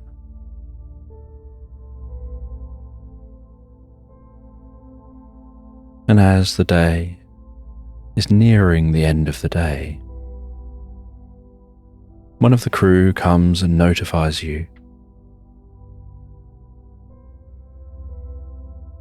that there are clouds on the horizon, towering high over the horizon. It looks like a large storm is off in the distance. And so it could be a bumpy night. And they tell you that it'll be a good opportunity to try out your invention and see how it works. See if it's really an improved design on ships.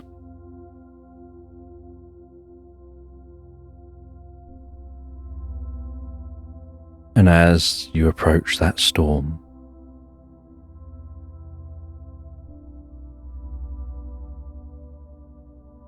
so the first officer pulls a lever, and there's a slight judder and jolt within the ship.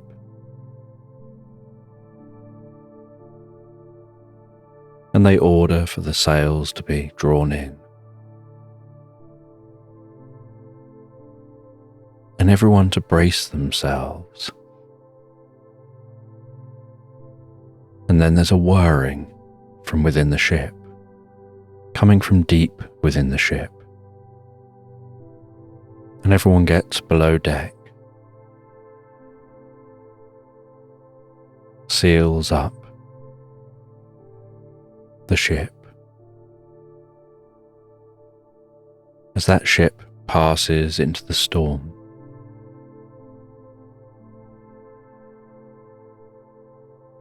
and everything passes into darkness. And there's a stillness to this space, while there's a rumbling sound of the outside of the ship being heavily buffeted by wind and rain. And yet the inside remains so still.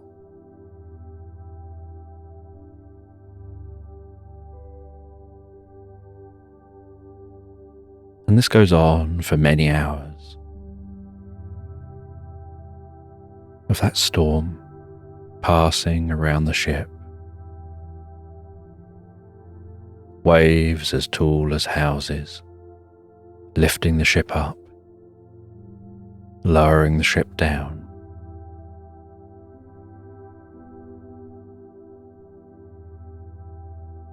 And yet, the inside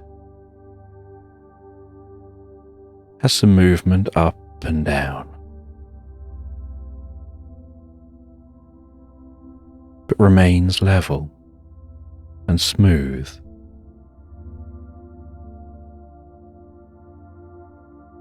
Until finally, after many hours,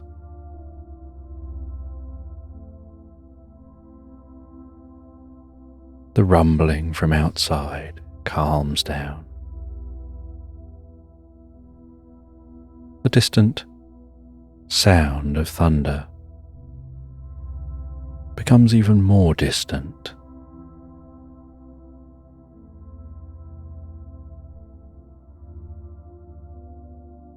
And the crew and yourself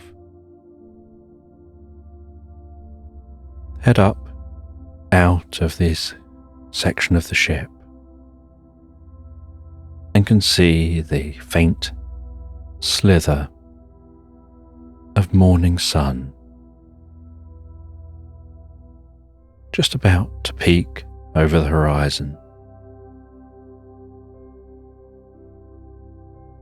And in the other direction, the receding backs of the storm clouds.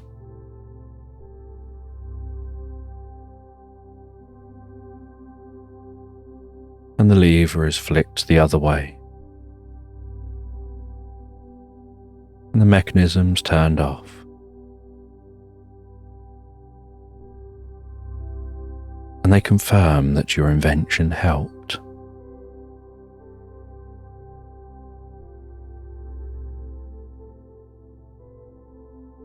And so you sit in your usual spot, writing in your diary.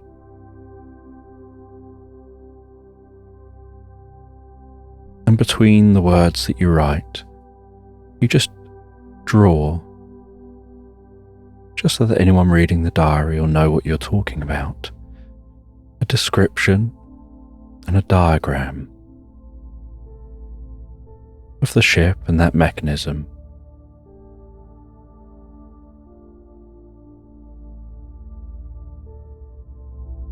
And you draw that carefully into the diary.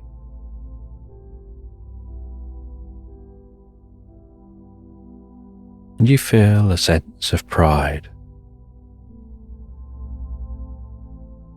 in your invention and how it'll help many other ships.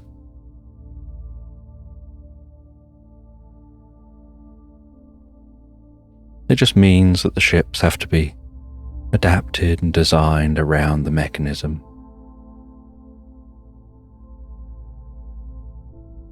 And the ship continues on.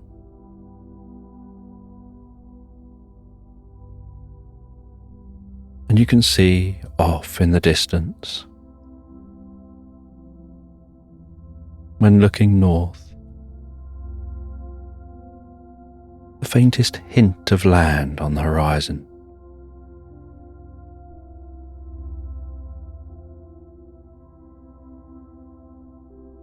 As the boat continues heading west.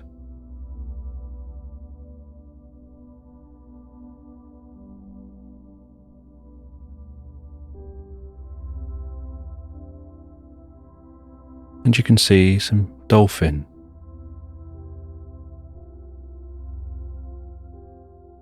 following the wake of the boat,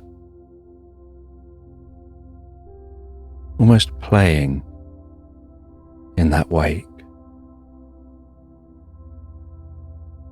and looking like they're almost trying to invite further play from the crew. And some of the crew throw a few fish to them as they leap out the water to catch those fish, somersaulting and splashing down gracefully into the water again.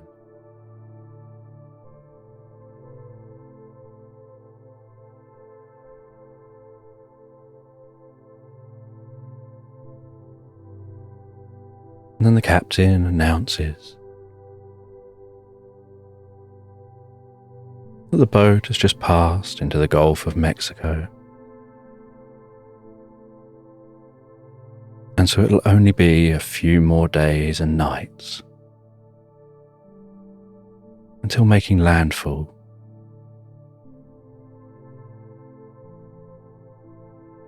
And arriving near the destination.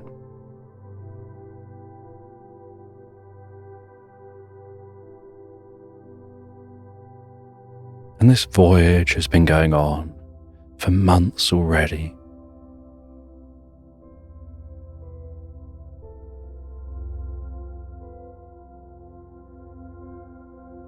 And it continues on. And there's very little to do other than watch the sea. And when there are clouds, to watch those clouds and sometimes make up games of what the clouds look like. Perhaps a cloud looks like a grumpy cat. Maybe it looks like a wolf, standing on the edge of a cliff, howling at the moon.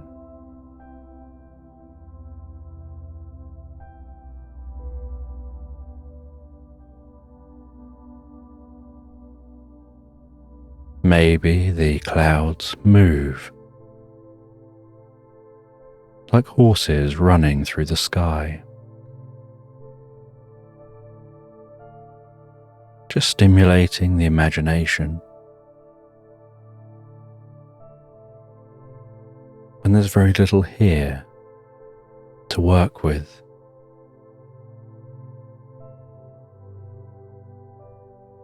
but it gives you plenty of time to write, to share your thoughts in your diary and your observations, and to be able to really take close observations, like analysing the behaviour of dolphins or the behaviour of whales,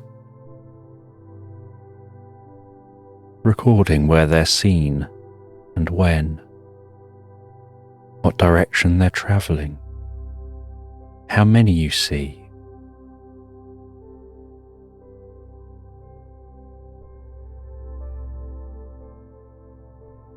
And every night, if it's dry and clear,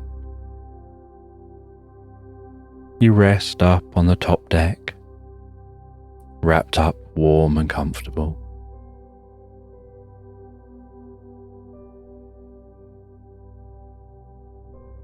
You gaze at the stars, sometimes finding yourself imagining if perhaps around one of those other stars in the sky, there could be a planet, and on that planet could be an alien gazing up at their sky, looking up at their stars, wondering whether there's an alien on a planet looking up into the sky. And yet, you'd never know. But the idea fascinates you.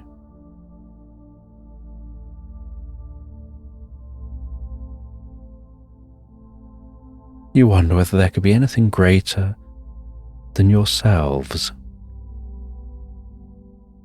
anything bigger than just what is here on Earth.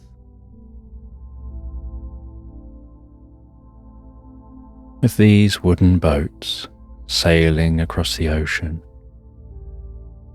being the peak of your technology, being so incredible that they're capable of travelling thousands of miles.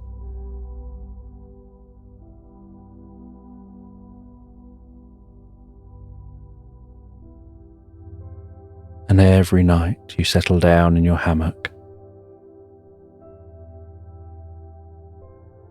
and more frequently than you perhaps expected, you find yourself dreaming of being on solid land, of walking through European countryside, through tall grass, wildflowers, broad-leafed trees,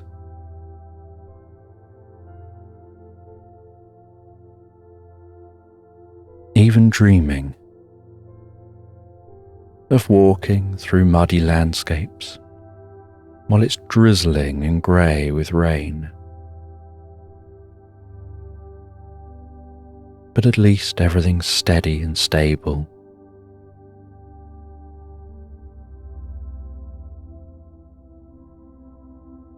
But if you were still there, you wouldn't be here on an adventure.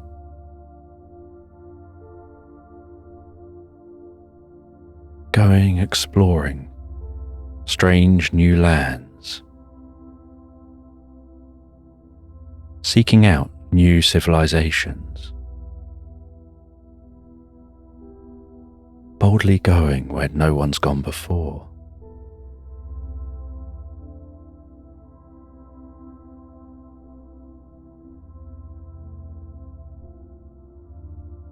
Being at the forefront of exploration.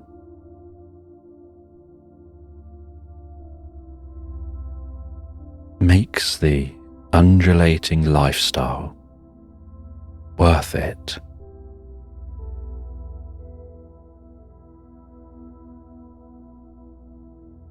And eventually,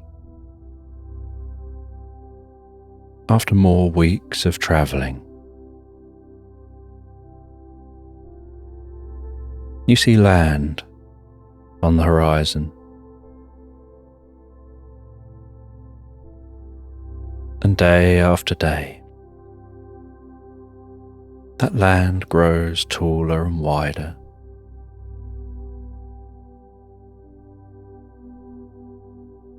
until eventually you arrive a short distance from the land, remaining within deep enough water for the ship, dropping an anchor.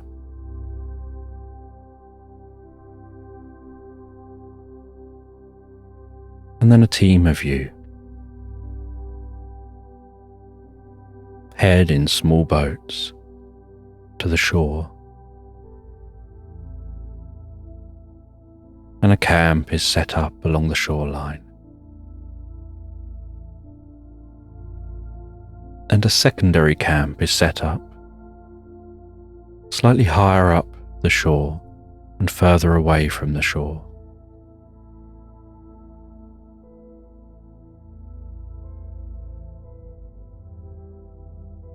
And different items are brought ashore.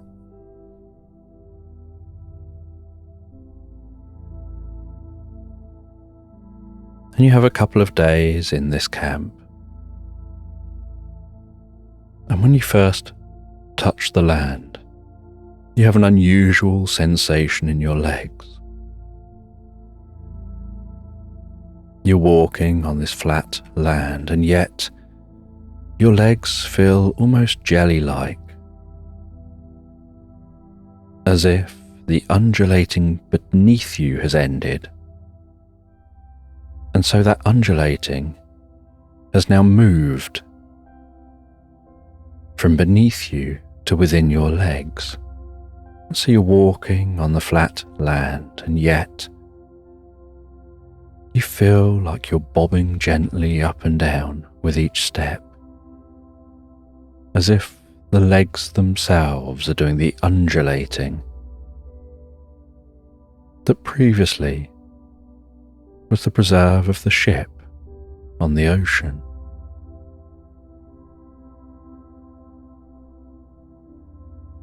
And so you spend a lot of time over those few days acclimatizing to being back on land, sitting down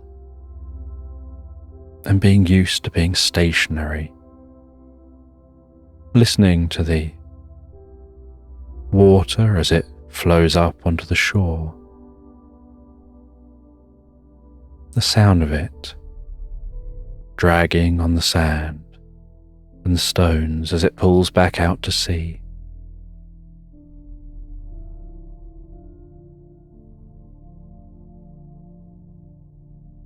The sounds of birds within the trees around you,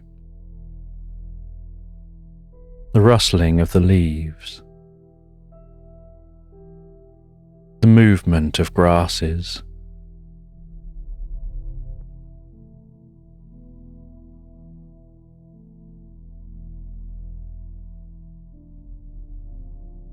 and you make sure to take time to continue recording in your diary.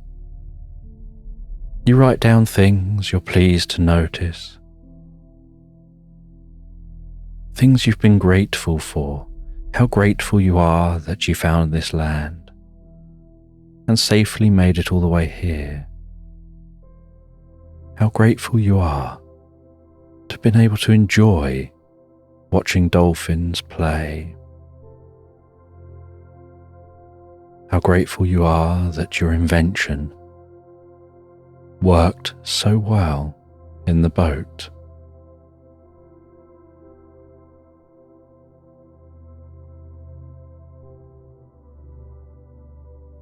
And that hopefully, when word gets out, your gyroscopic inventions will be installed in other boats.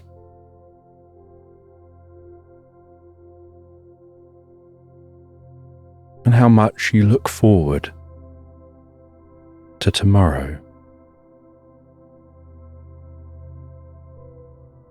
when you're going to journey on your own with just a backpack,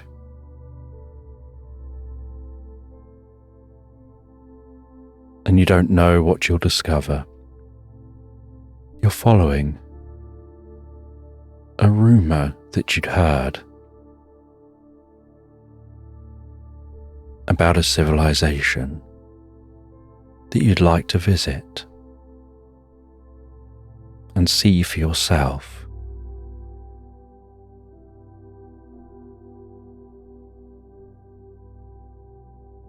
And as the sun sets,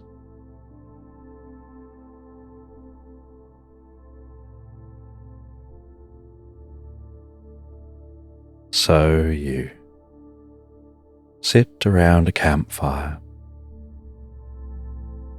the shadows dancing around you, the warmth of the fire tickling your cheeks, the murmur of others talking in the distance, enjoying some food and drink, and the smell of that food and drink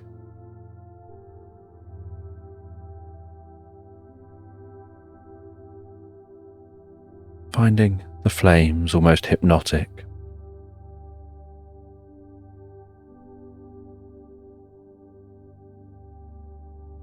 As they dance before you,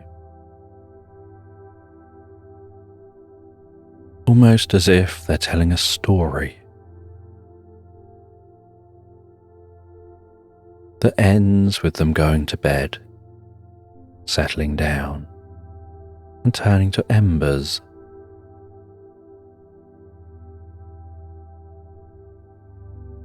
And you can hear the nighttime sounds around you as you yourself settle back down into your tent and fall peacefully and comfortably asleep.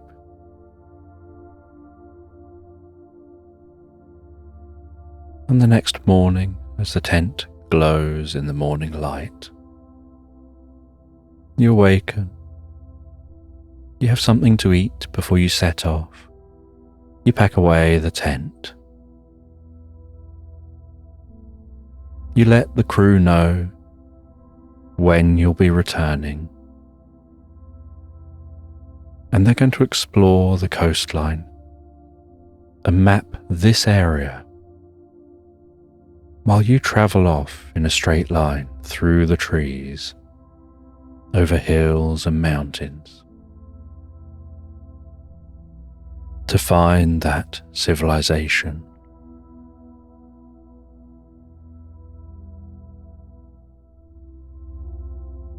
And with a deep and comfortable breath and a sense of purpose, you put one foot in front of the other, each foot facing forward.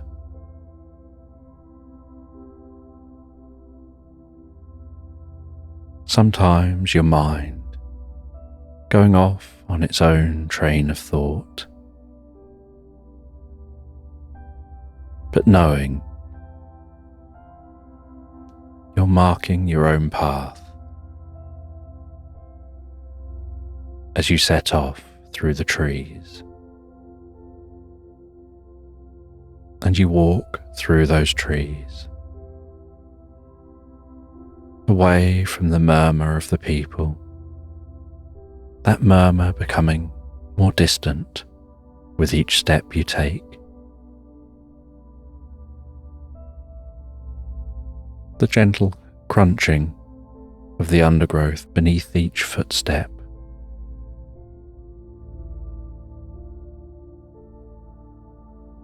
Having to occasionally hack away at some branches and leaves,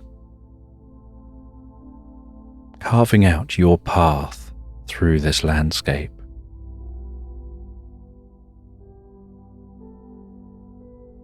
Walking deeper and deeper among the trees, barely a trickle of light finding its way through the canopy. Just a gentle glow around you with a slight greeny-brown hue, and a softness and a stillness to this environment. The sounds of the animals, occasional call of a distant monkey,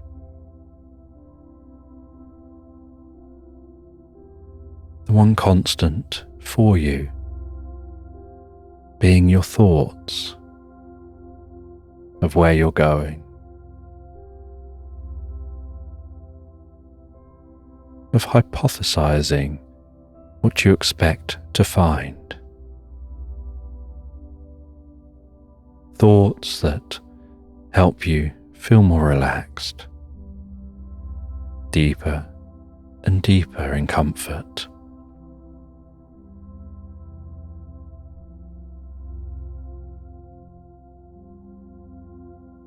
And at the end of each day,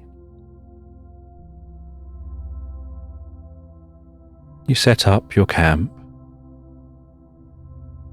you clear an area before your tent, scraping it back to soil. You dig a pit, form a fire, light that fire, watching the firelight dance to life. The smell of the fire as its warmth rests on your cheeks.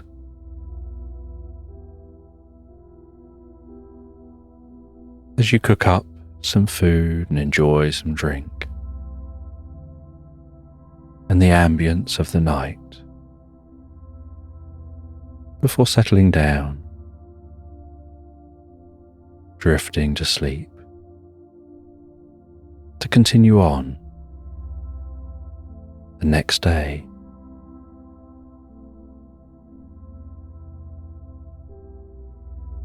And each day you walk deeper and deeper until after many days and nights, you eventually hear the sounds of people talking off in the distance.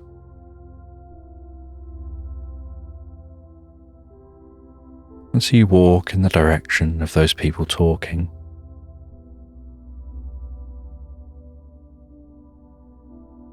Still carving your way through the trees, curious what this place is going to look like, and then finding your way out into a civilization here, deep in this forest. Eventually finding your way to Chichen Itza, seeing the large stone buildings, temples, the monuments, hearing that this was built around a legendary well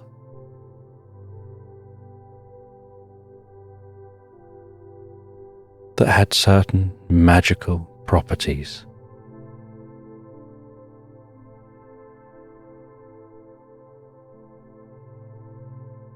And those here greet you so friendly.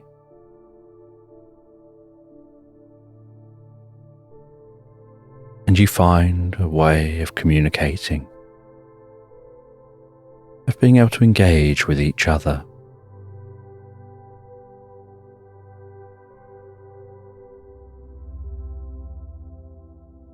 And even though at first you don't understand each other's spoken words,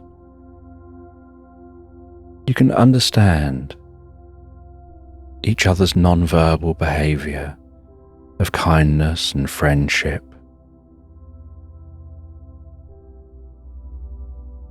The way they guide you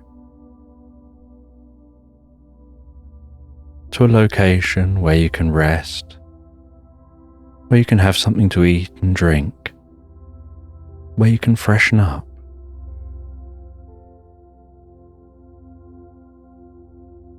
And they seem as interested in you as you are in them.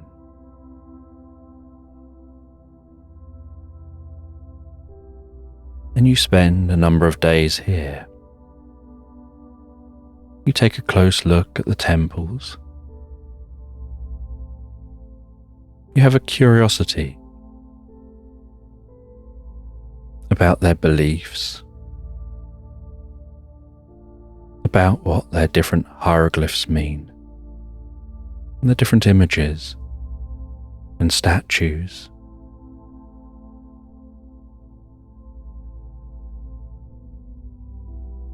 You walk and absorb yourself in the layout of this location, curious about the meaning and the reasons for it being laid out as it is.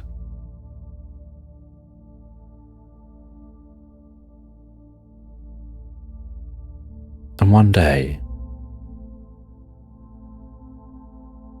an elder takes you to a large temple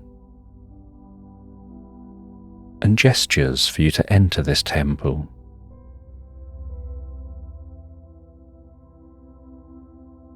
And you walk into the heart of that temple. And as you walk into that temple, so the sounds around you become more muted. The air becomes softer, more still.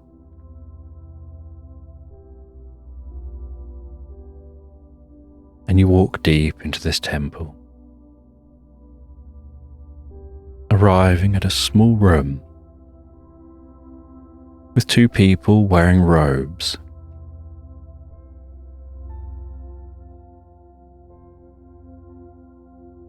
And they have a small fire between them.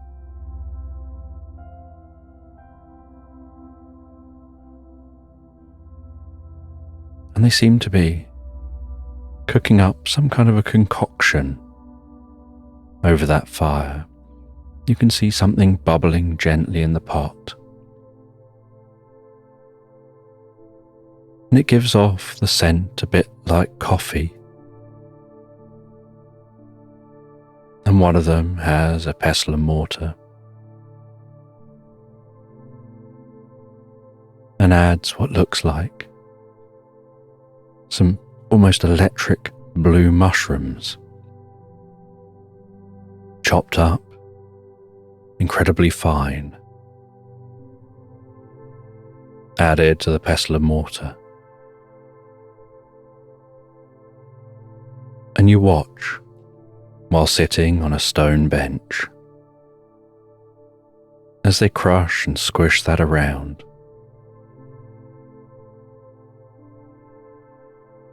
It almost becoming like a paste before they add that to the bubbling liquid.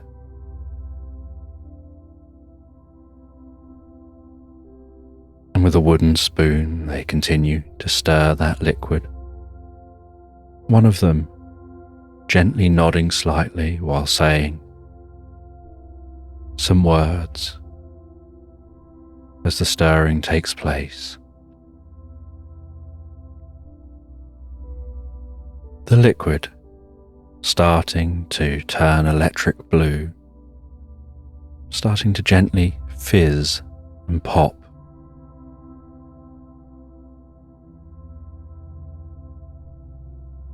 And take on a slight sweet scent.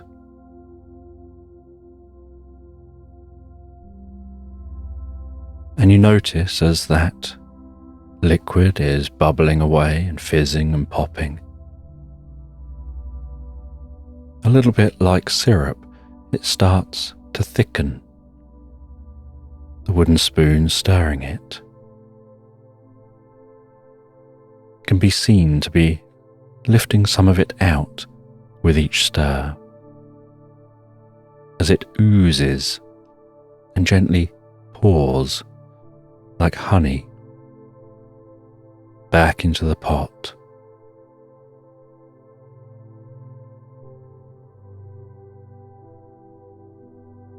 They then remove the pot from the heat and, taking a larger wooden spoon that looks like a ladle, they scoop out some of that liquid while it's still bubbling, and its gloopiness runs around that ladle. It's dripping off the base of the ladle back into the pot, initially with a long drip, and then a few smaller drips.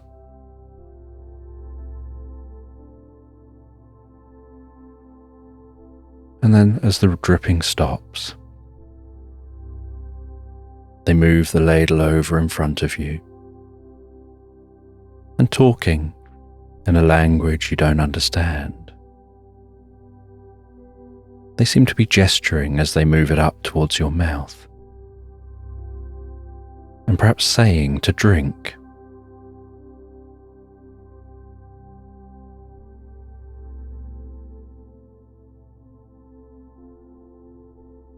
And so you very carefully put your lips to the ladle as they tilt that up. And it's like drinking honey, except it has an unusual pineapple cherry taste, an incredibly sweet taste to it,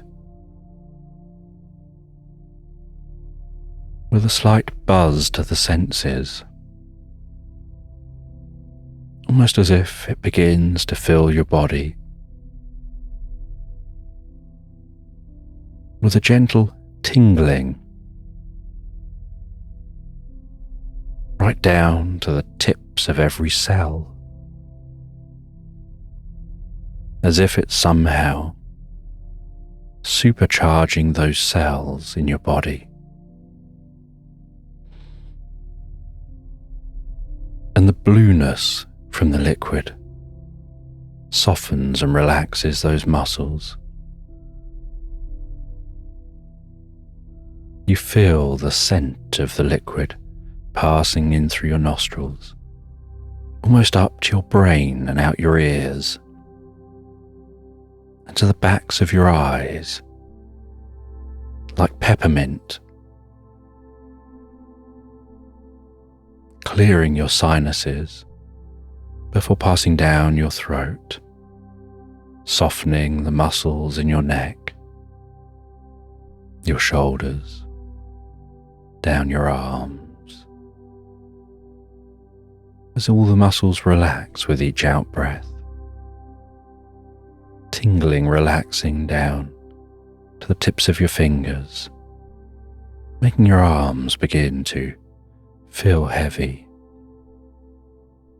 as the breathing deepens and that blueness passes down through your chest, your shoulders, your back, down your sides, softening and relaxing every muscle as it goes through your entire body, down to your bum and then all the way down into the legs, until it goes all the way down to the tips of your toes, to the soles of your feet, making those legs feel so heavy. It's almost as if they're stuck in place, like your whole body is just so loose and limp and relaxed. It just doesn't want to move. And a stillness begins to set in through your mind. And in that comfortable stillness, you see a gentle electric blue filling your environment around you, unsure whether it's coming from within your eyes or without. Like the blue from the mushrooms is starting to create change through every cell in your body.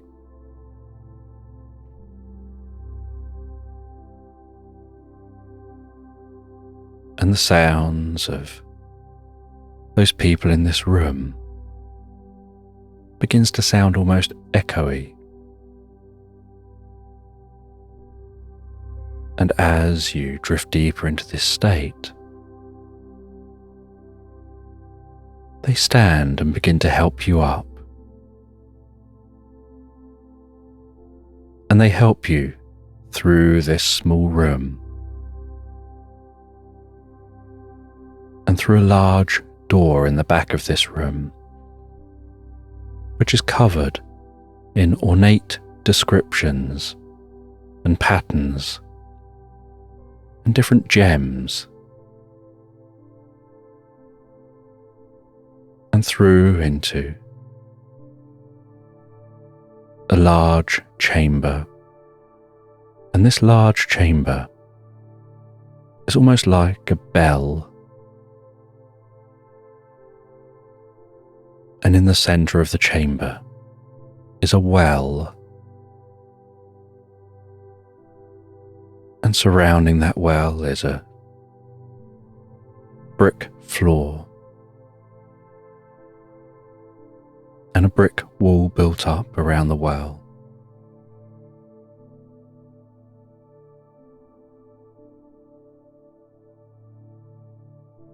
And they lower down a bucket. They bring up some of that water from this well. And you see that this water also seems to have an electric blue quality, as if lightning is sparking its way throughout that water.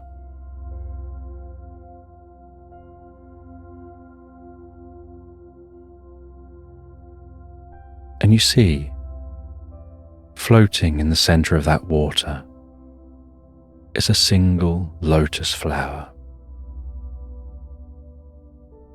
Just gently turning, almost hypnotically.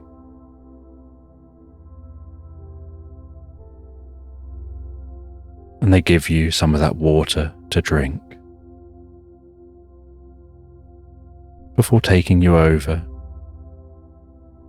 to an incredibly comfortable bed against the far wall of this chamber.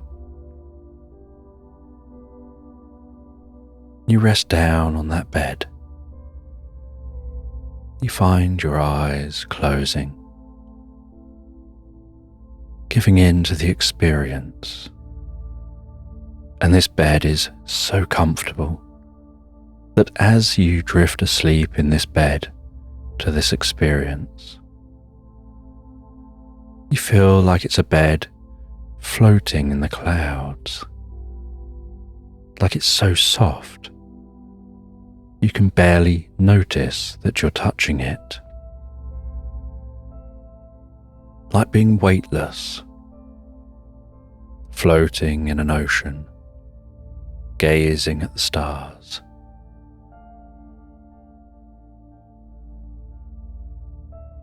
As you drift deeper and deeper into this artificial sleep,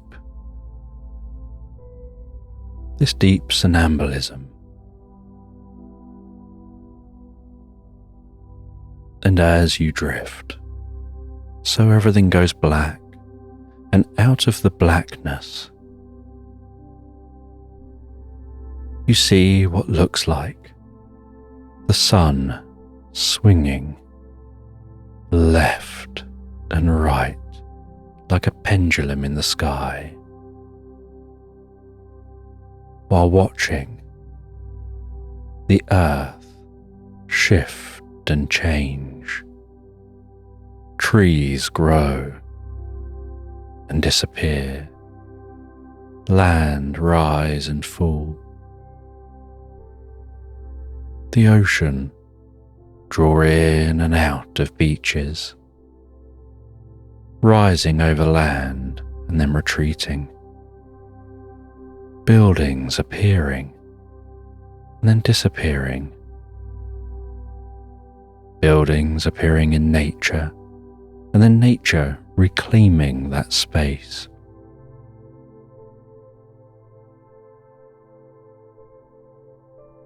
And as this all happens around you, so you feel yourself rising higher and higher above the ground, floating above the earth, as you watch time progress, watching through time, seeing through space,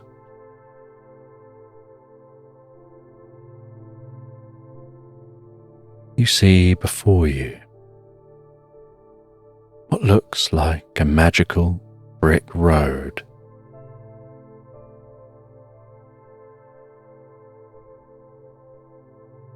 With 9 arched tunnels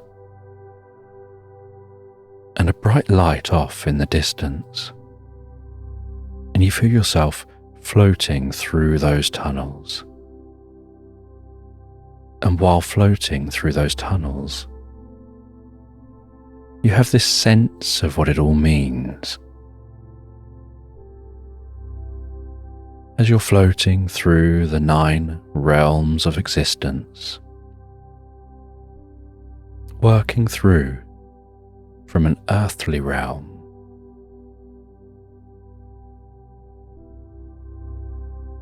towards that distant spiritual realm, and through each tunnel you see the world through the eyes of someone who's attained the knowledge and wisdom of this realm, passing from the first realm where most people reside, through a second realm where you begin to understand the importance of the connection between all things, and a third realm of being able to understand all animals and communicate with all animals, and a fourth realm being able to understand and communicate with all plant life and fungus, and a fifth realm being able to understand and hear the resonances of the earth and all celestial objects, and a sixth realm gaining a galactic consciousness, and a seventh realm learning to focus that consciousness, to be able to control being overwhelmed with the amount of knowledge and the amount of communication going on from all things, and working through those realms to connecting with the universal consciousness that's buried in the heart of the energy of every single atom in the universe, in in every single fundamental particle in the universe, in the waves at the heart of the particles of the universe.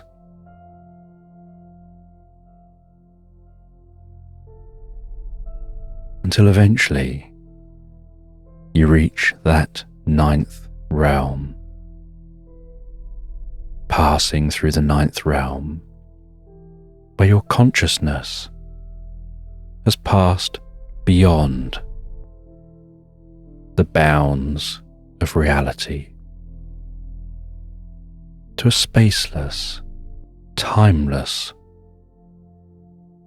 point where there's no up nor down, no left nor right, no back nor forth. There's no colour, no brightness, no darkness. There's no shapes, no distance.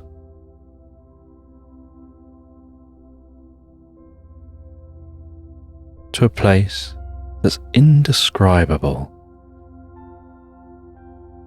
that's beyond what came before.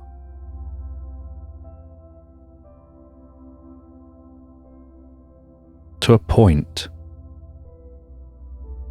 where only the point exists.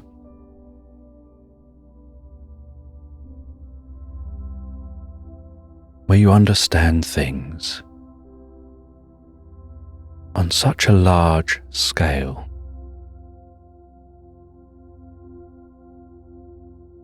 Where you're outside of time. There is no past, present, or future. There isn't even a now, as people might understand it.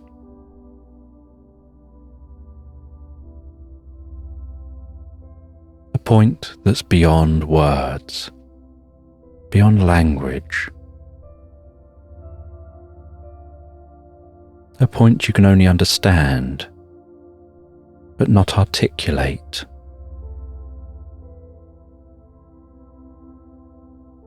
But that can feed into your deeper understanding of everything else.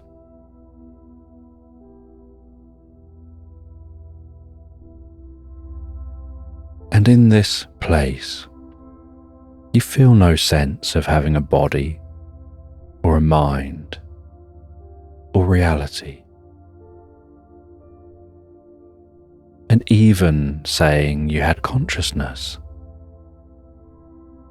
wouldn't be doing justice to the experience.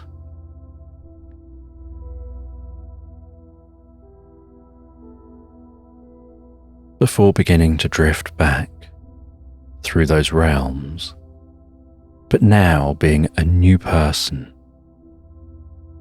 with new habits, new ways of doing things, new understandings that go way beyond the surface level, that go beyond even saying they're in the heart of what's underlying everything. Because it's even beyond the heart of something.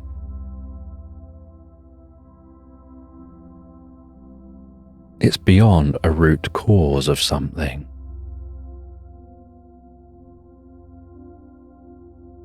It's beyond the seed that becomes a grand oak. It's beyond a point that became a universe. It's beyond the energy that became matter.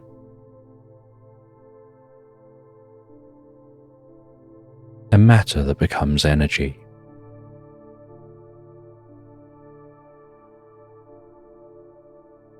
It's a connection that runs deeper, like a thread through existence to a point before existence, and understandings that are beyond comprehension.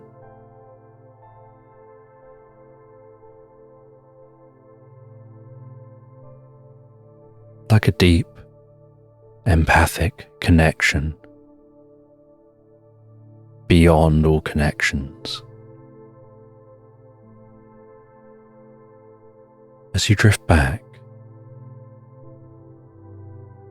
finding your way back along an endless hallway with an infinite number of doors to an infinite number of possibilities and rooms.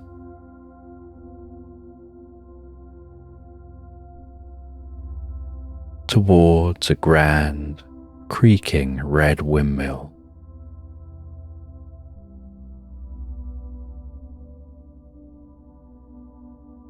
Set high in the most beautiful purple clouds.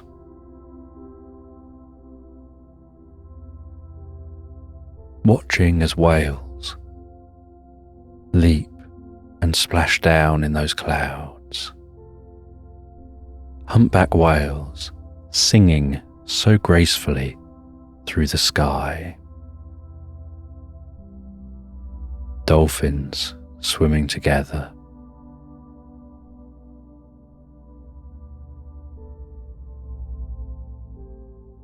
Monkeys swinging from tree to tree within those clouds.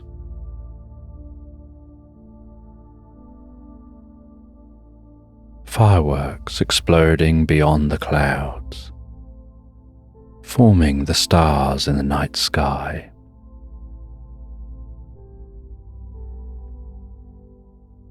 That lotus flower gently spinning as it begins to form into the moon, and the petals drift off from that lotus flower on ripples of reality, like boats on the ocean.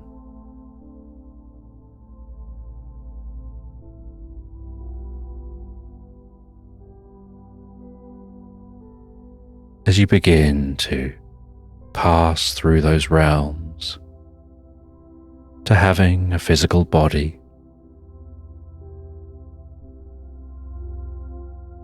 riding a glowing white horse back down towards reality, back through those realms, on a sparkling path of stardust.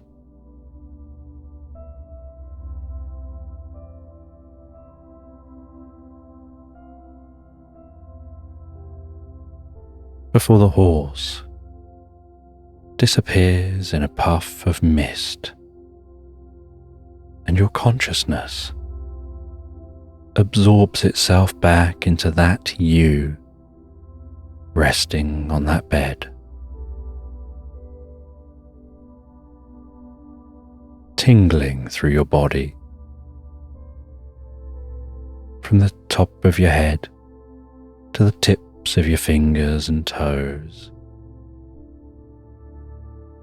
undulating gently around your nose, your eyes, your ears, the consciousness making a home for itself back in your body, so gently.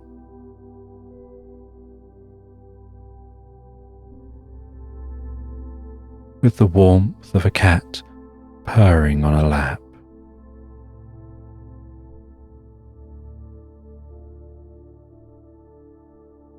As you drift into the most peaceful deep sleep, into a dreamless sleep, a timeless sleep of deep healing and recuperation, leaving behind what was once before for something better, something more, learning in ways you never knew.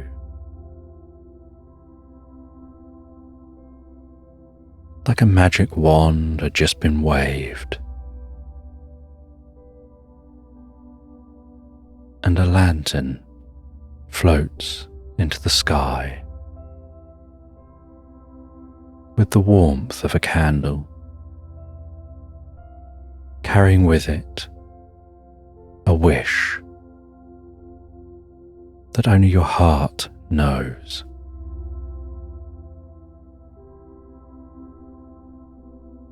And only a deep part of you can grant. And only when the time is right, as you enter that dreamless sleep for the rest of the night.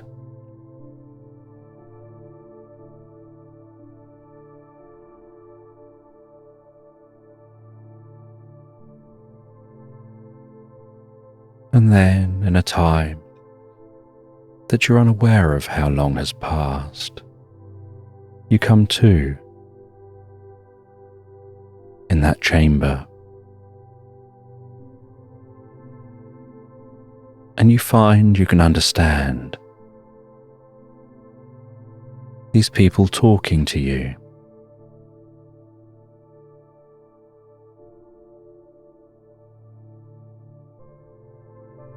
And they don't need to explain to you about the experience you've been on. But they know what that experience is, and you know the experience. And you know that none of you can put it into words. And they guide you back out of the chamber, all the way back to the entrance, to this structure. And you find you can understand everyone who's talking. You can even understand the calls of birds, the sounds of the monkeys.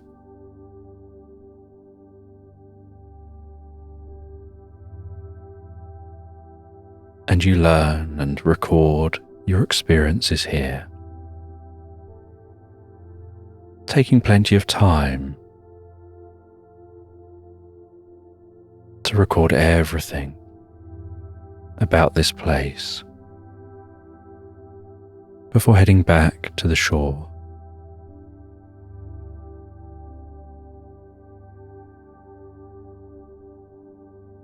And setting sail once more.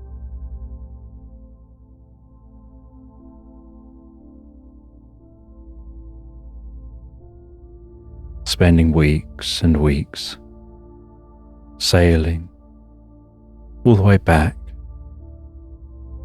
to your home.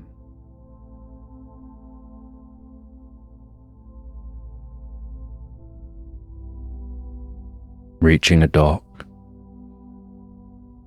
and in a horse and cart, journeying through European landscape.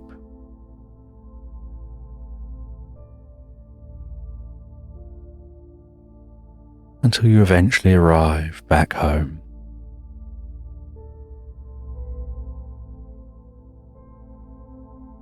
With your diary bursting with notes and writing, as best as you could tell it. A chest full of items from your experience. And once home, you begin to write a new story. You begin to write a new book. Like turning a new page in your life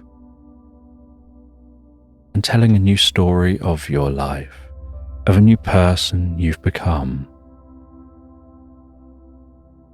And you start at the beginning. Once upon a time. And not only do you tell the story of your trip to that temple, but you do your best to explain the knowledge and the importance of the experience. You begin to write about distant civilizations on planets in space,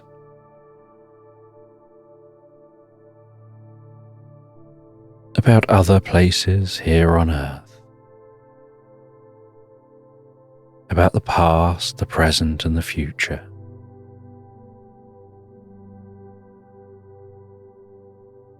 And you spend every day on a new journey, sharing your knowledge, your deep wisdom,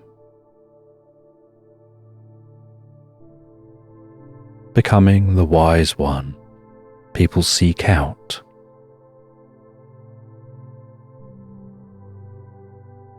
And each night, you find yourself sleeping so well, so deeply and soundly, drifting and floating, pleasantly and relaxed into Slumberland.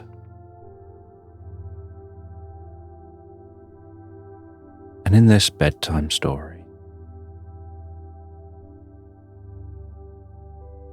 the woman finds herself on an unusual planet, and she's walking through a meadow on this planet.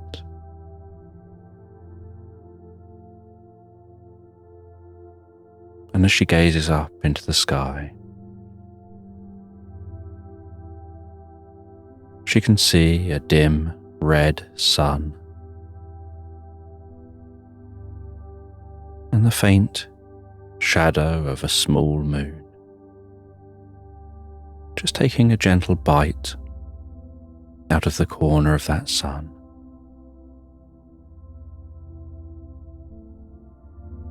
And the sky having a delicate red hue. The most gentle breeze wafting through that meadow. And an unusual feature of this meadow is that all of the flowers just seem so dry that in that slight breeze they rustle softly,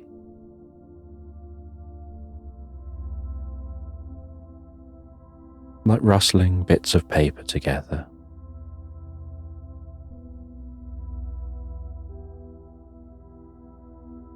And there's the distant sound of birdsong.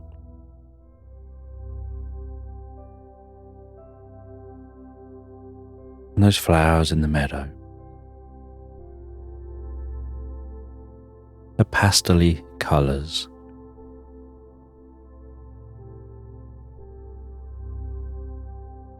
set against that vibrant sky. And she walks through this meadow.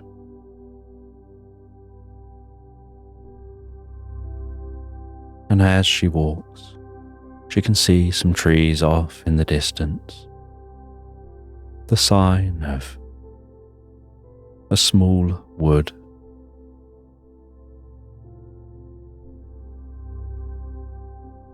And she can see beyond those trees the tall hills, not tall enough to be mountains,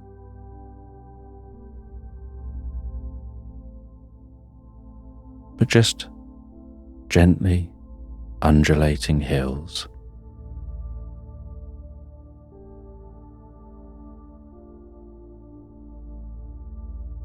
And standing above the hills, are low, white, puffy clouds.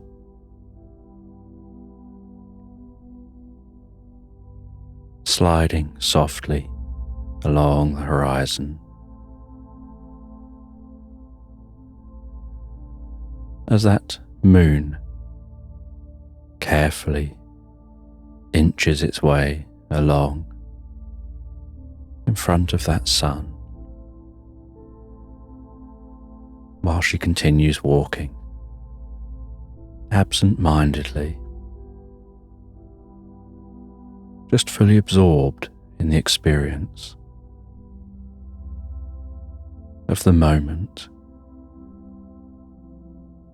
through this meadow of dried flowers,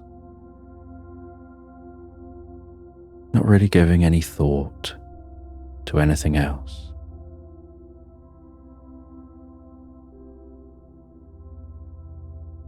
And while walking, so the moon eventually enters the full circle of the sun,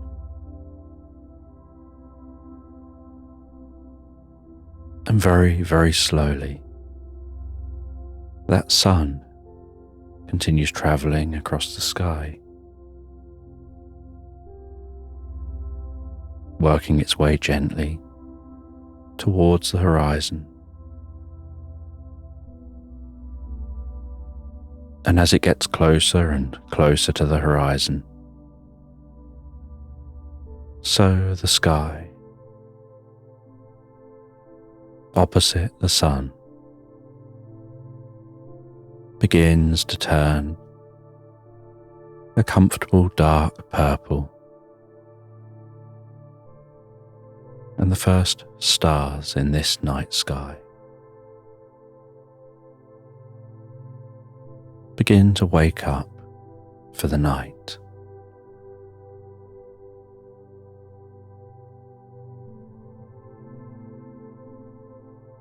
And she walks a little faster,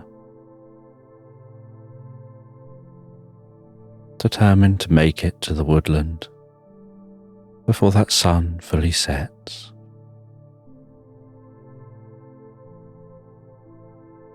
But at the same time finds it a curious experience to watch how the moon and the sun travel at different speeds, the sun slowly setting, while that moon is travelling a little faster across the face of the sun. The air a little cooler, as some of that light is blocked out by the moon.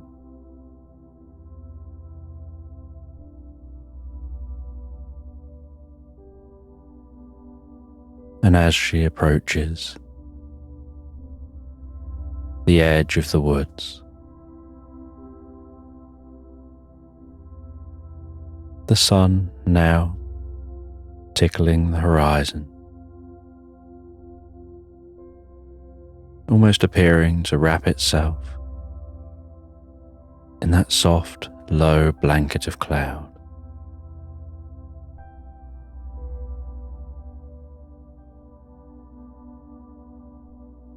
And the moon has now passed beyond the horizon, has crossed that sun, and a larger, brighter moon is rising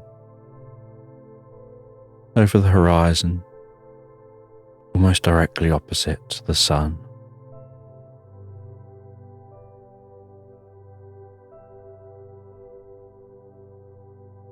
The craters on that moon marking out its lifetime, the years of travelling slowly and patiently around the planet.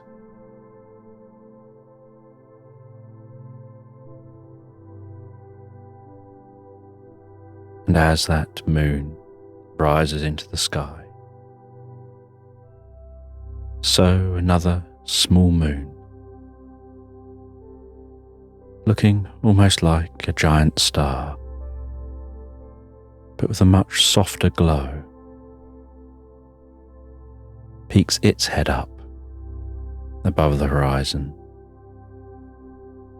Both moons gently creeping their way up into the sky.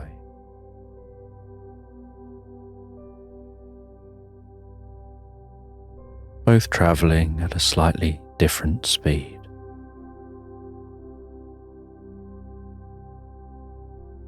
And as she watches while walking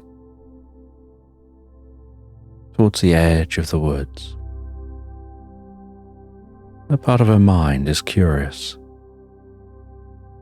about whether the smaller moon is nearer and smaller and travelling slower or farther away and perhaps larger and travelling faster. But when you're looking at two moons in the sky, both different sizes and not right beside each other, it's difficult to tell which one is further than the other.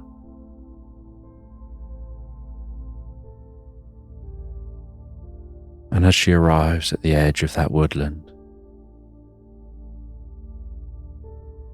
she can hear the very distant sound of the flowing of a river, weaving its way gently through the landscape.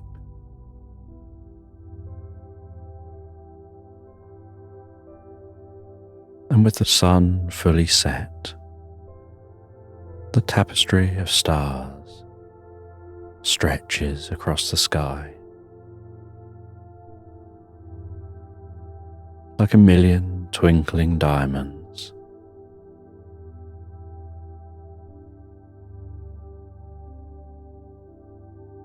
And she begins to walk into that woodland, planning on heading just a short distance into the woodland before setting up a camp for the night. And she walks into that woodland, crunching softly on the undergrowth,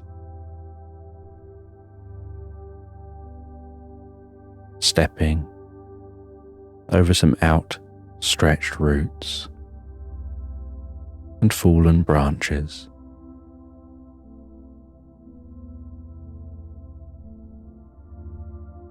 The leaves above singing their song. The light of the moons penetrating the canopy.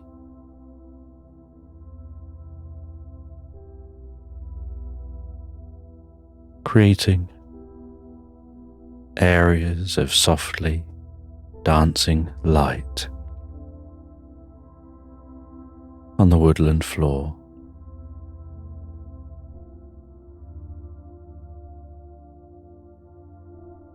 And she finds an area of some trees just the right distance from each other.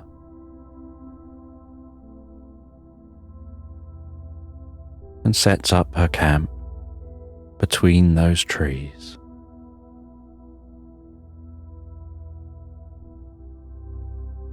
Setting it up, attaching it to the trees.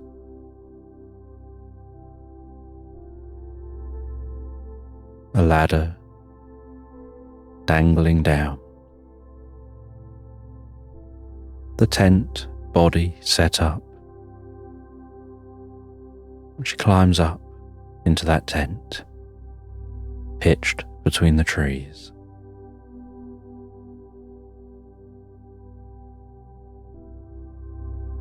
She feels herself gently yawning.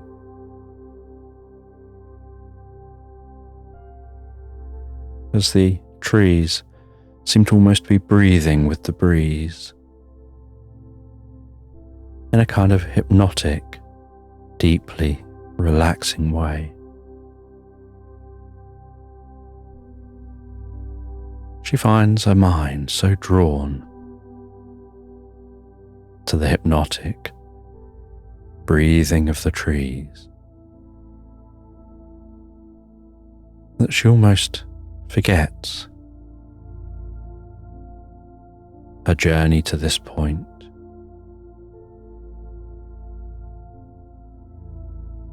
Finding all her attention just on the moment.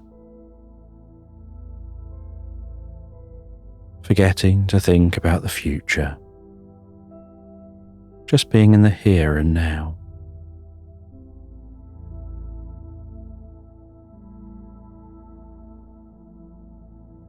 Like a name on the tip of your tongue. You know you knew and you know you'll know it, but right now you know you don't.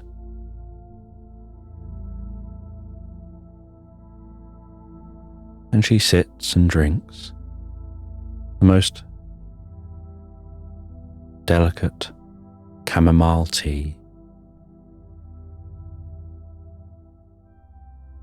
with the softest fragrance. She can feel the warm tea passing down through her body with each sip.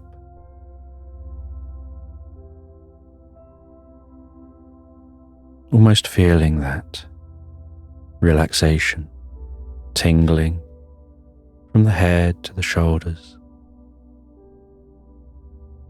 to the knees, to the toes, to the tips of the fingers and the end of her nose, relaxing her eyelids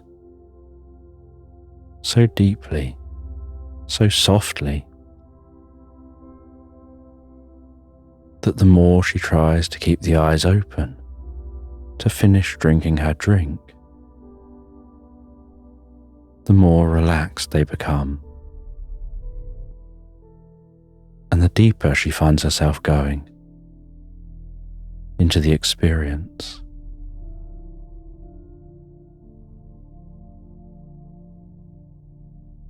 And she starts to feel so deeply relaxed that she decides to just lay down and begin to go to sleep, feeling that nothing else in this moment matters, but just falling asleep.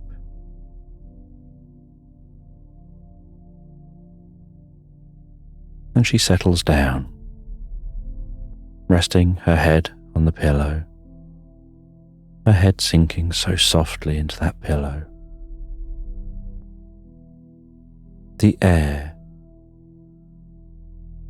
being the most comfortable, cool temperature as she breathes it in and out. Sound of the canvas tent moving gently in the breeze,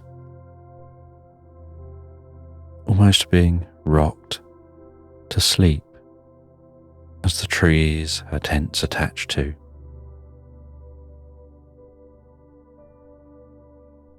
move gently back and forth, back and forth. And with the gently rocking of the tent,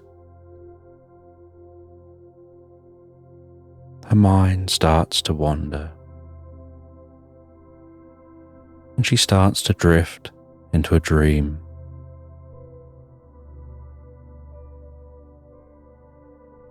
And she dreams of walking along a sandy beach. But the first she knows the dream is approaching is the very slight salty smell, followed by that breeze through the trees starting to sound like water lapping so gently on a shore and then pulling back out from the shore, before gently rolling back on the shore again.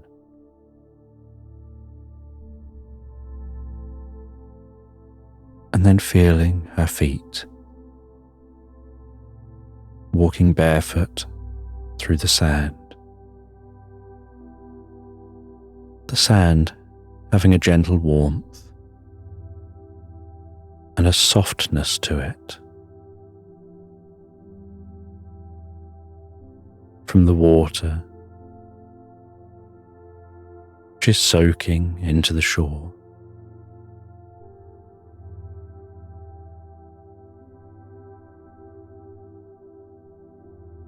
And she can feel the heat of the sun beating down on her face. This sun being a very different sun to that sun on the planet she's on.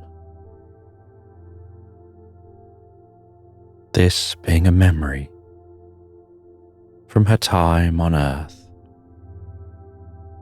before she set off to visit the planet.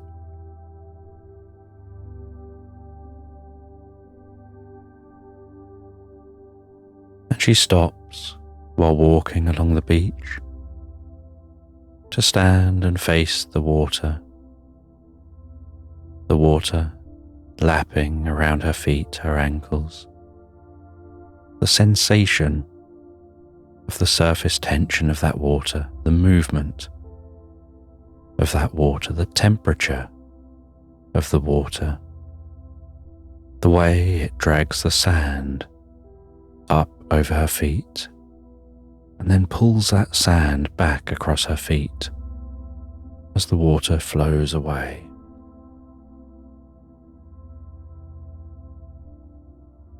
Enjoying the peace on this beach,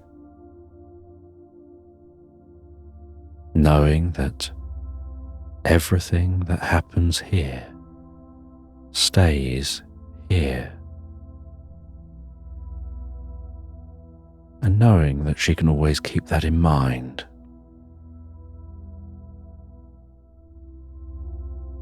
That this is just a dream, and like all dreams, it'll be forgotten by morning. And she's aware there are the occasional dreams people remember, and those dreams contain something of value, contain a message about something currently going on within your life that needs to be addressed and currently isn't resolved. And so it keeps cropping up in the dreams. But all other dreams, when you sleep soundly, sleep well, and sleep all night.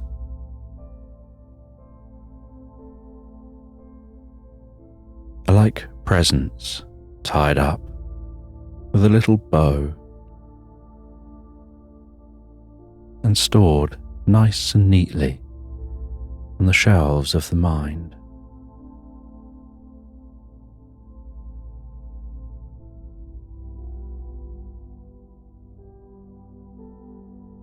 And some dreams have extra special significance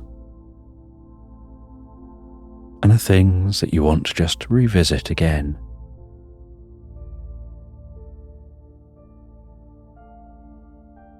And so it's like a little dream gremlin plods around, working on your behalf, secretly in the background, to be keeping an eye on the dream as it takes place, and writing up that dream, storing the dream in the pages of a book, and then so delicately binding that book, stamping the details on the spine and the cover of the book, to store that on the shelves of your mind,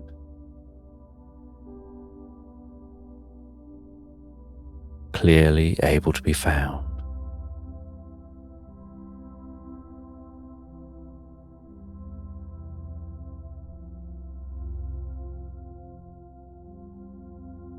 But all other dreams just drift by. And so she knows she can enjoy this dream, this memory of her time on Earth before visiting this planet. And the differences between the two.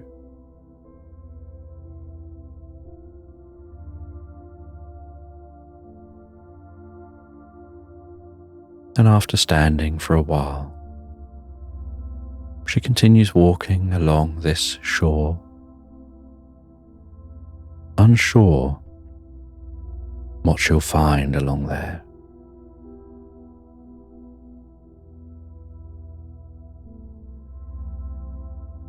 She knows what this location looks like in real life,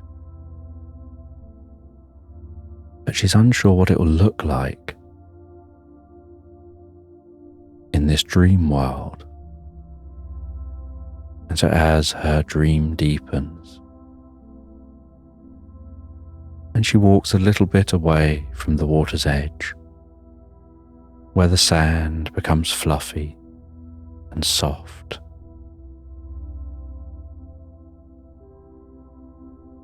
and catches in the air while she walks.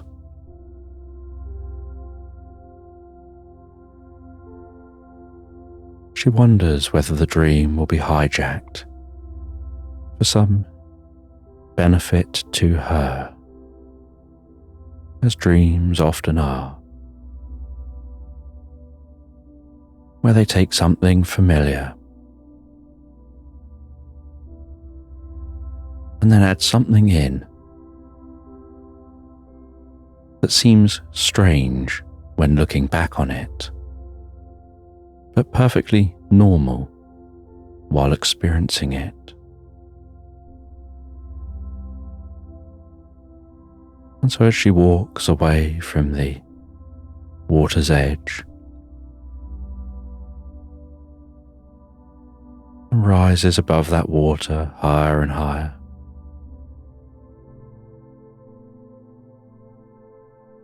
heading up through some sand dunes, she sees a cabin off in the distance and begins to walk towards that cabin. And alongside her is a forest, and she walks on the cusp of the forest, between the dunes and the woods.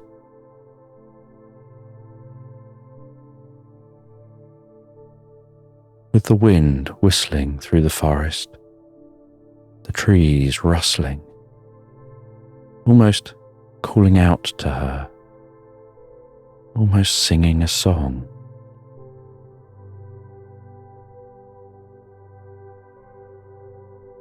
And she continues walking towards that cabin, but finds that the more she walks, the more she realizes the cabin doesn't seem to be getting any closer. And she walks faster and faster,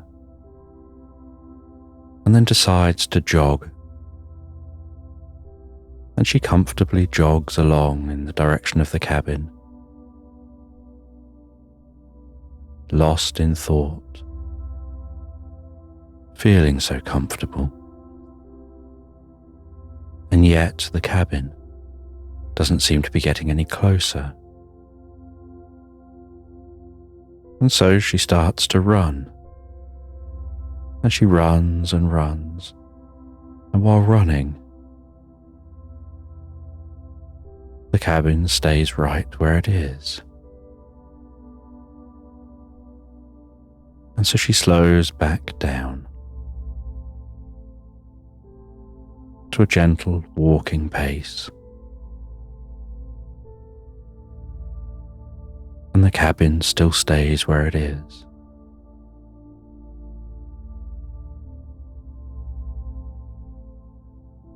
And no matter how much she walks, it's as if she's no closer to the cabin. and she feels like she's on a treadmill, that the more she tries to walk forward, the more she stays where she is. Until eventually she decides to stop and sit down. And she looks off at that cabin, curious about her experience, wondering why the more she tries to reach the cabin, the more out of reach it seems to get.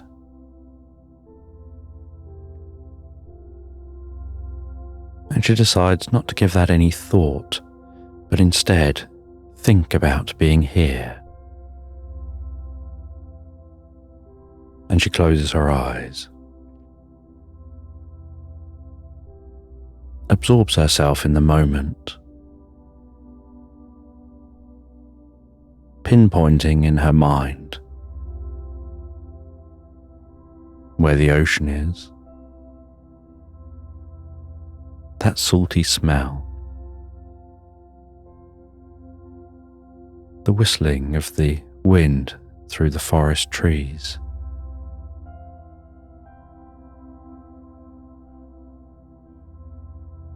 imagining in her mind running towards that cabin while not being able to reach it, and then stopping, and instead of trying to reach the cabin,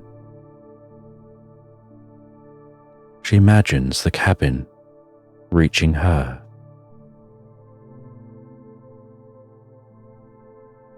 And she rests there, and the more she remains still, not grasping and trying to reach what it is she's trying to get, but instead just letting it happen, the deeper and deeper into the experience she feels herself going, like she's weaving new pathways in her mind, new understandings of reality.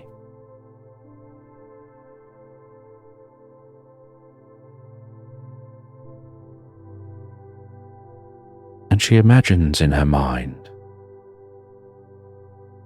that that cabin is moving closer and closer. And as it gets closer and closer to her, it picks up a flower pot, and a sunflower begins to grow in the flower pot on the porch of the cabin. And as the sunflower grows taller, the cabin moves closer. And while it moves closer, she experiences putting on some marigolds, picking up a red herring,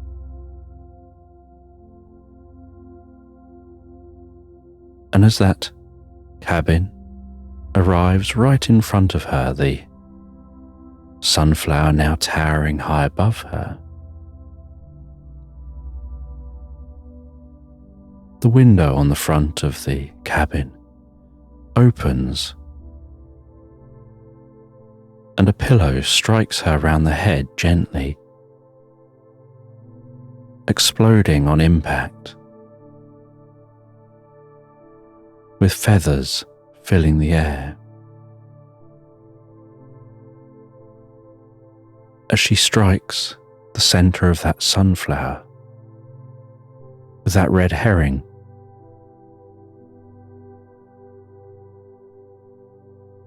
and then the cabin pops as if it was a balloon,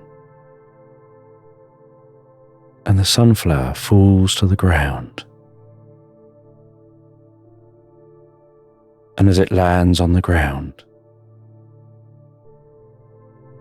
she finds that she's now in a yellow antique sports car, weaving around some old country roads in the British countryside, wind in her hair,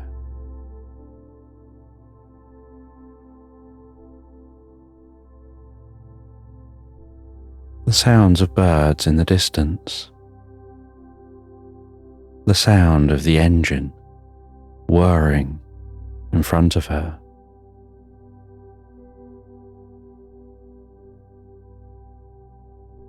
Finding her way through this landscape, surrounded by fields of yellow plants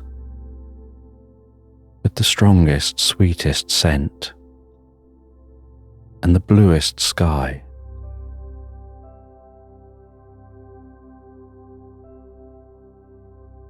Weaving past tall hedges, fields with deer standing huddled together,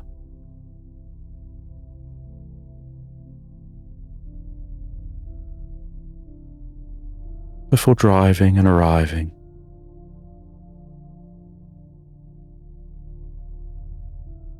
on the cliffs of Dover, overlooking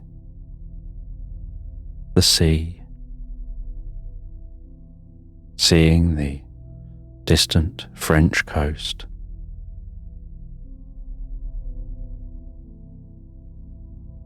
and being reminded of another memory, looking down at herself as she gets out the car, seeing the yellow coat, 3/4 length with a red belt, a woolen red scarf, and a red floppy hat. And the wind, quite strong up here on the cliff, and the rumble of the waves crashing below, almost forgetting everything that comes before this, just being absorbed in this moment.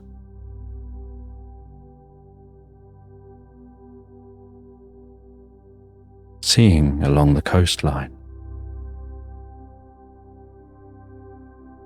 a lighthouse standing tall, its beam scanning the water.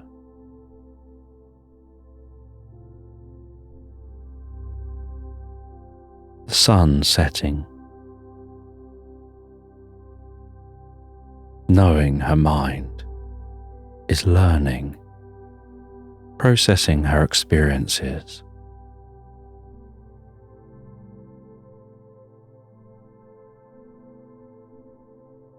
As she walks towards that lighthouse, arrives at the lighthouse, as the last rays of sun dip below the horizon,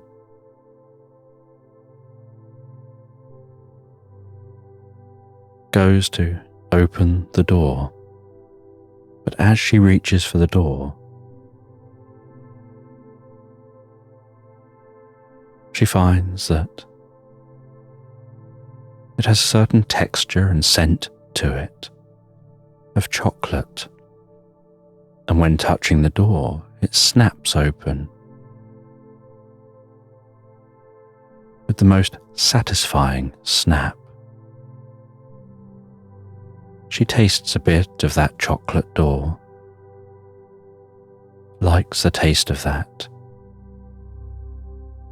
walks into the lighthouse, finding she's in a room entirely made of chocolate.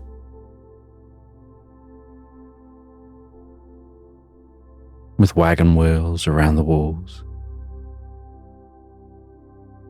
a table in the middle of the room made of chocolate, chairs made of chocolate, and no sign of steps to work up through this lighthouse.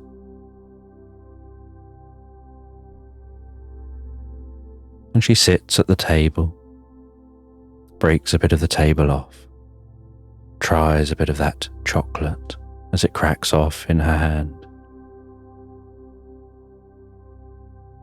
and feels the smoothness of that chocolate while she eats it, bringing a deep sense of relaxation through her body, making her almost take a deep breath in and out, savouring the flavour of that chocolate. And with that, her eyes close, deepening that sensation of eating the chocolate.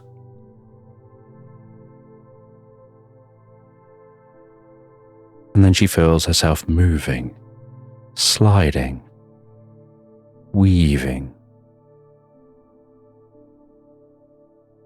and gently opening her eyes. She realizes she's in a spiral groove.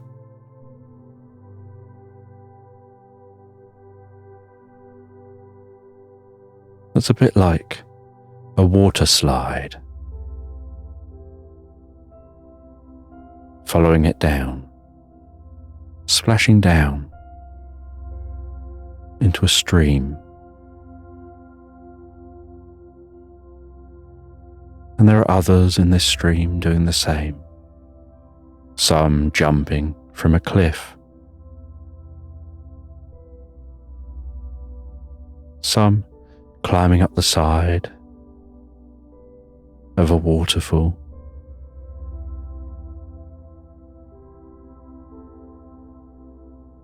A rainbow seeming to almost inch its way up that waterfall through the spray as the sunlight shifts in the sky, while clouds move gently by. The sweet scent of pine from the forest around this stream. And all these people having so much fun. And she splashes down into the water, heads under the water, hearing the bubbling, the rumble of the waterfall landing in the stream. And then the sound returning as her head pops back up again above the surface of the water. And as the water runs down through her hair,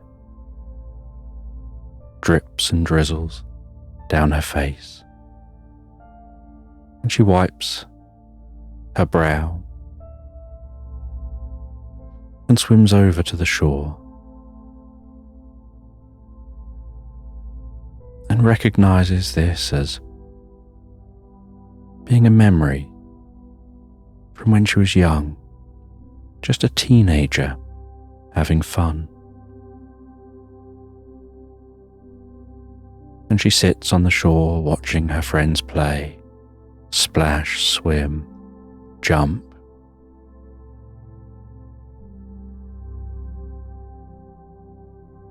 And a little duckling waddles gently over towards her,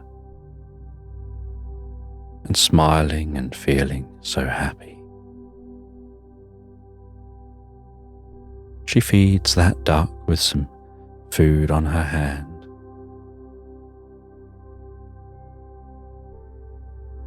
And every now and then, her mind drifts to the thought that this is a stage of a dream, and that this is somehow teaching her something and healing something, and just working through things as the brain does during sleep. But then she forgets all about that, and she just lets herself forget all about it.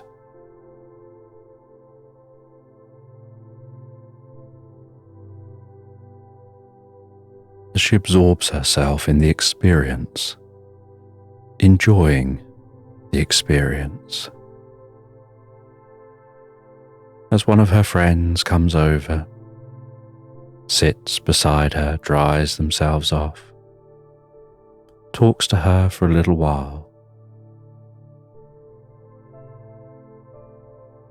before just sitting on a rock by the stream, playing their handpan drum, absorbing themselves almost hypnotically in the flow of playing.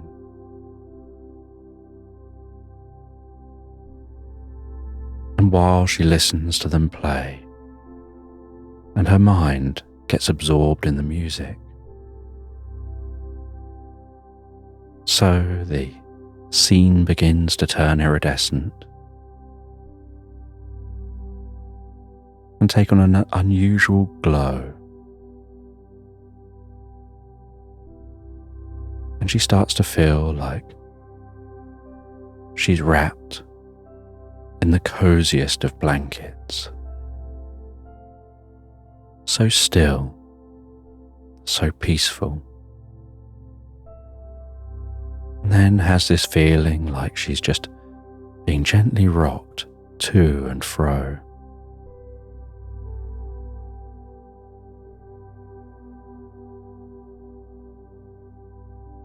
Before starting to hear the sounds of birds around her, leaving the dreams behind. Like any other dreams, forgetting about them,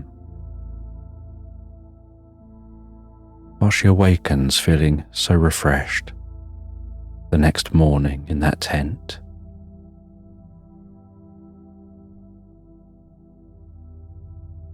And while feeling refreshed,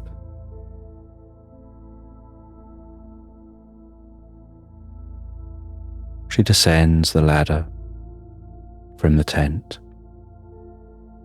She takes that tent down and packs it away. Continues travelling through this woodland.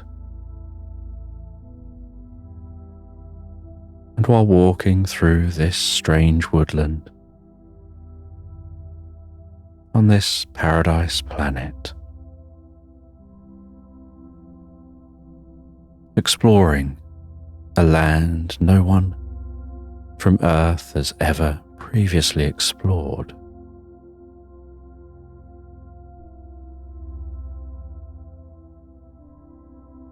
She just feels the deepest sense of serenity.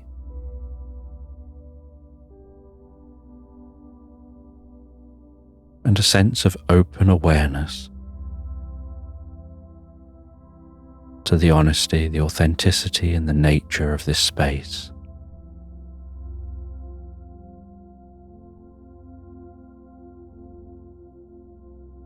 And while walking through the woodland,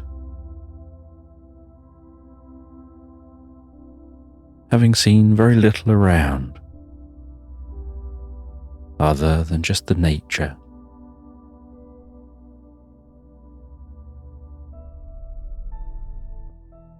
she encounters these small little creatures. They have slightly squeaky voices and the most kind, large eyes, the most pleasant smiles.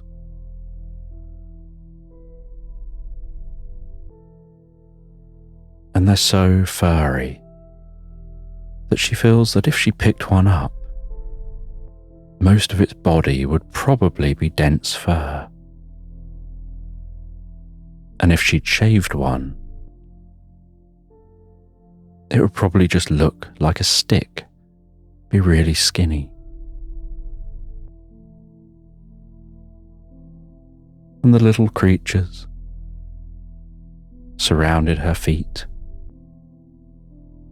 making soft noises up towards her while waddling around gently. And she crouched down to their size,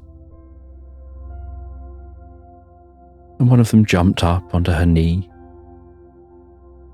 and she gently stroked its head and back, and it gave the slightest purr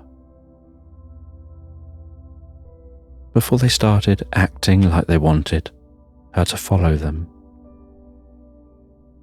And so she began to follow them through the woodland, out towards a clearing.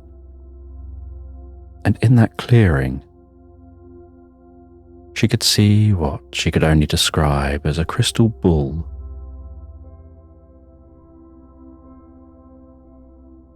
And it looked like these small creatures had been carving this bull out of crystal. There was little flecks of crystal on the ground, and primitive tools lying around. And some of those little creatures had goggles on, protecting their eyes while they work, and tiny little gloves on their paws, and little aprons to protect their body, and tiny shoes. And they took her over to take a look, and she looked closely. She ran her hand gently over that crystal, feeling how smooth the crystal was and how cool the crystal was. Almost like ice, but dry.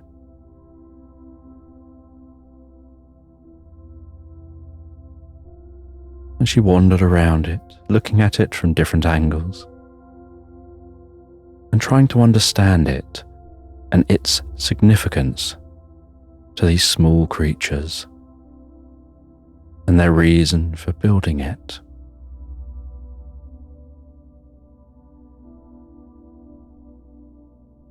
And they showed her over to a small book, and she could see that crystal ball in the book, and some writing she couldn't understand, but she gathered from what it looked like that it perhaps had some spiritual or almost religious significance to them, symbolizing something of value to them and their culture.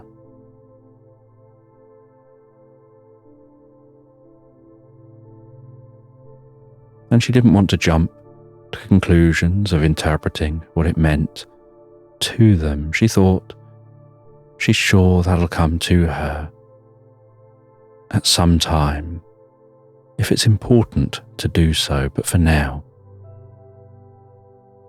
she can forget about it.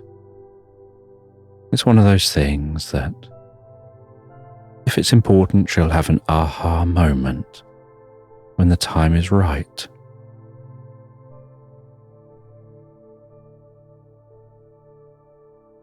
And the small creatures seem to be encouraging her to head in a specific direction.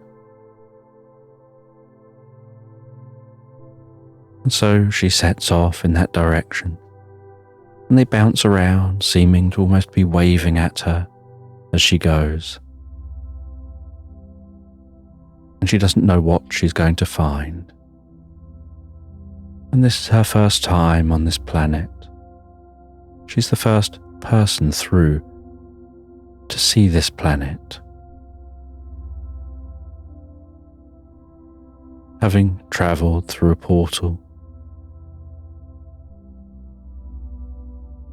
from Earth to here. The first scientist to do so, unsure what she'll discover. And so all of this is new, and she's making mental notes of what to report back when she passes back through that portal, having explored here. And she continues on through this woodland, deeper and deeper, aware that the sun is once again setting, and the environment takes on a soft, slightly purpley hue.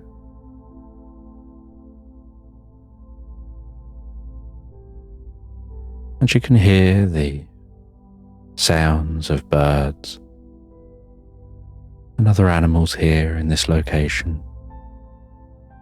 Curious what they're like here compared to on Earth.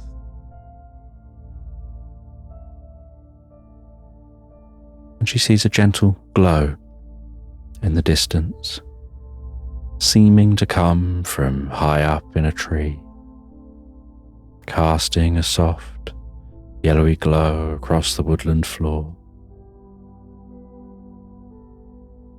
And she heads towards that glow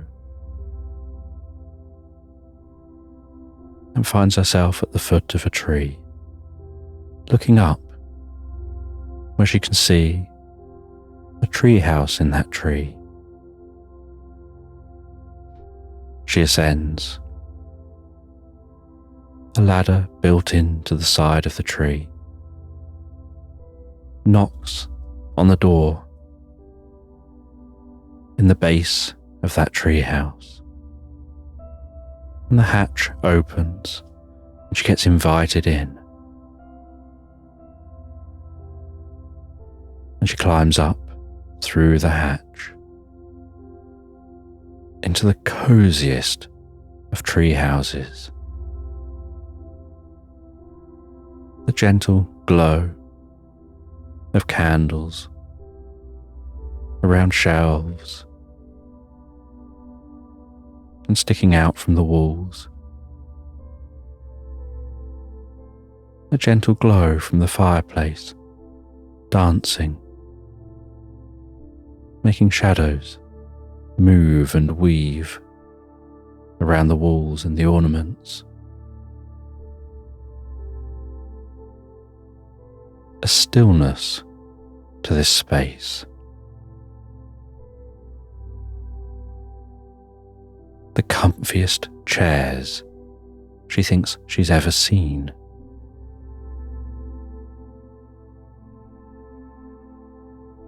And then she sees a small, almost cat-like creature which introduces itself and says that this is their home, that they're the guardian of the woods. They take on many forms. They hear everything. They feel everything here.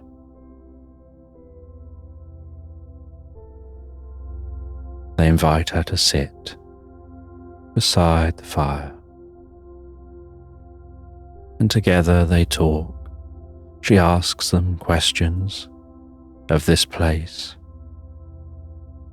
They share knowledge about the planet, about this specific location she's found, the creatures here,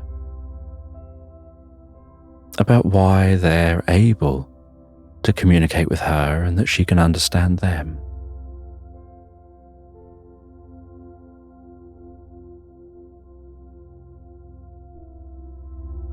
They set off to their library here in the treehouse. And they come back with an old book, hand-bound. And they tell her that this old book contains the history of this land, knowledge from 1,000 scientists, what they've recorded about this planet's location in space, about the moons, the sun, the flora and fauna here on this planet.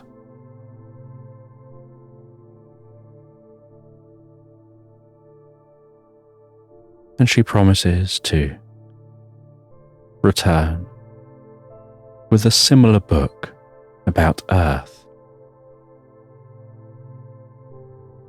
And she explains a little about her planet,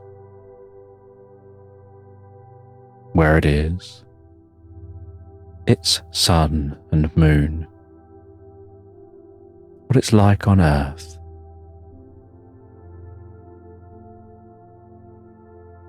And together they talk long into the night,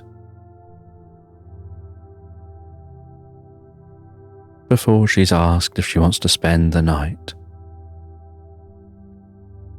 and she can return back home in the morning. And so she settles down for another night. And while resting in bed, she reads some of that book, finding that she can understand the writing, but not understand why she can understand the writing, but feels that she can forget that. There's no need to worry about why you can understand something. Worrying about whys is never wise, she tells herself.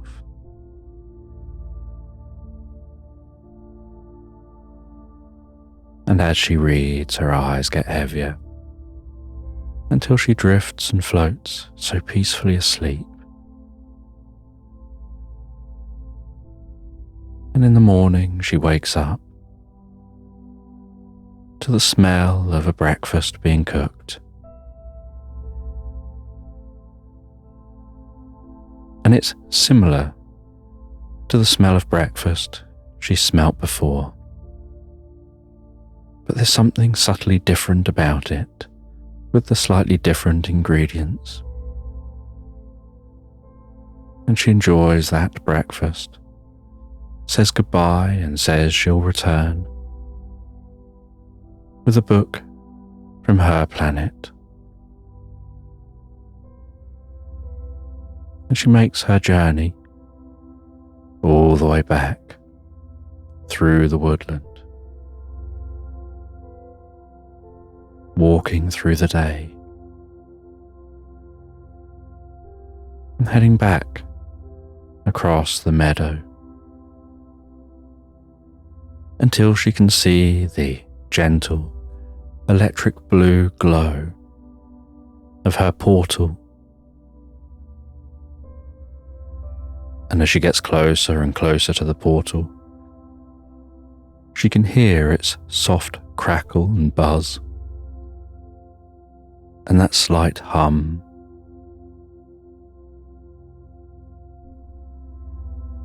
And the slight smell, like ozone, like the scent you get during a storm. And she passes through the portal, finds herself back in the very sterile science lab,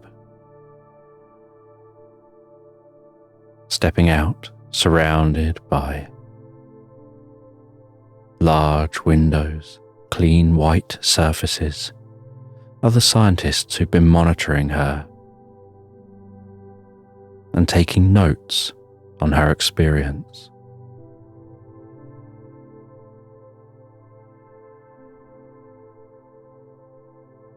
And she shares some of her experience and how she's going to return with a book for someone she's met over there.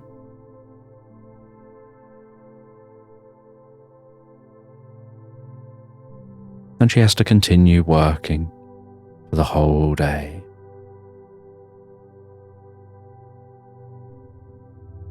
And at the end of her day, she sets off from the science lab, drives home. Her experience seeming so surreal, while she's just driving through familiar landscape almost like it was a dream, lost in time, becoming lost in thought.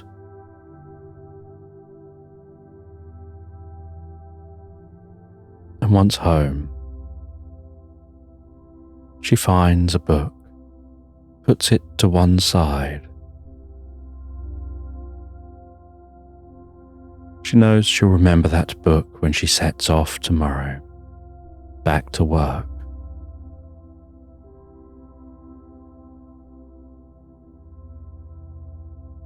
She makes herself something to eat, settles down to have a read, under cosy lights as the evening ticks by.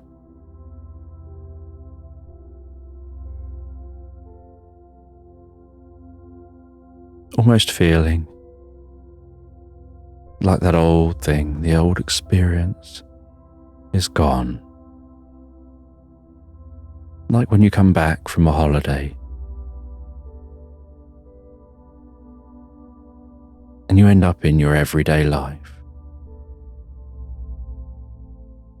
and you almost forget that the holiday even happened.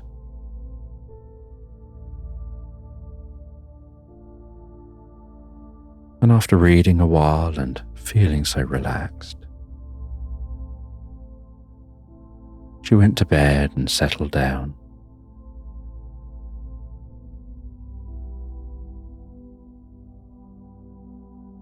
And drifted and floated, so peacefully, so comfortably asleep,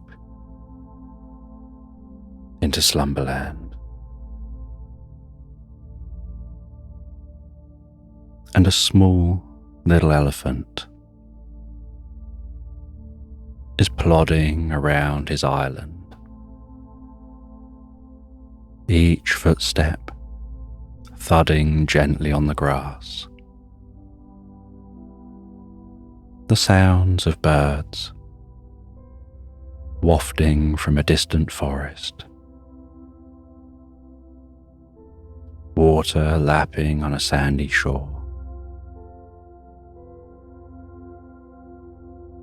The trees rustling in the breeze, as the clouds gently meander across the sky.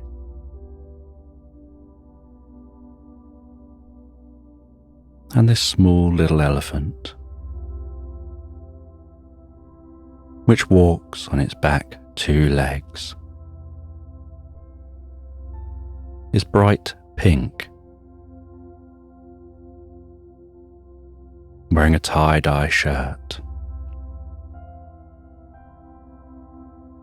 and a piercing on the tip of its trunk, and some decorations a bit like earrings hanging, looped around its tusks, and a patch of spiky electric blue hair in the middle of the top of its head. Walks around exploring this island.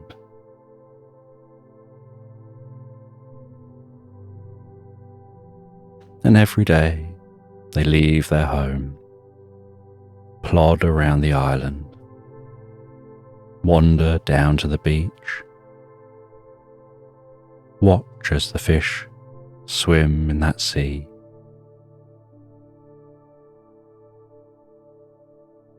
wander along through the sand, occasionally encountering a drunk sailing captain, sometimes encountering other people selling things.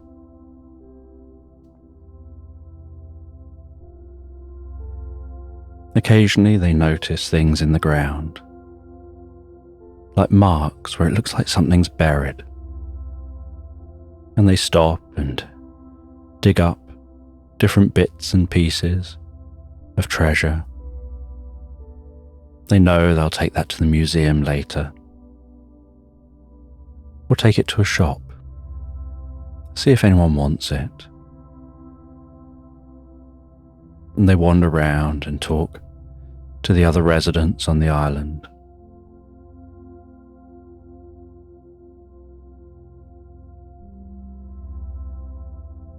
And at certain times of the day, they will gather outside the town hall, and they will exercise together, everyone on that island.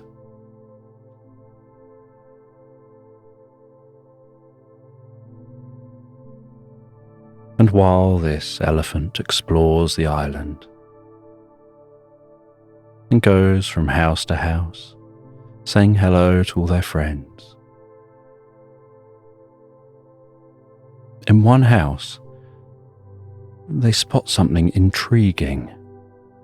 While sitting down having a cup of tea with the resident in that house, they notice a book on a shelf.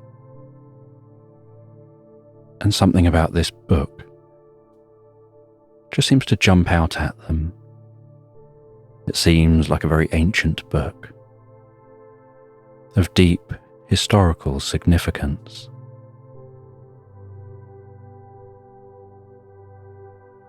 And so they ask their friend if they can take a look at the book, and they look through that book. And as they flick through the pages,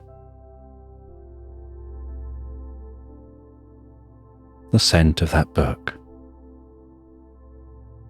rising up gently to their nostrils, up their trunk,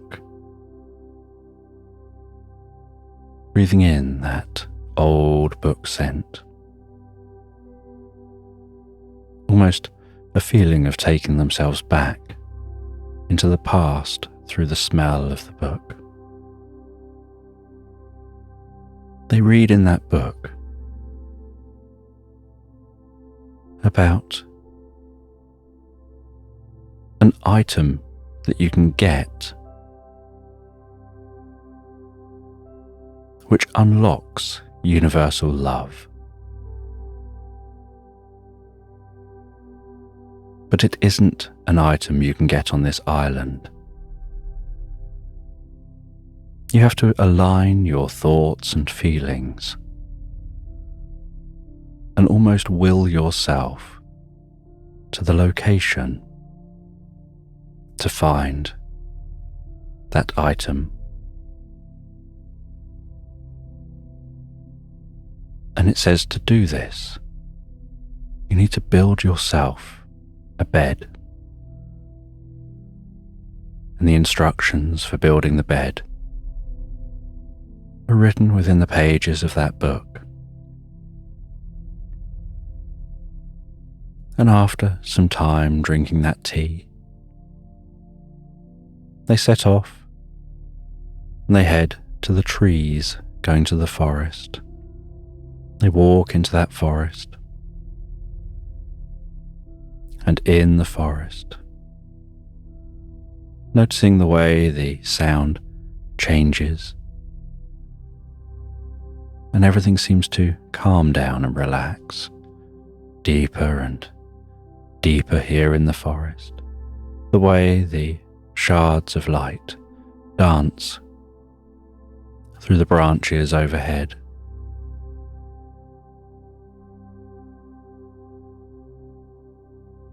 Beaming across the forest floor, the crunch of walking over the leaves. They head to a specific type of tree, and they have to chop down that tree. And then with that tree, they begin to cut that wood and begin to make a bed. And they form themselves the frame of a queen-sized bed.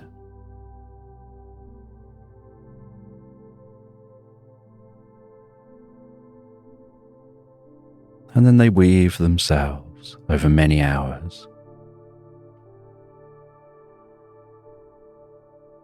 a large sack that they fill with loose leaves,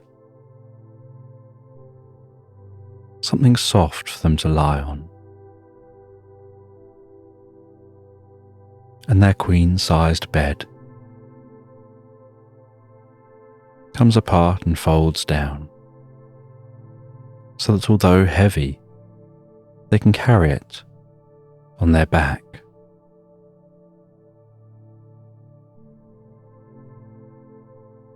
And they set up that queen-sized bed, having followed the instructions in the book. They place their homemade mattress on top of the frame, lie down comfortably on that bed, and as they do, they have the strangest experience. They notice an unusual looking character with a wibbly-wobbly nose, dressed in white,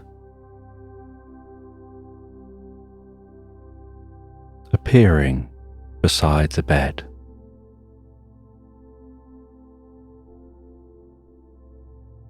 They introduce themselves as Luna.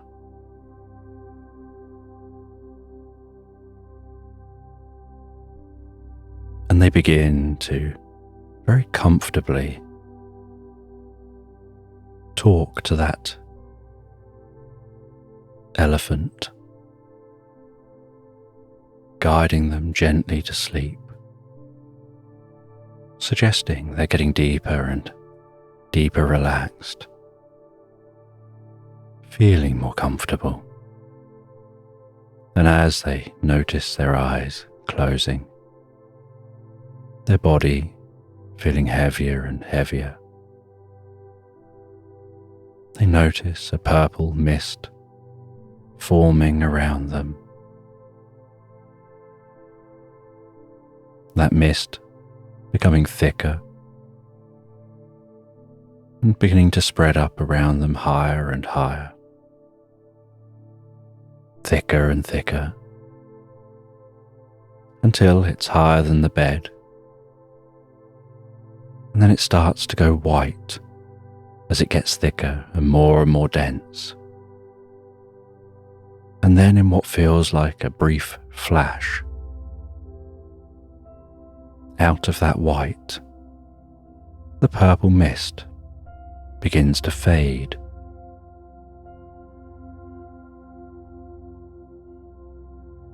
And Luna tells them they're deeply and comfortably asleep now. So deeply, so comfortably asleep. Your consciousness has travelled through space and time to a different land, and you can explore this land. And when you're ready to leave this land, you'll come back to this bed, lie back down on the bed. I'll appear, and I'll guide you from here. And you can either think of going elsewhere, focusing your thoughts on that location you'd like to find. Or you can think of home, because there's no place like home. There's no place like home. There's no place like home. And you can find yourself awakening back in your own island, back home. And the elephant stands and begins to explore this space. They find that this bed is situated right outside a town hall of this land. And they set off from that location. They explore this island,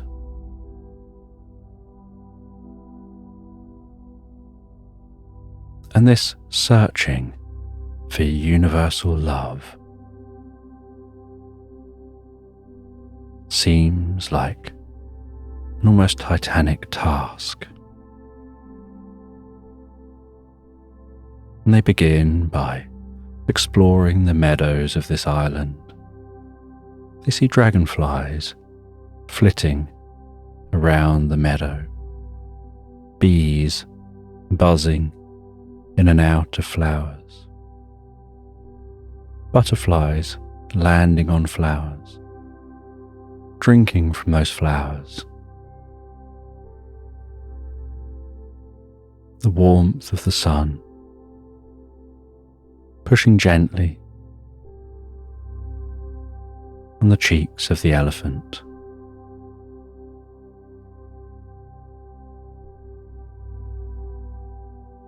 And they continue exploring, walking through this meadow, smelling the sweet scent of the wildflowers.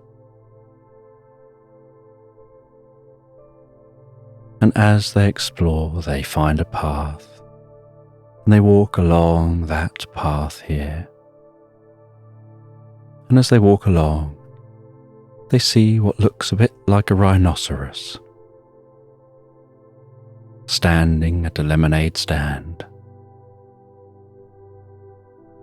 And it offers them a fizzy drink. And so they drink that fizzy pop, the bubbles rising up and then down their trunk, tickling as they pop from the top to the bottom, leaving a lemony scent wafting up and down their trunk. With each breath in and out that they take, the bubbles giving a slight light-headedness, a lightness that seems to almost fill their body.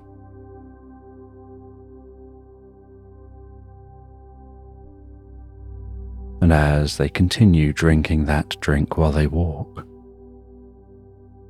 sucking the drink up noisily through a straw, as they get the last of that drink out, the liquid squeezing around the ice cubes.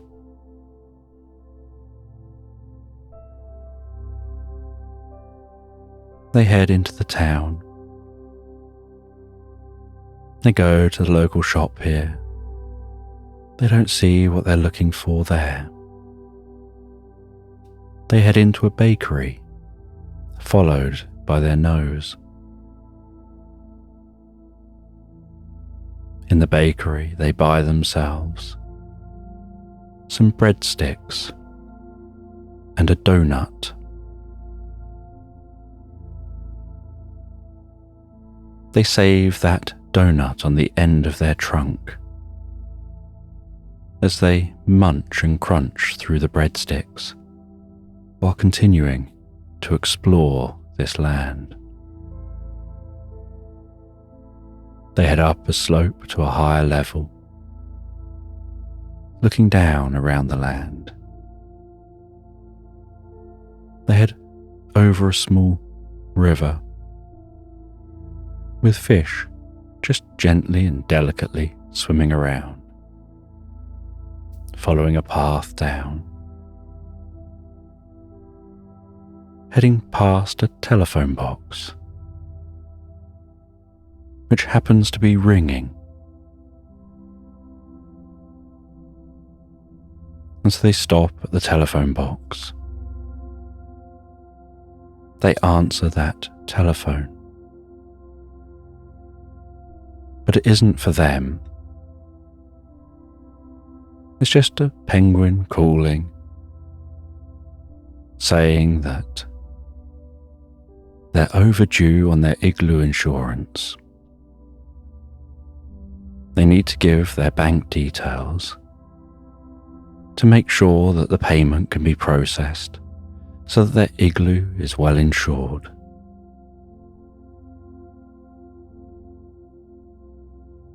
And they know this is an unlikely event. It's unlikely to be a genuine call. And so they decide to play along for a while, keeping the penguin on the call, saying, "I've just got to search my pockets. Hang on a minute. Oh yes, here it is. My number is 45279. Oh, sorry, no, I got that wrong. It's 4398. No, sorry, that's the wrong number. It's so anyway, how's your day been? How many calls have you had? Let me just try a different card." And they just talk complete rubbish until the penguin gets so annoyed with the conversation, they claim to the elephant, "You're having a laugh. You're winding me up. You're trying to scam me, aren't you? You're just messing with me." And the elephant continues to try to appear like they're complying, until eventually that penguin hangs up, bringing a smile to the elephant's mouth, to the corner of its eyes. And as the day ticks on, the elephant doesn't find what it's looking for here on this island. So it heads back to its bed, resting in front of the town hall, lies back down on that bed. Luna appears once more, and once more Luna guides them gently into the deepest dreaming sleep, saying you're drifting deeper and deeper asleep. As you listen to me in the background, you're falling so deeply asleep, so comfortably asleep, even finding you're falling asleep before you realize it. Knowing you know you're falling asleep, but not knowing how you know it, just discovering it as it happens all by itself. Not knowing whether it's the sound of my voice that's helping you fall asleep, or whether you're falling asleep as you breathe so comfortably, as your eyes gently begin to blink in a special kind of way, perhaps just underneath your eyelids, drifting deeper and deeper asleep. Now that's it. And in that purple mist, rising and then flashing to white, they drift deeper and deeper asleep. And as the mist clears, Luna continues on, saying you're deeper and deeper asleep now in a dream. And you're on this dream island where you can explore, continuing that focus on what you're looking for. And they get off the bed and begin to explore this island. And as they look around, this island's very different to the last. There's what looks like Roman ruins. And up on a hill looks like a Roman Colosseum. And as they explore the island, they see something unusual in the air. It's a balloon filled with hot air that's floating there above them, gradually lowering down as the air cools. And that red balloon floating up there, they watch it and follow it. They keep their eye on the balloon as they walk, watching as it lowers closer and closer to the land. And they have to weave around a small farmyard space, they have to pole vault over a river. They have to walk past a field of mushrooms, glowing and twinkling in the setting sun, until they see that balloon almost about to touch the ground. They dash over to the balloon, bursting the balloon with one of their tusks. As an item lands on the ground in a box, and that box flops open.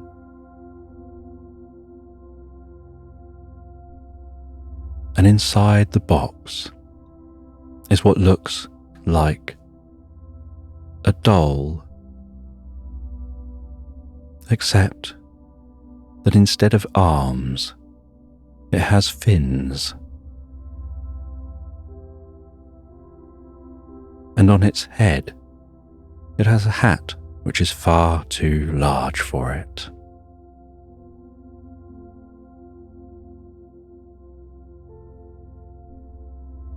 And so the elephant picks that up and looks at it. Looks at that curious sight of a small doll with an oversized hat, with fins instead of arms, and a tail instead of legs.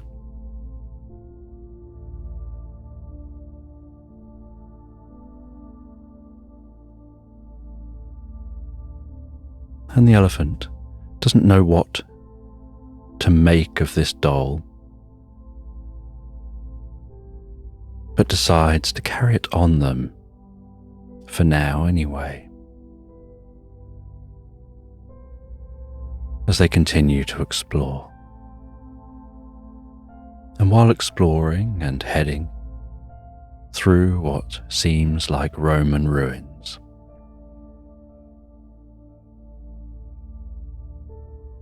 they find a house that looks curious. It seems much smaller than normal, perhaps the house of a mouse.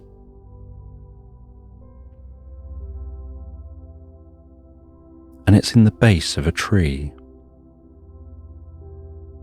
And they crouch down as low as an elephant can get. They tap on the door. And they hear walking and trudging, like someone trudging down some steps, and then some clicking and clacking, and then the door opens, and a squirrel answers and says that they were just enjoying their evening tea in front of the telly with their family. Who is it and what do you want? And the elephant explains they're on a quest. They're trying to find something. They're in search of universal love.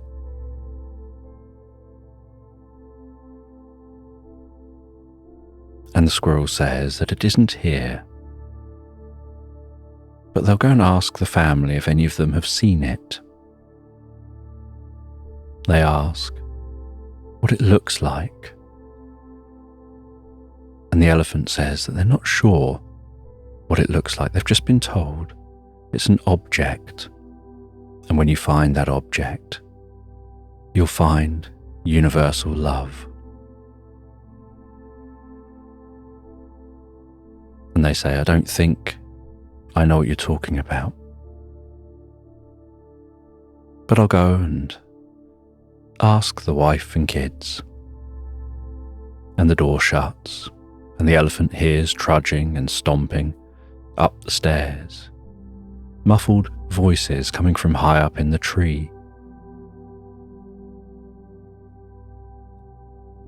And while looking high up in the tree, sees there's a bit of the house in the tree, and the squirrel pokes its head out of a window and shouts down that they don't know what it is you're looking for. They've never seen anything that could be linked to universal love. Before pulling themselves back in and closing the window and probably carrying on with their meal. And the elephant struggles back to their feet, continues looking around this island, and as the sun sets, so they hear the howl of a hyena, and they head in the direction of that howl, thinking there's someone else to talk to. Maybe they know.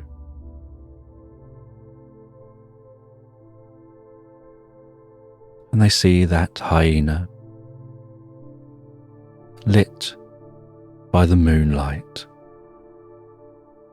its shadow stretching across the landscape as it stands up on a hill, howling away.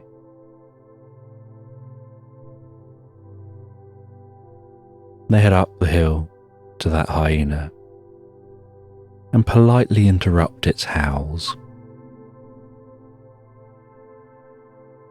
And they ask the same again, that they're in search of universal love. And this hyena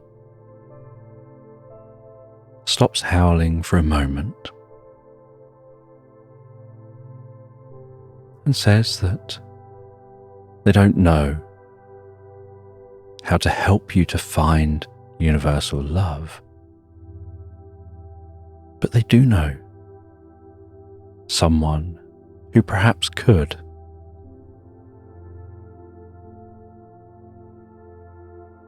And they direct you down to the back of the island where Hippy the hippo lives. They tell you that Hippy the hippo seems to always be so happy, just wallowing in mud.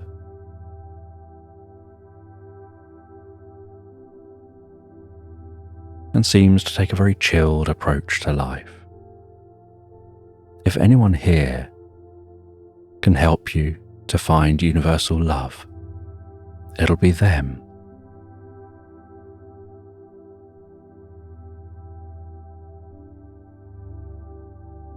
And so the elephant weaves their way down the hill, through the landscape, past some houses, to the back of the island,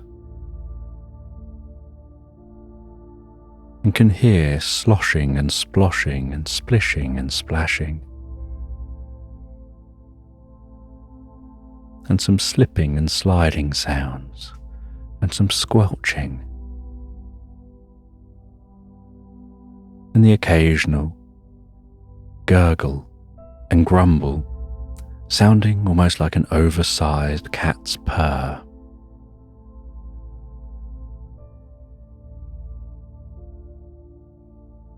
Eventually finding that hippo. And as they find that hippo, the hippo looks up at them and seems so relaxed, so calm, its body so loose and limp.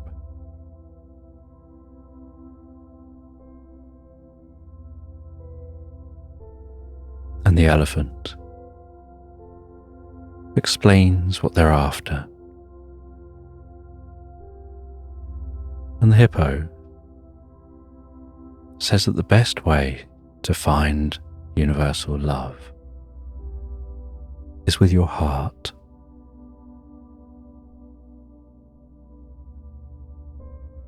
When you move from island to island, you need to think of the person you love most. But focus on the feeling not the person. Focus on the experience of that feeling and allow that feeling to grow within you, to almost tingle through you, from the top of your head to the tips of your toes, tingling as if you have electricity running through your body, as if you're alive with that feeling of love. And allowing that feeling of love to almost emanate out from you, like a golden thread reaching through space and time.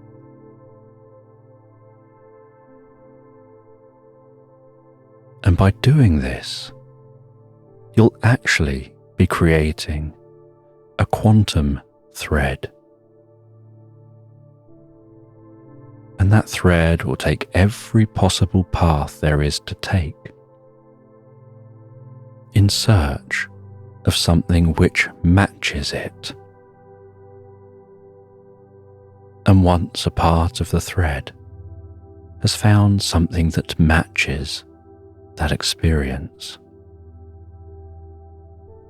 then that becomes the path, that becomes the single thread, and you'll be connected directly with the location of that universal love.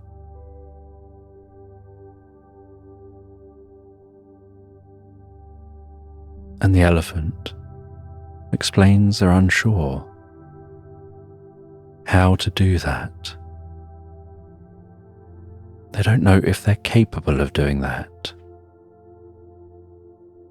And that once they lie down, ready to move to the next location, the transition begins and happens faster than they have time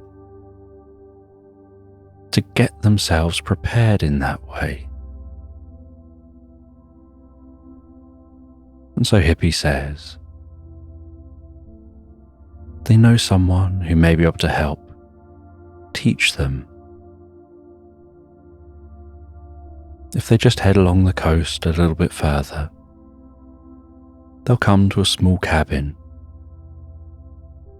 And inside that cabin is Beaker, the elf.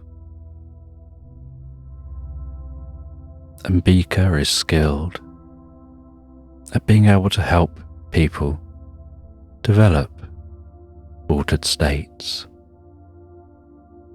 and to help people to be able to access and hold on to those altered states when they need to. And so the elephant thanks Hippie, tiptoes as carefully as they can around the mud, trying not to splash any on their tie-dye clothing. Finishes off eating that donut, walks their way along the coastline,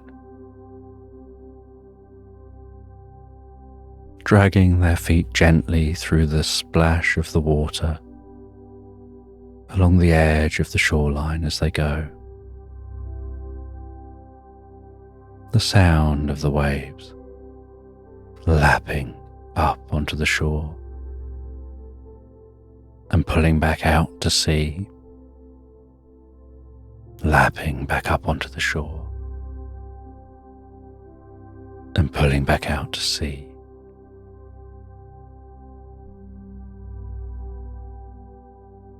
And they continue along until they can see the lights of a cabin and the gentle white, wispy trail of smoke rising from the chimney.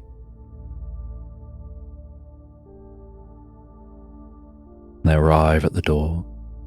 They knock gently.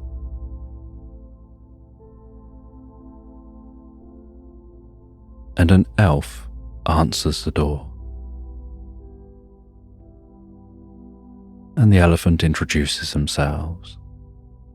And the elf says that their name is Beaker and invites them in. And they explain that they're in search of universal love, and that Hippie said that they may be able to help them to be able to access the relevant feelings and hold on to those feelings and be able to draw those feelings up when you need them so that they can find universal love.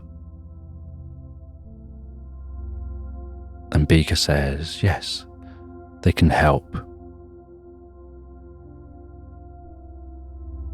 They say they just need to make a drink. And so they go to a shelf in the kitchen, densely packed with fluorescent mushrooms. They pick one of those fluorescent mushrooms, and as they do, some green fluorescent dust wafts from the underside of that mushroom. They carefully chop that mushroom up on a chopping board, chopping it into small pieces.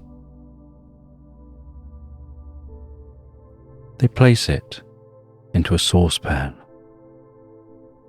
They add in a dash of water. They start heating that really slowly.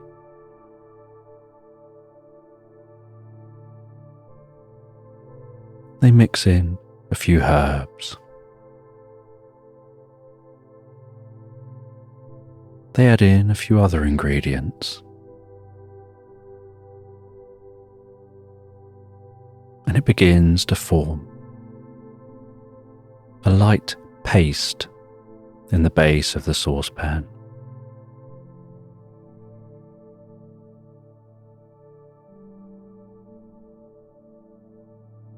They go to a fish tank.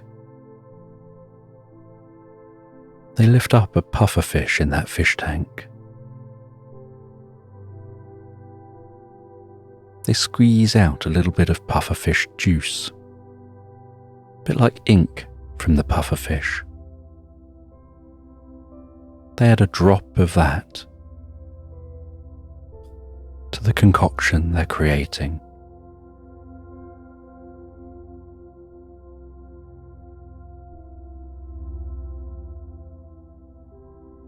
They go over to a small jar on the counter that's dusty, looks barely used.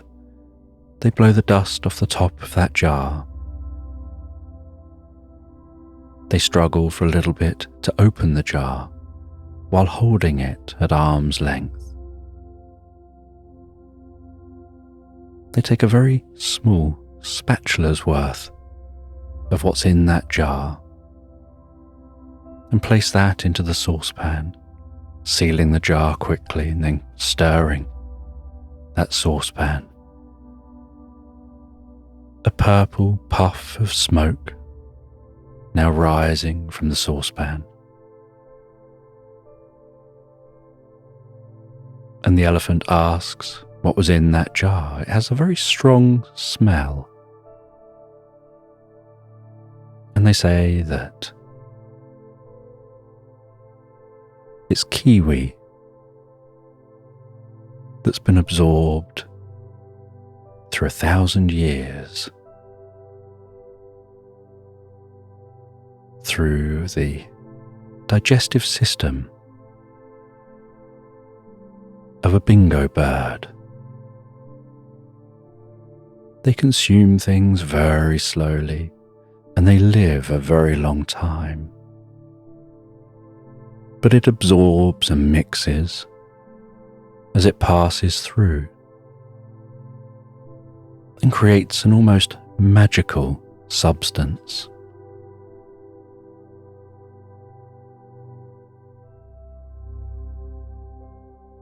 And they continue mixing that saucepan, it bubbling gently. They add a drop more water.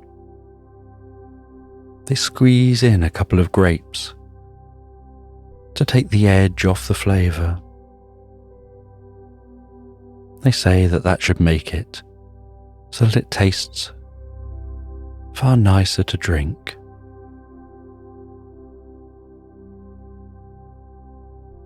And once it's done, they leave it poured into a glass just for a moment to settle. Tiny little bubbles slowly rising up within the drink and popping on the surface, while tiny little particles sink down within the drink, settling on the base of the drink.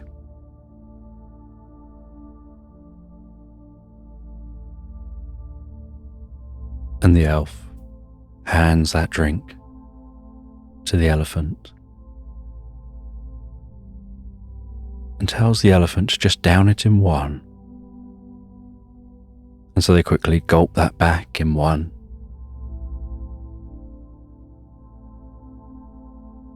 They hold their eyes shut while they do that. Swallow that drink.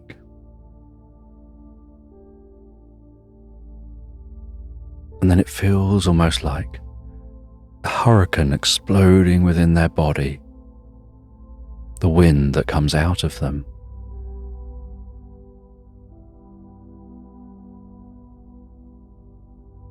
They honk out their trunk. Their tail flaps away. Their ears flap. Their tusks jiggle and jingle.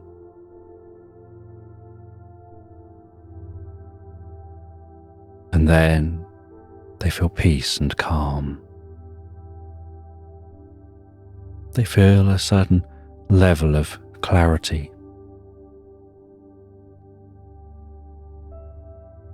A stillness to everything around them.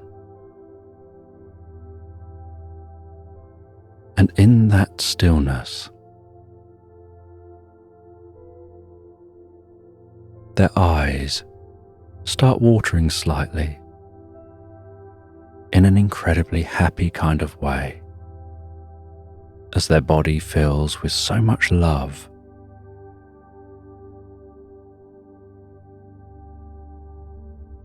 As they think of the one you love and those you love the most, and that connection with them. And it's almost like a golden light begins to fill their body.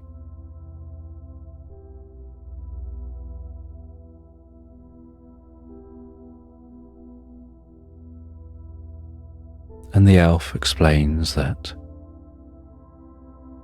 they need to maintain a level of non-attachment from this reality. They need to learn to breathe through it, to sit with it, to just allow their body to fill with that emotion. That if you create a block, if a signal tries to get from your brain to your hand to say to move the hand, but you tense your arm, your hand doesn't move so well. And it's the same here. You need to remove any blocks, become an observer on the experience, and let that happen. Don't worry about self-consciousness. Don't worry about what I or anyone else thinks. Don't worry about what it feels like to sit there, or what you can see around you here, what you can hear. Just be. Let that feeling develop.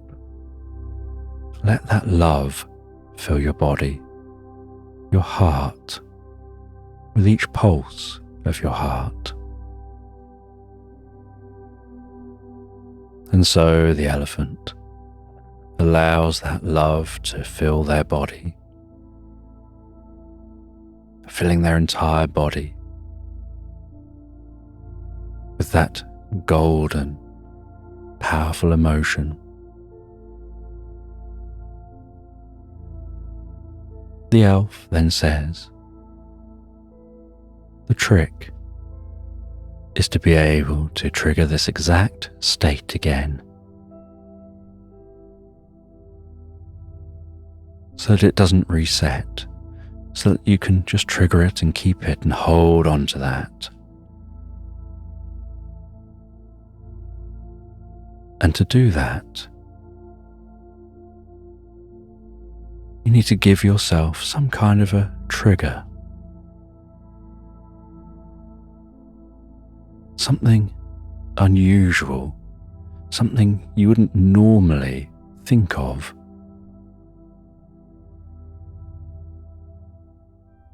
And in a light bulb moment, suddenly the elephant remembered that doll with fins and how unusual that is, and thought, if I just hold the doll with fins, or think of that doll with fins, that's something I wouldn't ordinarily think of, and that can be the trigger for filling my body with that love. And Beaker hands them that doll, and they squeeze it gently as they hold on to that and hold on to the feelings of love.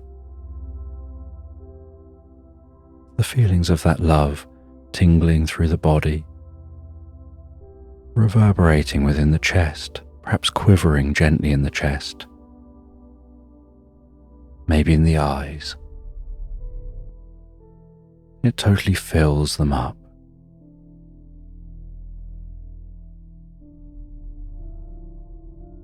And then after a few moments, they release that doll. They allow themselves to reduce that feeling.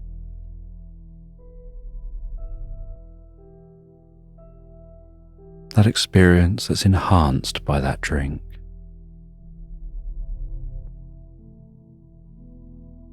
And the elf says that's all you have to do next time you get into that bed. And then the next island you'll be connected with will be the one with what you're seeking.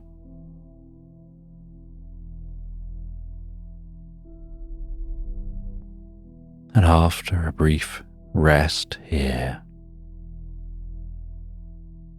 they set back off.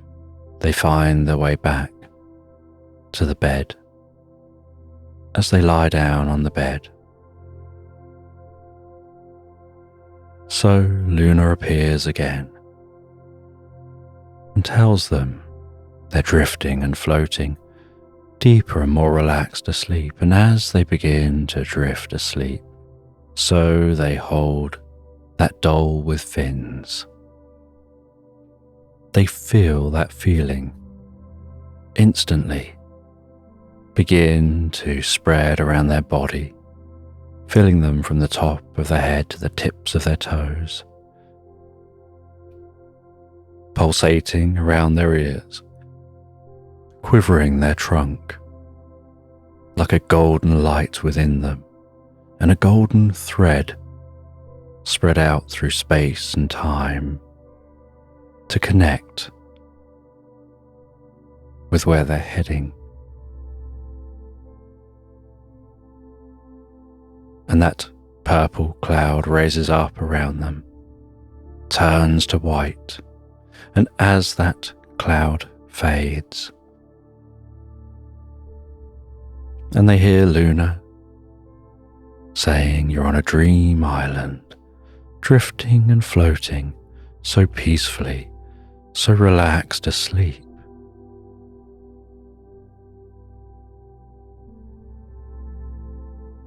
The elephant gets up off the bed, releases that doll, still feeling that love pulsing through them. And before them, they see a glowing winged horse who introduces themselves as Pegasus, who tells them they're here to take them to the other side of the island.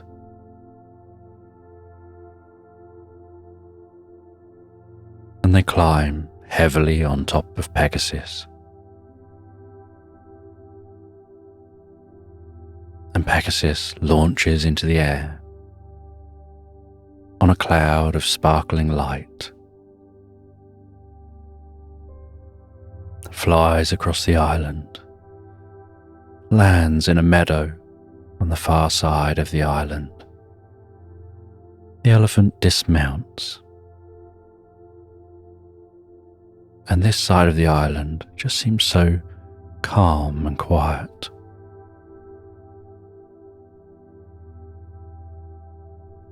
And Pegasus says that the rest of this journey is theirs to make.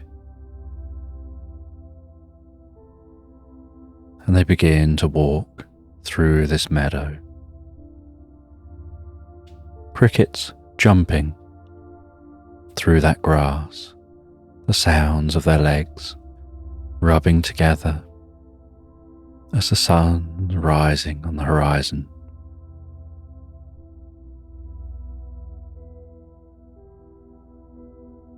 And they walk through this meadow.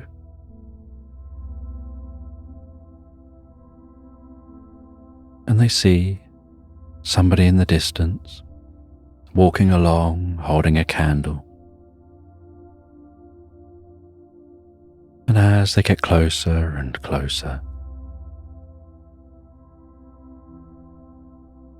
they see that it's a very, very hairy person. And they introduce themselves as the Hairy Potter. They came to this island decades ago to retire here, and as part of their retirement, they were to make all of the pottery, not just for this island, but for all the islands, while they keep watch over the sacred entrance.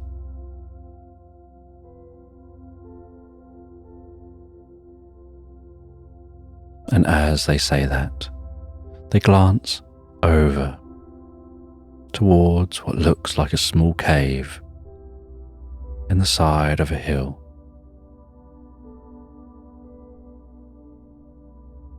And they say that legend has it that many generations ago,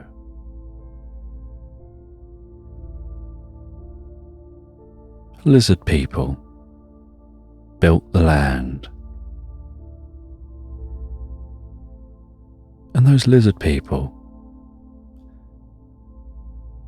placed mud together and clay together in such a way, mixed with the hearts of flowers, that they created beings who wanted to go seeking purpose and wanted to find meaning in life, who'd go out of their way to do different jobs and tasks, setting themselves small goals, building the buildings, doing the farming, doing all of the different jobs, not because anybody makes them do it, because it's in their nature to want to do something with their life rather than nothing.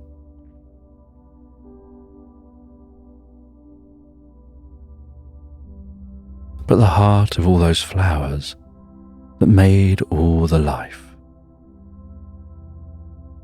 contained the seed of universal love.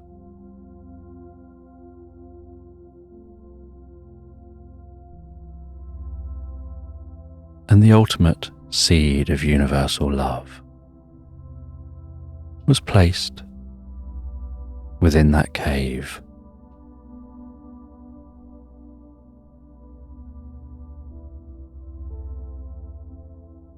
And legend has it that it isn't what you think it is at first, that people go in thinking it's going to be one thing, and they come out having discovered it's something else.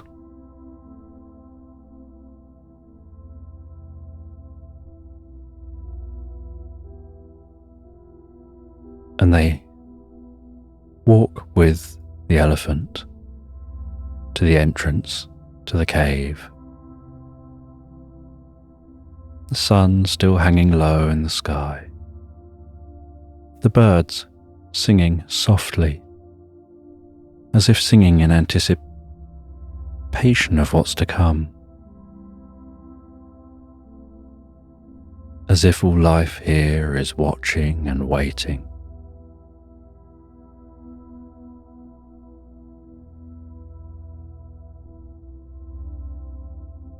And they walk into that cave.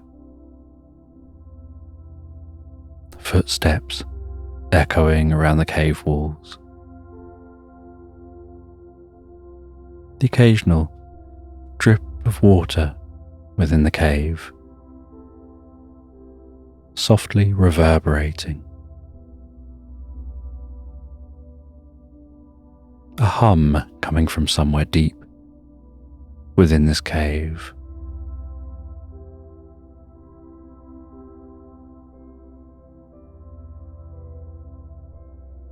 And in the heart of this cave, it opens out into a large chamber. They walk into that large chamber.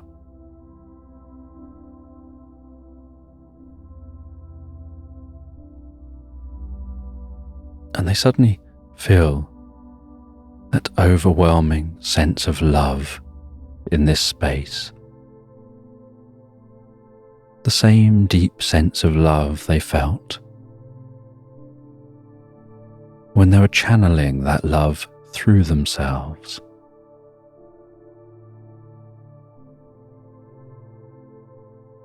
They felt almost like they'd been going hysterical with that love,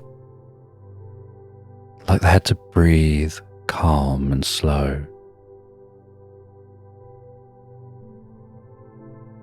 to control their emotions, that even having a good thing too much can be overwhelming.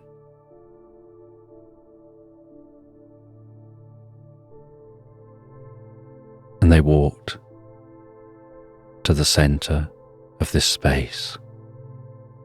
And on a plinth in the center of this space was a box.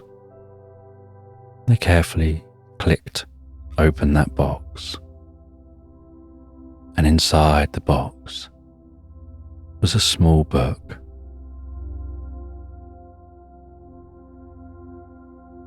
And they felt a bit anxious about opening that book, unsure what it would reveal.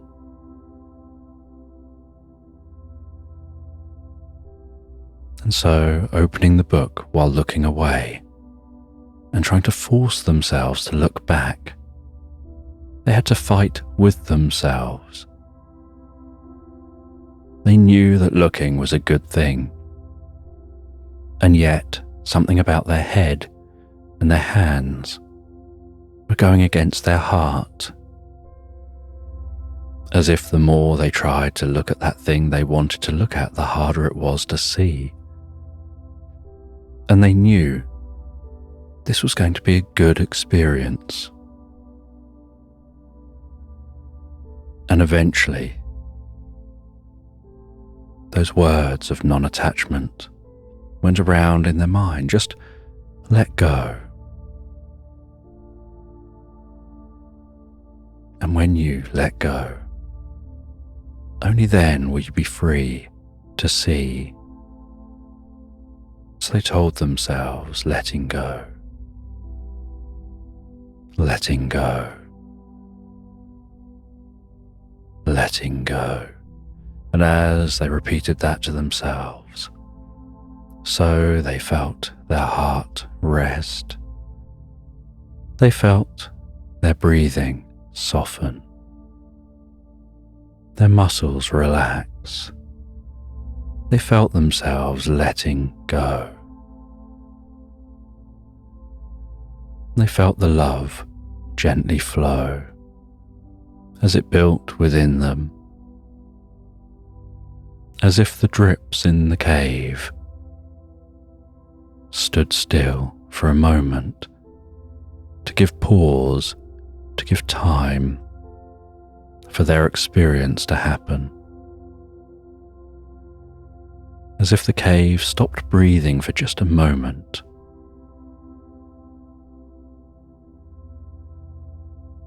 And they opened the book.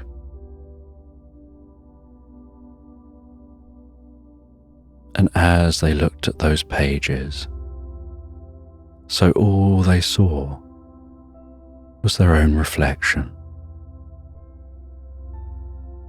But not just their own reflection, but the reflection of the space around them.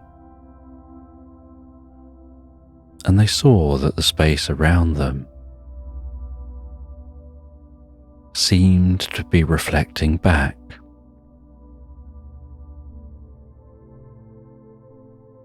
And they gazed at themselves in that reflection. And they could almost see a golden aura surrounding them. A sign of that love within them. They could see that golden aura pulsing,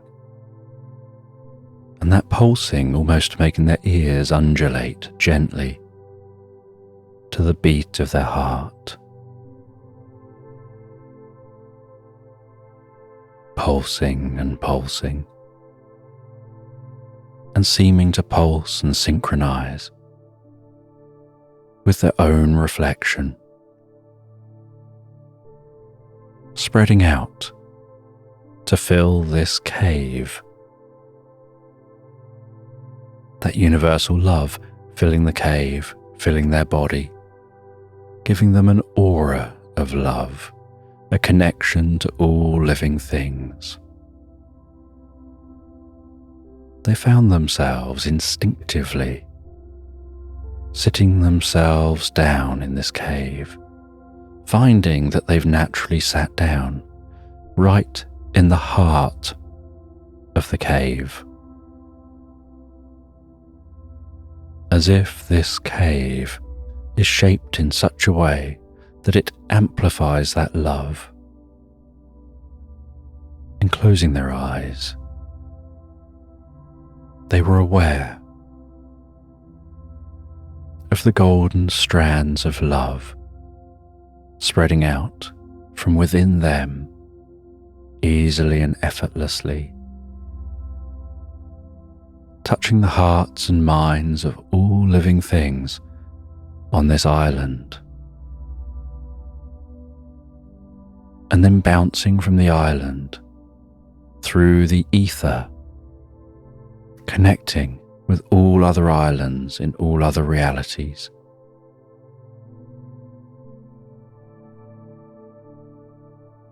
Something that would be overwhelming if at the same time they weren't also remaining still and non-attached, being an observer on their ongoing experience. Letting that happen, letting go, deeper and deeper. And as that love spreads out and touches all things, and they connect deeply in a resonance with all living things,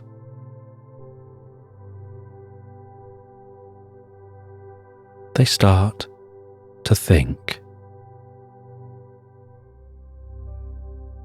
You are all loved. I wish for you to all be happy, to all be healthy, to experience well-being and good thoughts, to wake up experiencing a pleasant life full of love and happiness. And they think that and they say that over and over, spreading out to all living things that message down those golden tendrils of love. You will be happy, you will be healthy, you will experience love within yourself, for yourself, and for all things.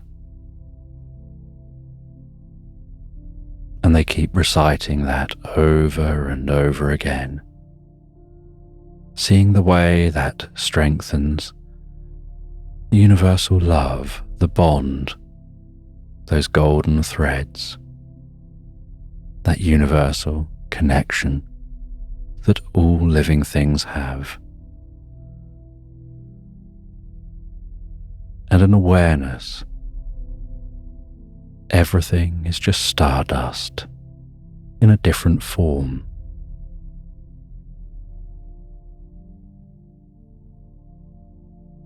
And the elephant loses track of time, can't tell whether it's been 1 minute or 5 minutes, or a day or even a lifetime. Time stands still. And they find that as they explore this love, they notice that universal love doesn't just extend to all life currently existing, but as they move back and see the bigger picture, they notice that love spreads through the past, the present and the future, spreading love to and within all living things of the past, all living things in the present, and all living things in the future, increasing compassion, fostering forgiveness, deepening well-being, and love for all things, and appreciation for life and love and everything within it.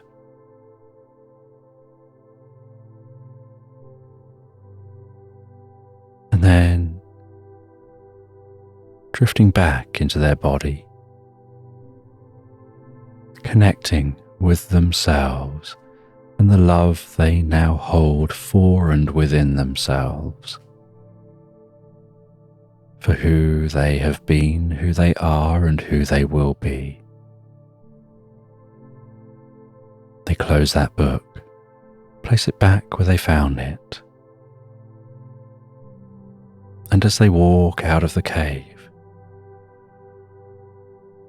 so they feel like they're walking on air.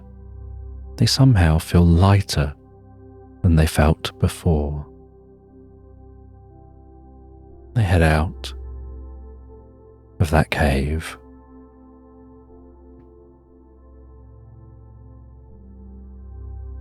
and they head back towards Pegasus to give them a lift back to the bed.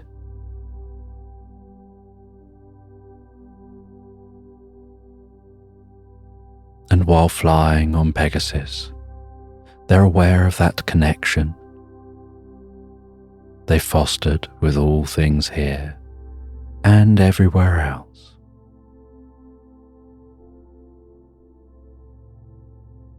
They land and get back on the bed, and Luna guides them back as they think of home. There's no place like home. There's no place like home. There's no place like home.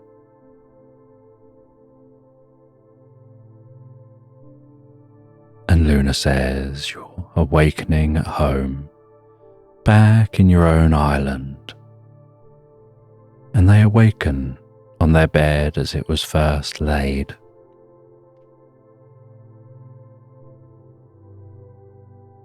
They find their way back through the forest, back to their home. They've had a very long day, travelling across multiple islands, through multiple times, connecting with all life of the past, present and future, looking forward to being home. And they settle down at home, enjoying a cup of tea by the fire.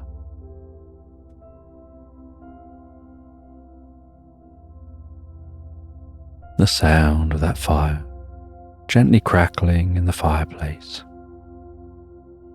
The sun setting, crickets heard outside, rustling their legs together, chirping away. The occasional sound of an owl hooting in the distance. The moonlight tickling the window pane, its silvery light dancing gently within the room to the orangey glow of the fire. The leaping shadows.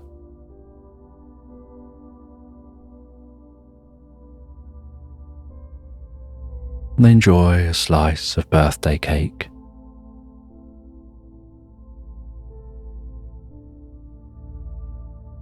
Before calling Elvis their cat, who gets up, stretches, arches their back, and follows them to the bedroom. And they get into bed, and they still feel that deep connection, knowing now they're connected with that universal love.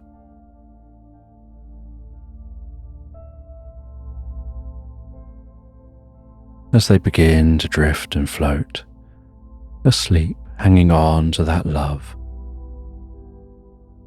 exploring in their mind, in a pre-sleep reverie, the experience they've had, and the characters they've met along the way.